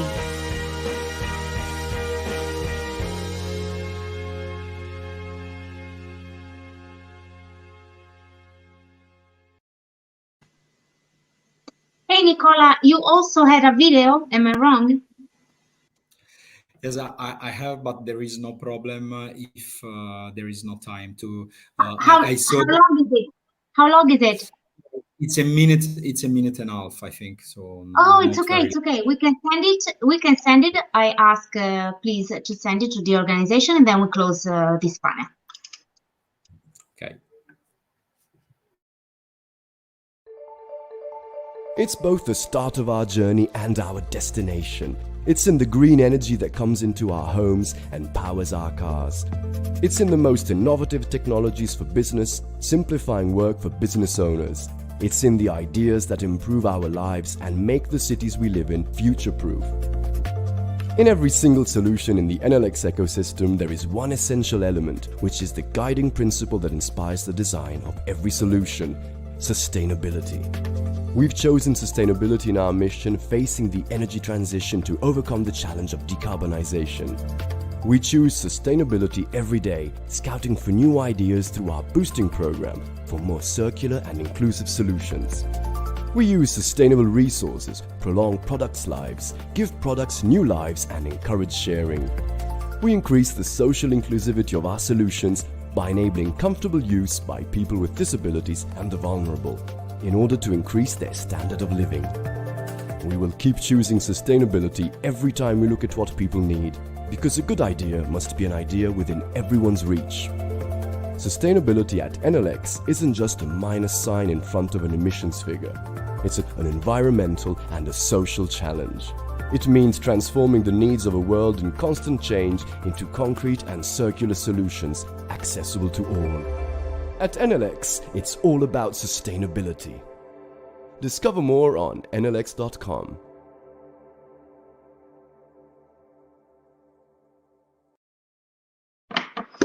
Okay, guys, we're done. Thank you, Monica. Thank you, Ali. Thank you, Nicola. Thank you so much. It was really an interesting panel. So thank you so much for what you share with us.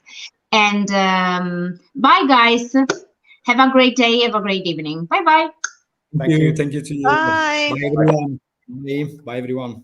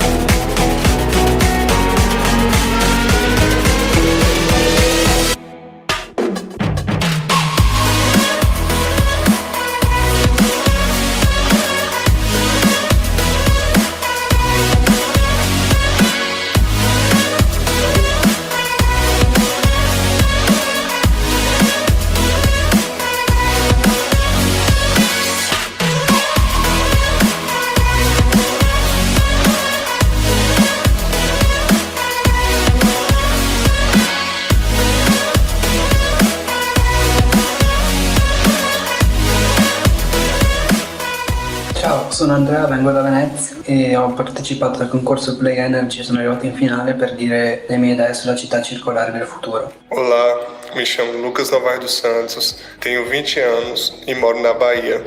Estou muito feliz com o final desse projeto e muito confiante também. Obrigado.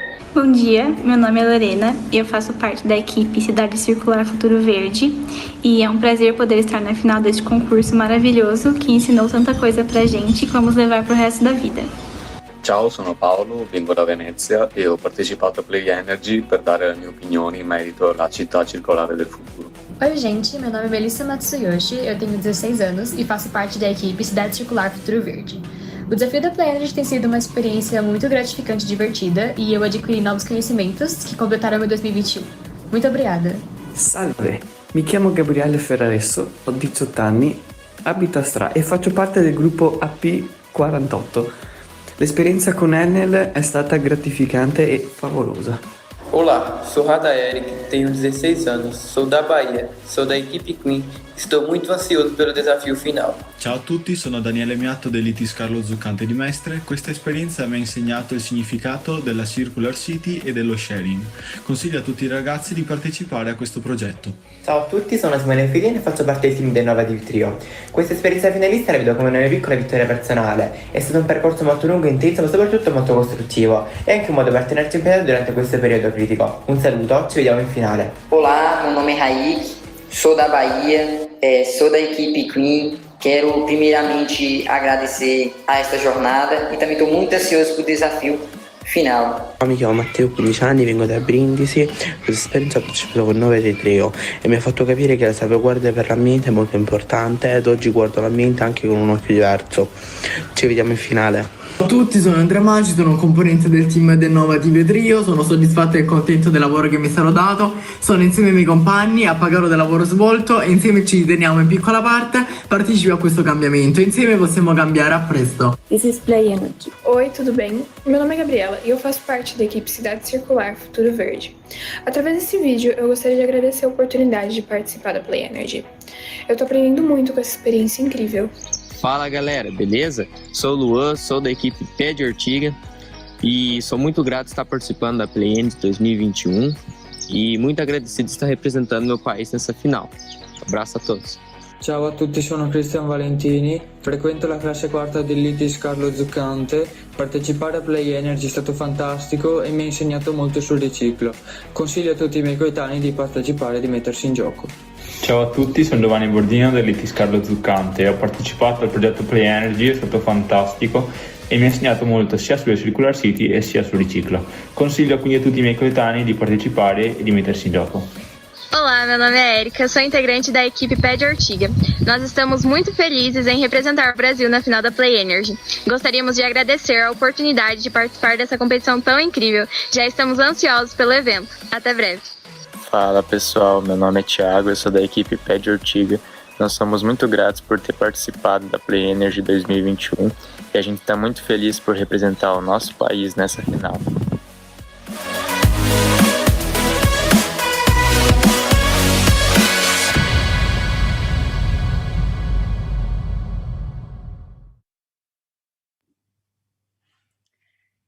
Buongiorno a tutti. Prima di cominciare vi volevo segnalare che questa sessione è tradotta in 4 lingue. Trovate il pulsante interpretariato, interpretation, nella barra sullo schermo. Hello everyone, for who is listening us in English. All the session is translated. So you can click on the button interpretation to switch the language in your favorite one. Thank you.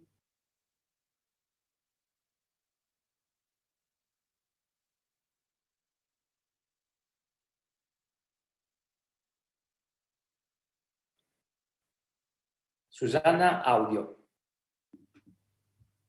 ¿Me estáis escuchando? Estaba diciendo que para los que están hablando, que hablan español, dado el carácter multicultural del evento, hay la opción de elegir el idioma desde el botón interpretación que encontrás abajo a la izquierda y seguir el evento en su propio idioma. Y también para Agência do Brasil, lembramos que dada la naturaleza multicultural del evento, a la opción de escoger o su idioma, no botão de interpretação, y acompañar el evento en su propio idioma.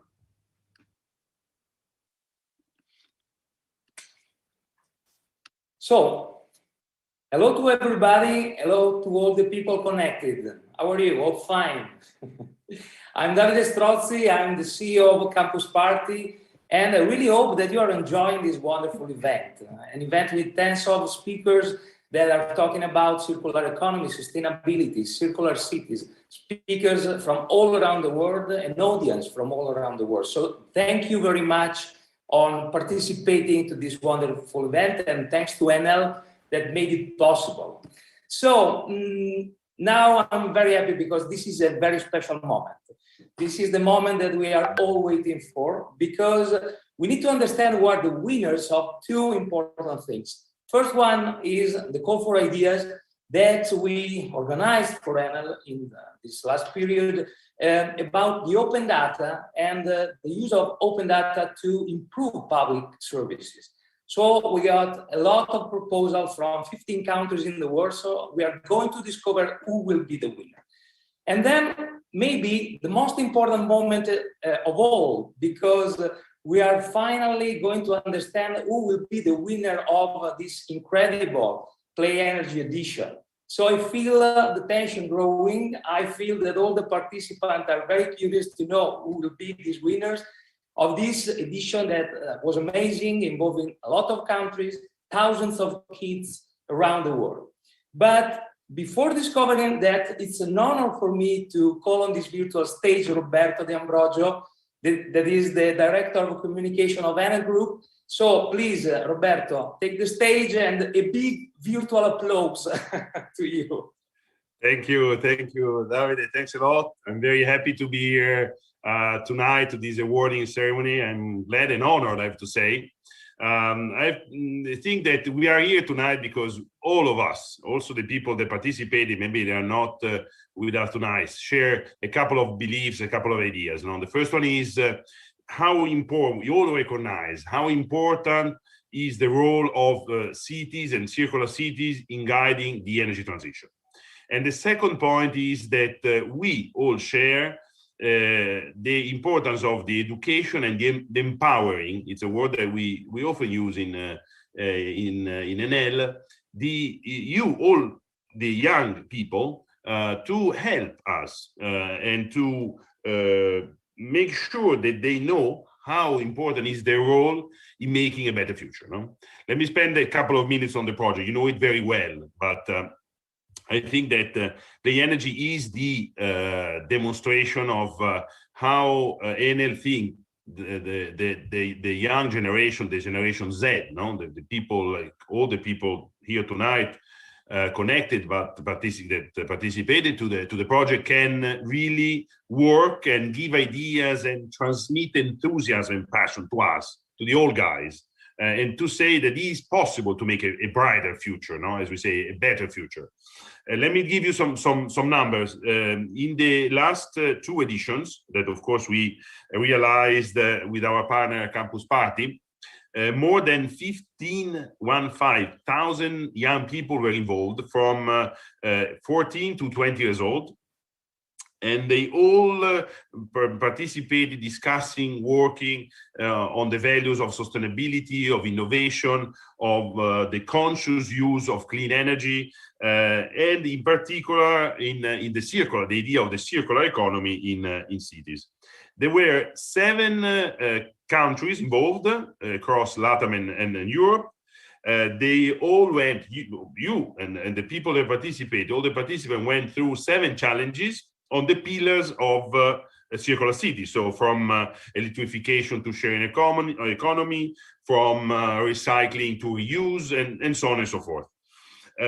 What we really got in this project was were a lot of experiences, ideas, visions. The key aspect, I think, is that with your project, with your fantastic project, you were convinced and you were sure that circular city is a reality, because sometimes there are some words that can be used as slogan. Circular cities is nice words, but they are nice words to be used, but it's not just a slogan, a sentence, a abstract sentence in the air.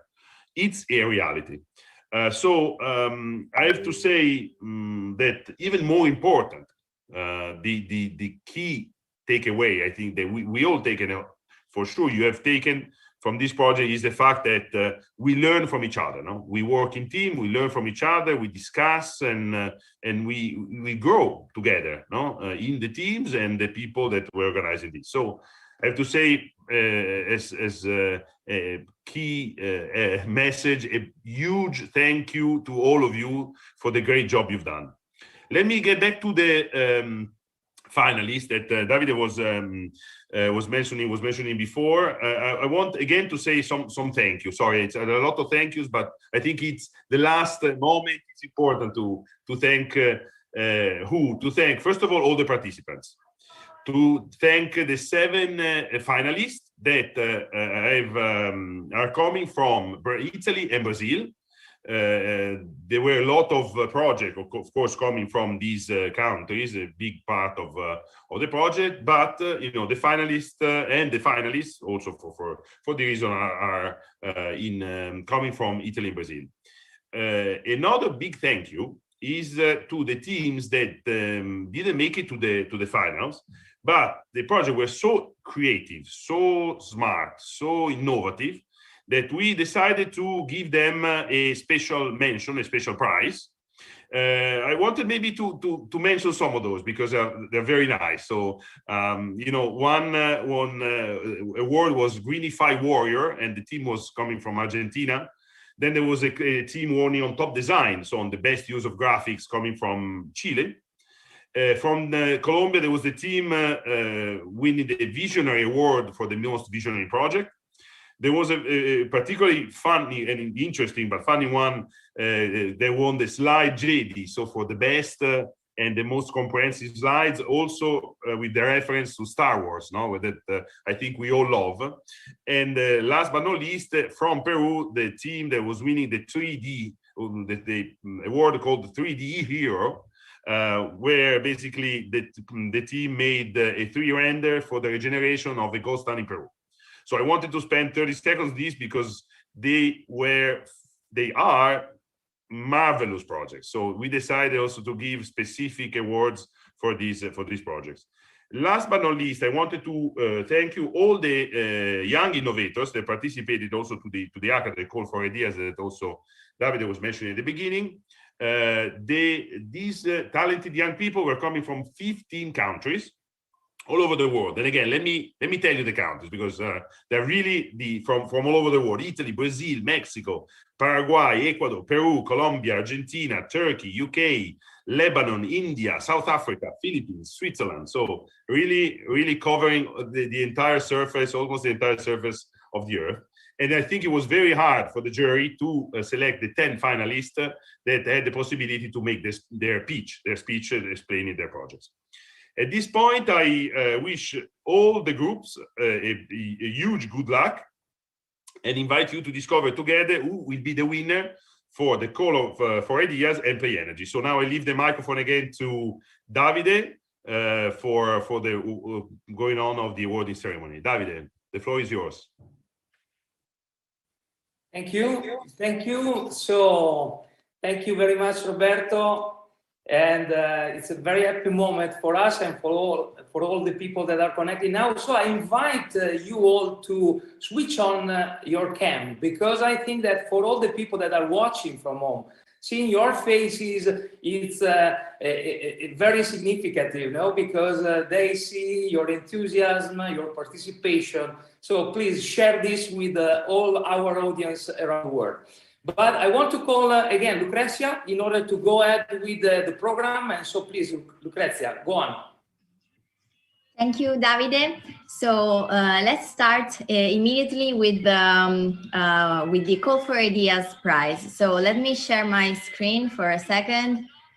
Okay, let's do that very fast. Okay, do you see my screen? Just give me a feedback with your hand. Thank you, so that I can see that. Okay, I see all of your faces. Okay, so now we are going to award the winner of the Call for Ideas. I can also tell you that we are awarding this team because of their green commitment, and we want to stimulate young talents to produce new innovative ideas about circular cities. And their project was the most committed about the green issues. So give me some seconds. So let's create some suspense. So the winner of the Call for Ideas is Nirwana from Philippines. So the team is present, can of course reach us on stage. Let's make some virtual applauses. So a team from Philippines, that was one of the countries that Roberto mentioned before. So thank you very much, Nirwana, for your participation. And here we have Michael. I see him connected. If you can switch on your camera, you will be with us on stage and also speak with us. Michael, are you here? Hello, hello. Hi, Michael, open your camera if you can. Yeah, I'm sorry, I'm still in transit, so I cannot open the camera. Okay, we are sorry. We have to mention that now we are connected with like 20 different time zones. So some of you are connecting in the middle of the night. For some of you, it's 6 in the morning. So we are so sorry. But Michael, you are here with us. Thank you very much.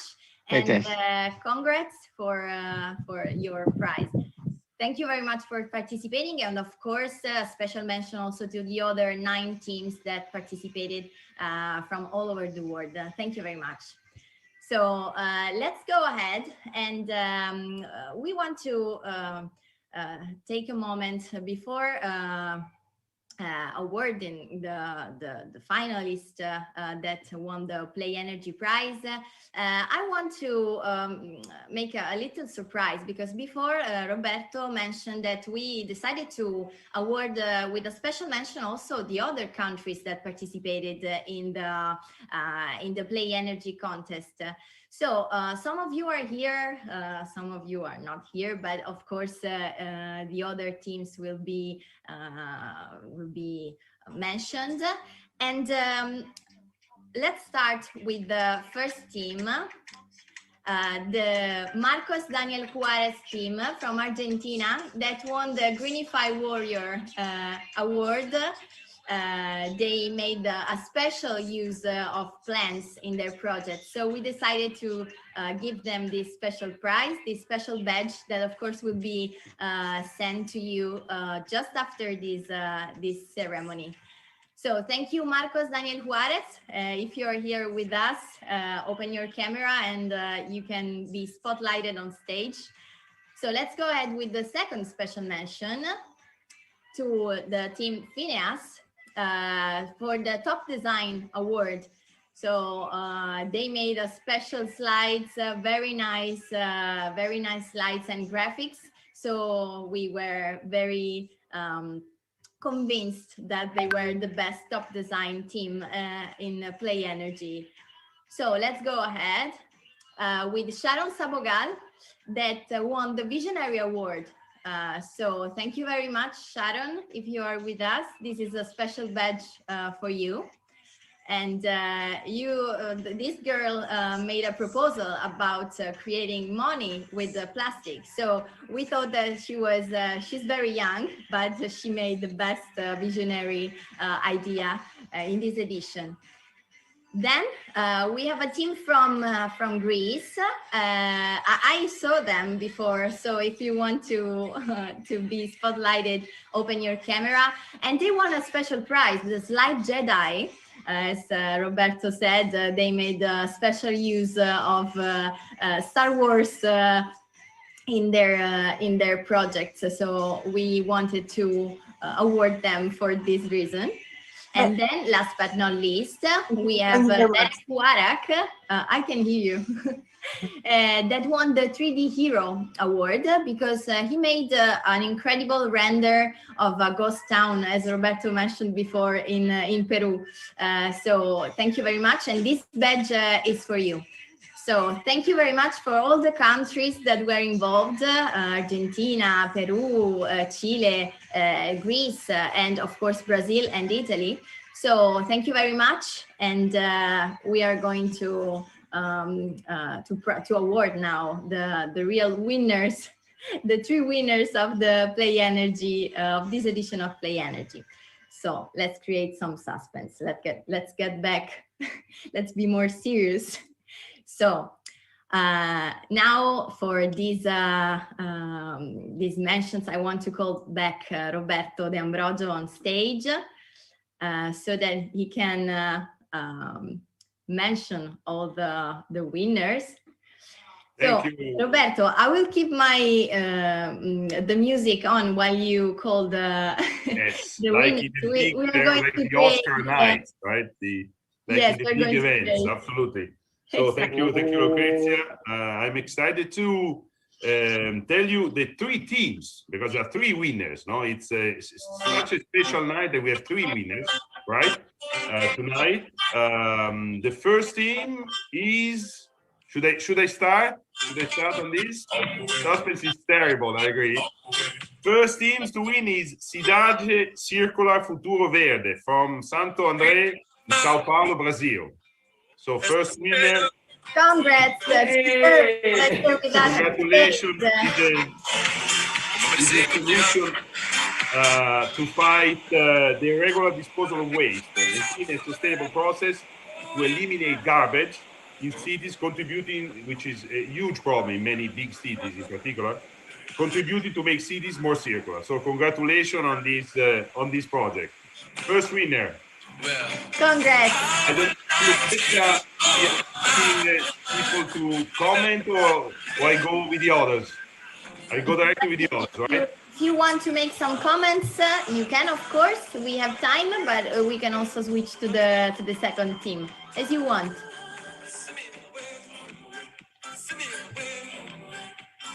In English. Any comments in your language, the preference language? I think we just want to thank all the projects, all the event. It was really nice. It was really cool, something very new. It was great. Thank you. Thank you, Melissa. Congratulations to all of you, to Gabriella, Lorena, and Melissa. I think the 3 participants to the team. Congratulations to all of you. Okay, now. I should have taken an envelope, right? Like in the big movie situations. The second team win is AP48. Perfect timing. So fantastic. Congratulations from Venice, one of the most beautiful cities in the world. From Italy, Andrea, Paolo, and Gabriele. On a very interesting initiative to integrate on the public electric mobility and photovoltaic panels in order to make it more efficient, widespread, and ecological. And in this project, they were showing that using these photovoltaic panels on the roof of the public transportation, it can allow the user to save up to 50% of their tickets on the cost for the transportation. So a very big potential saving. So congratulations to Andrea, Paolo, and Gabriele. I don't know if you want to comment on these points.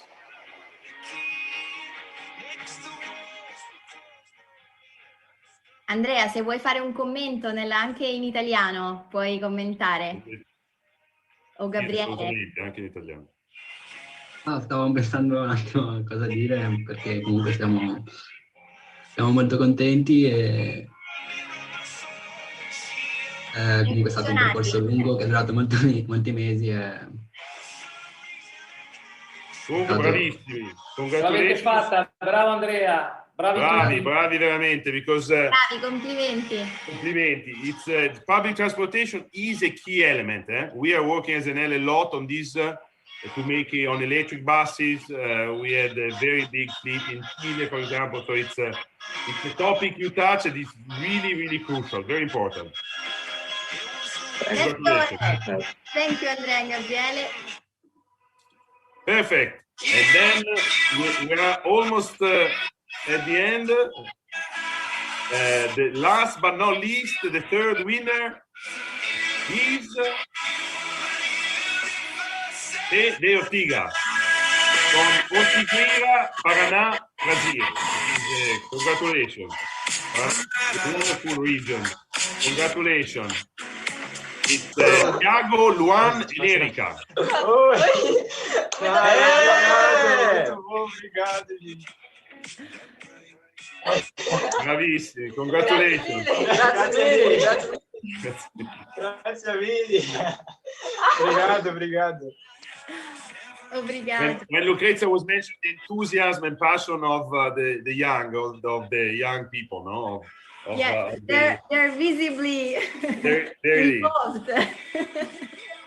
It's an application where a designer can sell products made by themselves using recycled material, right? So the solution aims to encourage and raise awareness on the importance of circular economy. So exactly from recycling to reuse, no? There's one of the pillar of the project. So I think the three winners, congratulations to all of you, to all participants, but of course the three winners deserve a specific round of applause.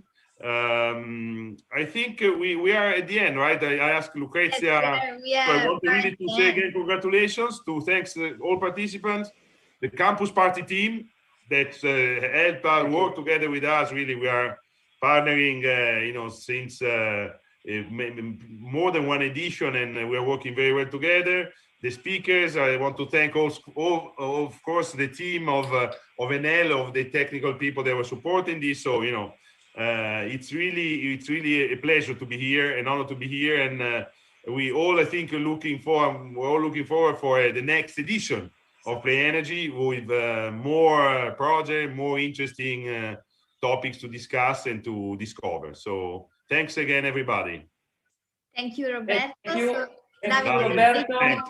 It's my turn just to thank you, all of you, and especially all the audience, all the speakers that participated to this great event. Thanks to Enel, because it wouldn't be possible just to talk about these topics in this way all around the globe with this international audience and international expert.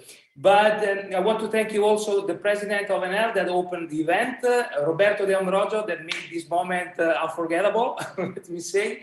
And clearly stay tuned on these virtual stages, because there are other contents in LATAM, and so circuit and cycle stage. But please, let's have a look on the portal of PlayEnergy, playenergy.enel.com, because the next edition is going to come, it's imminent. So maybe the group that didn't win this year can participate, and the next one, next year, can be here just to win. And then a personal thanks to Lucia, Giulia, and Fabrizio that made every day this project possible because it's tough work. But thank you very much to everybody. See you. Ciao a tutti. Ciao a tutti, buona tardi. Ciao, bye. Ciao ciao.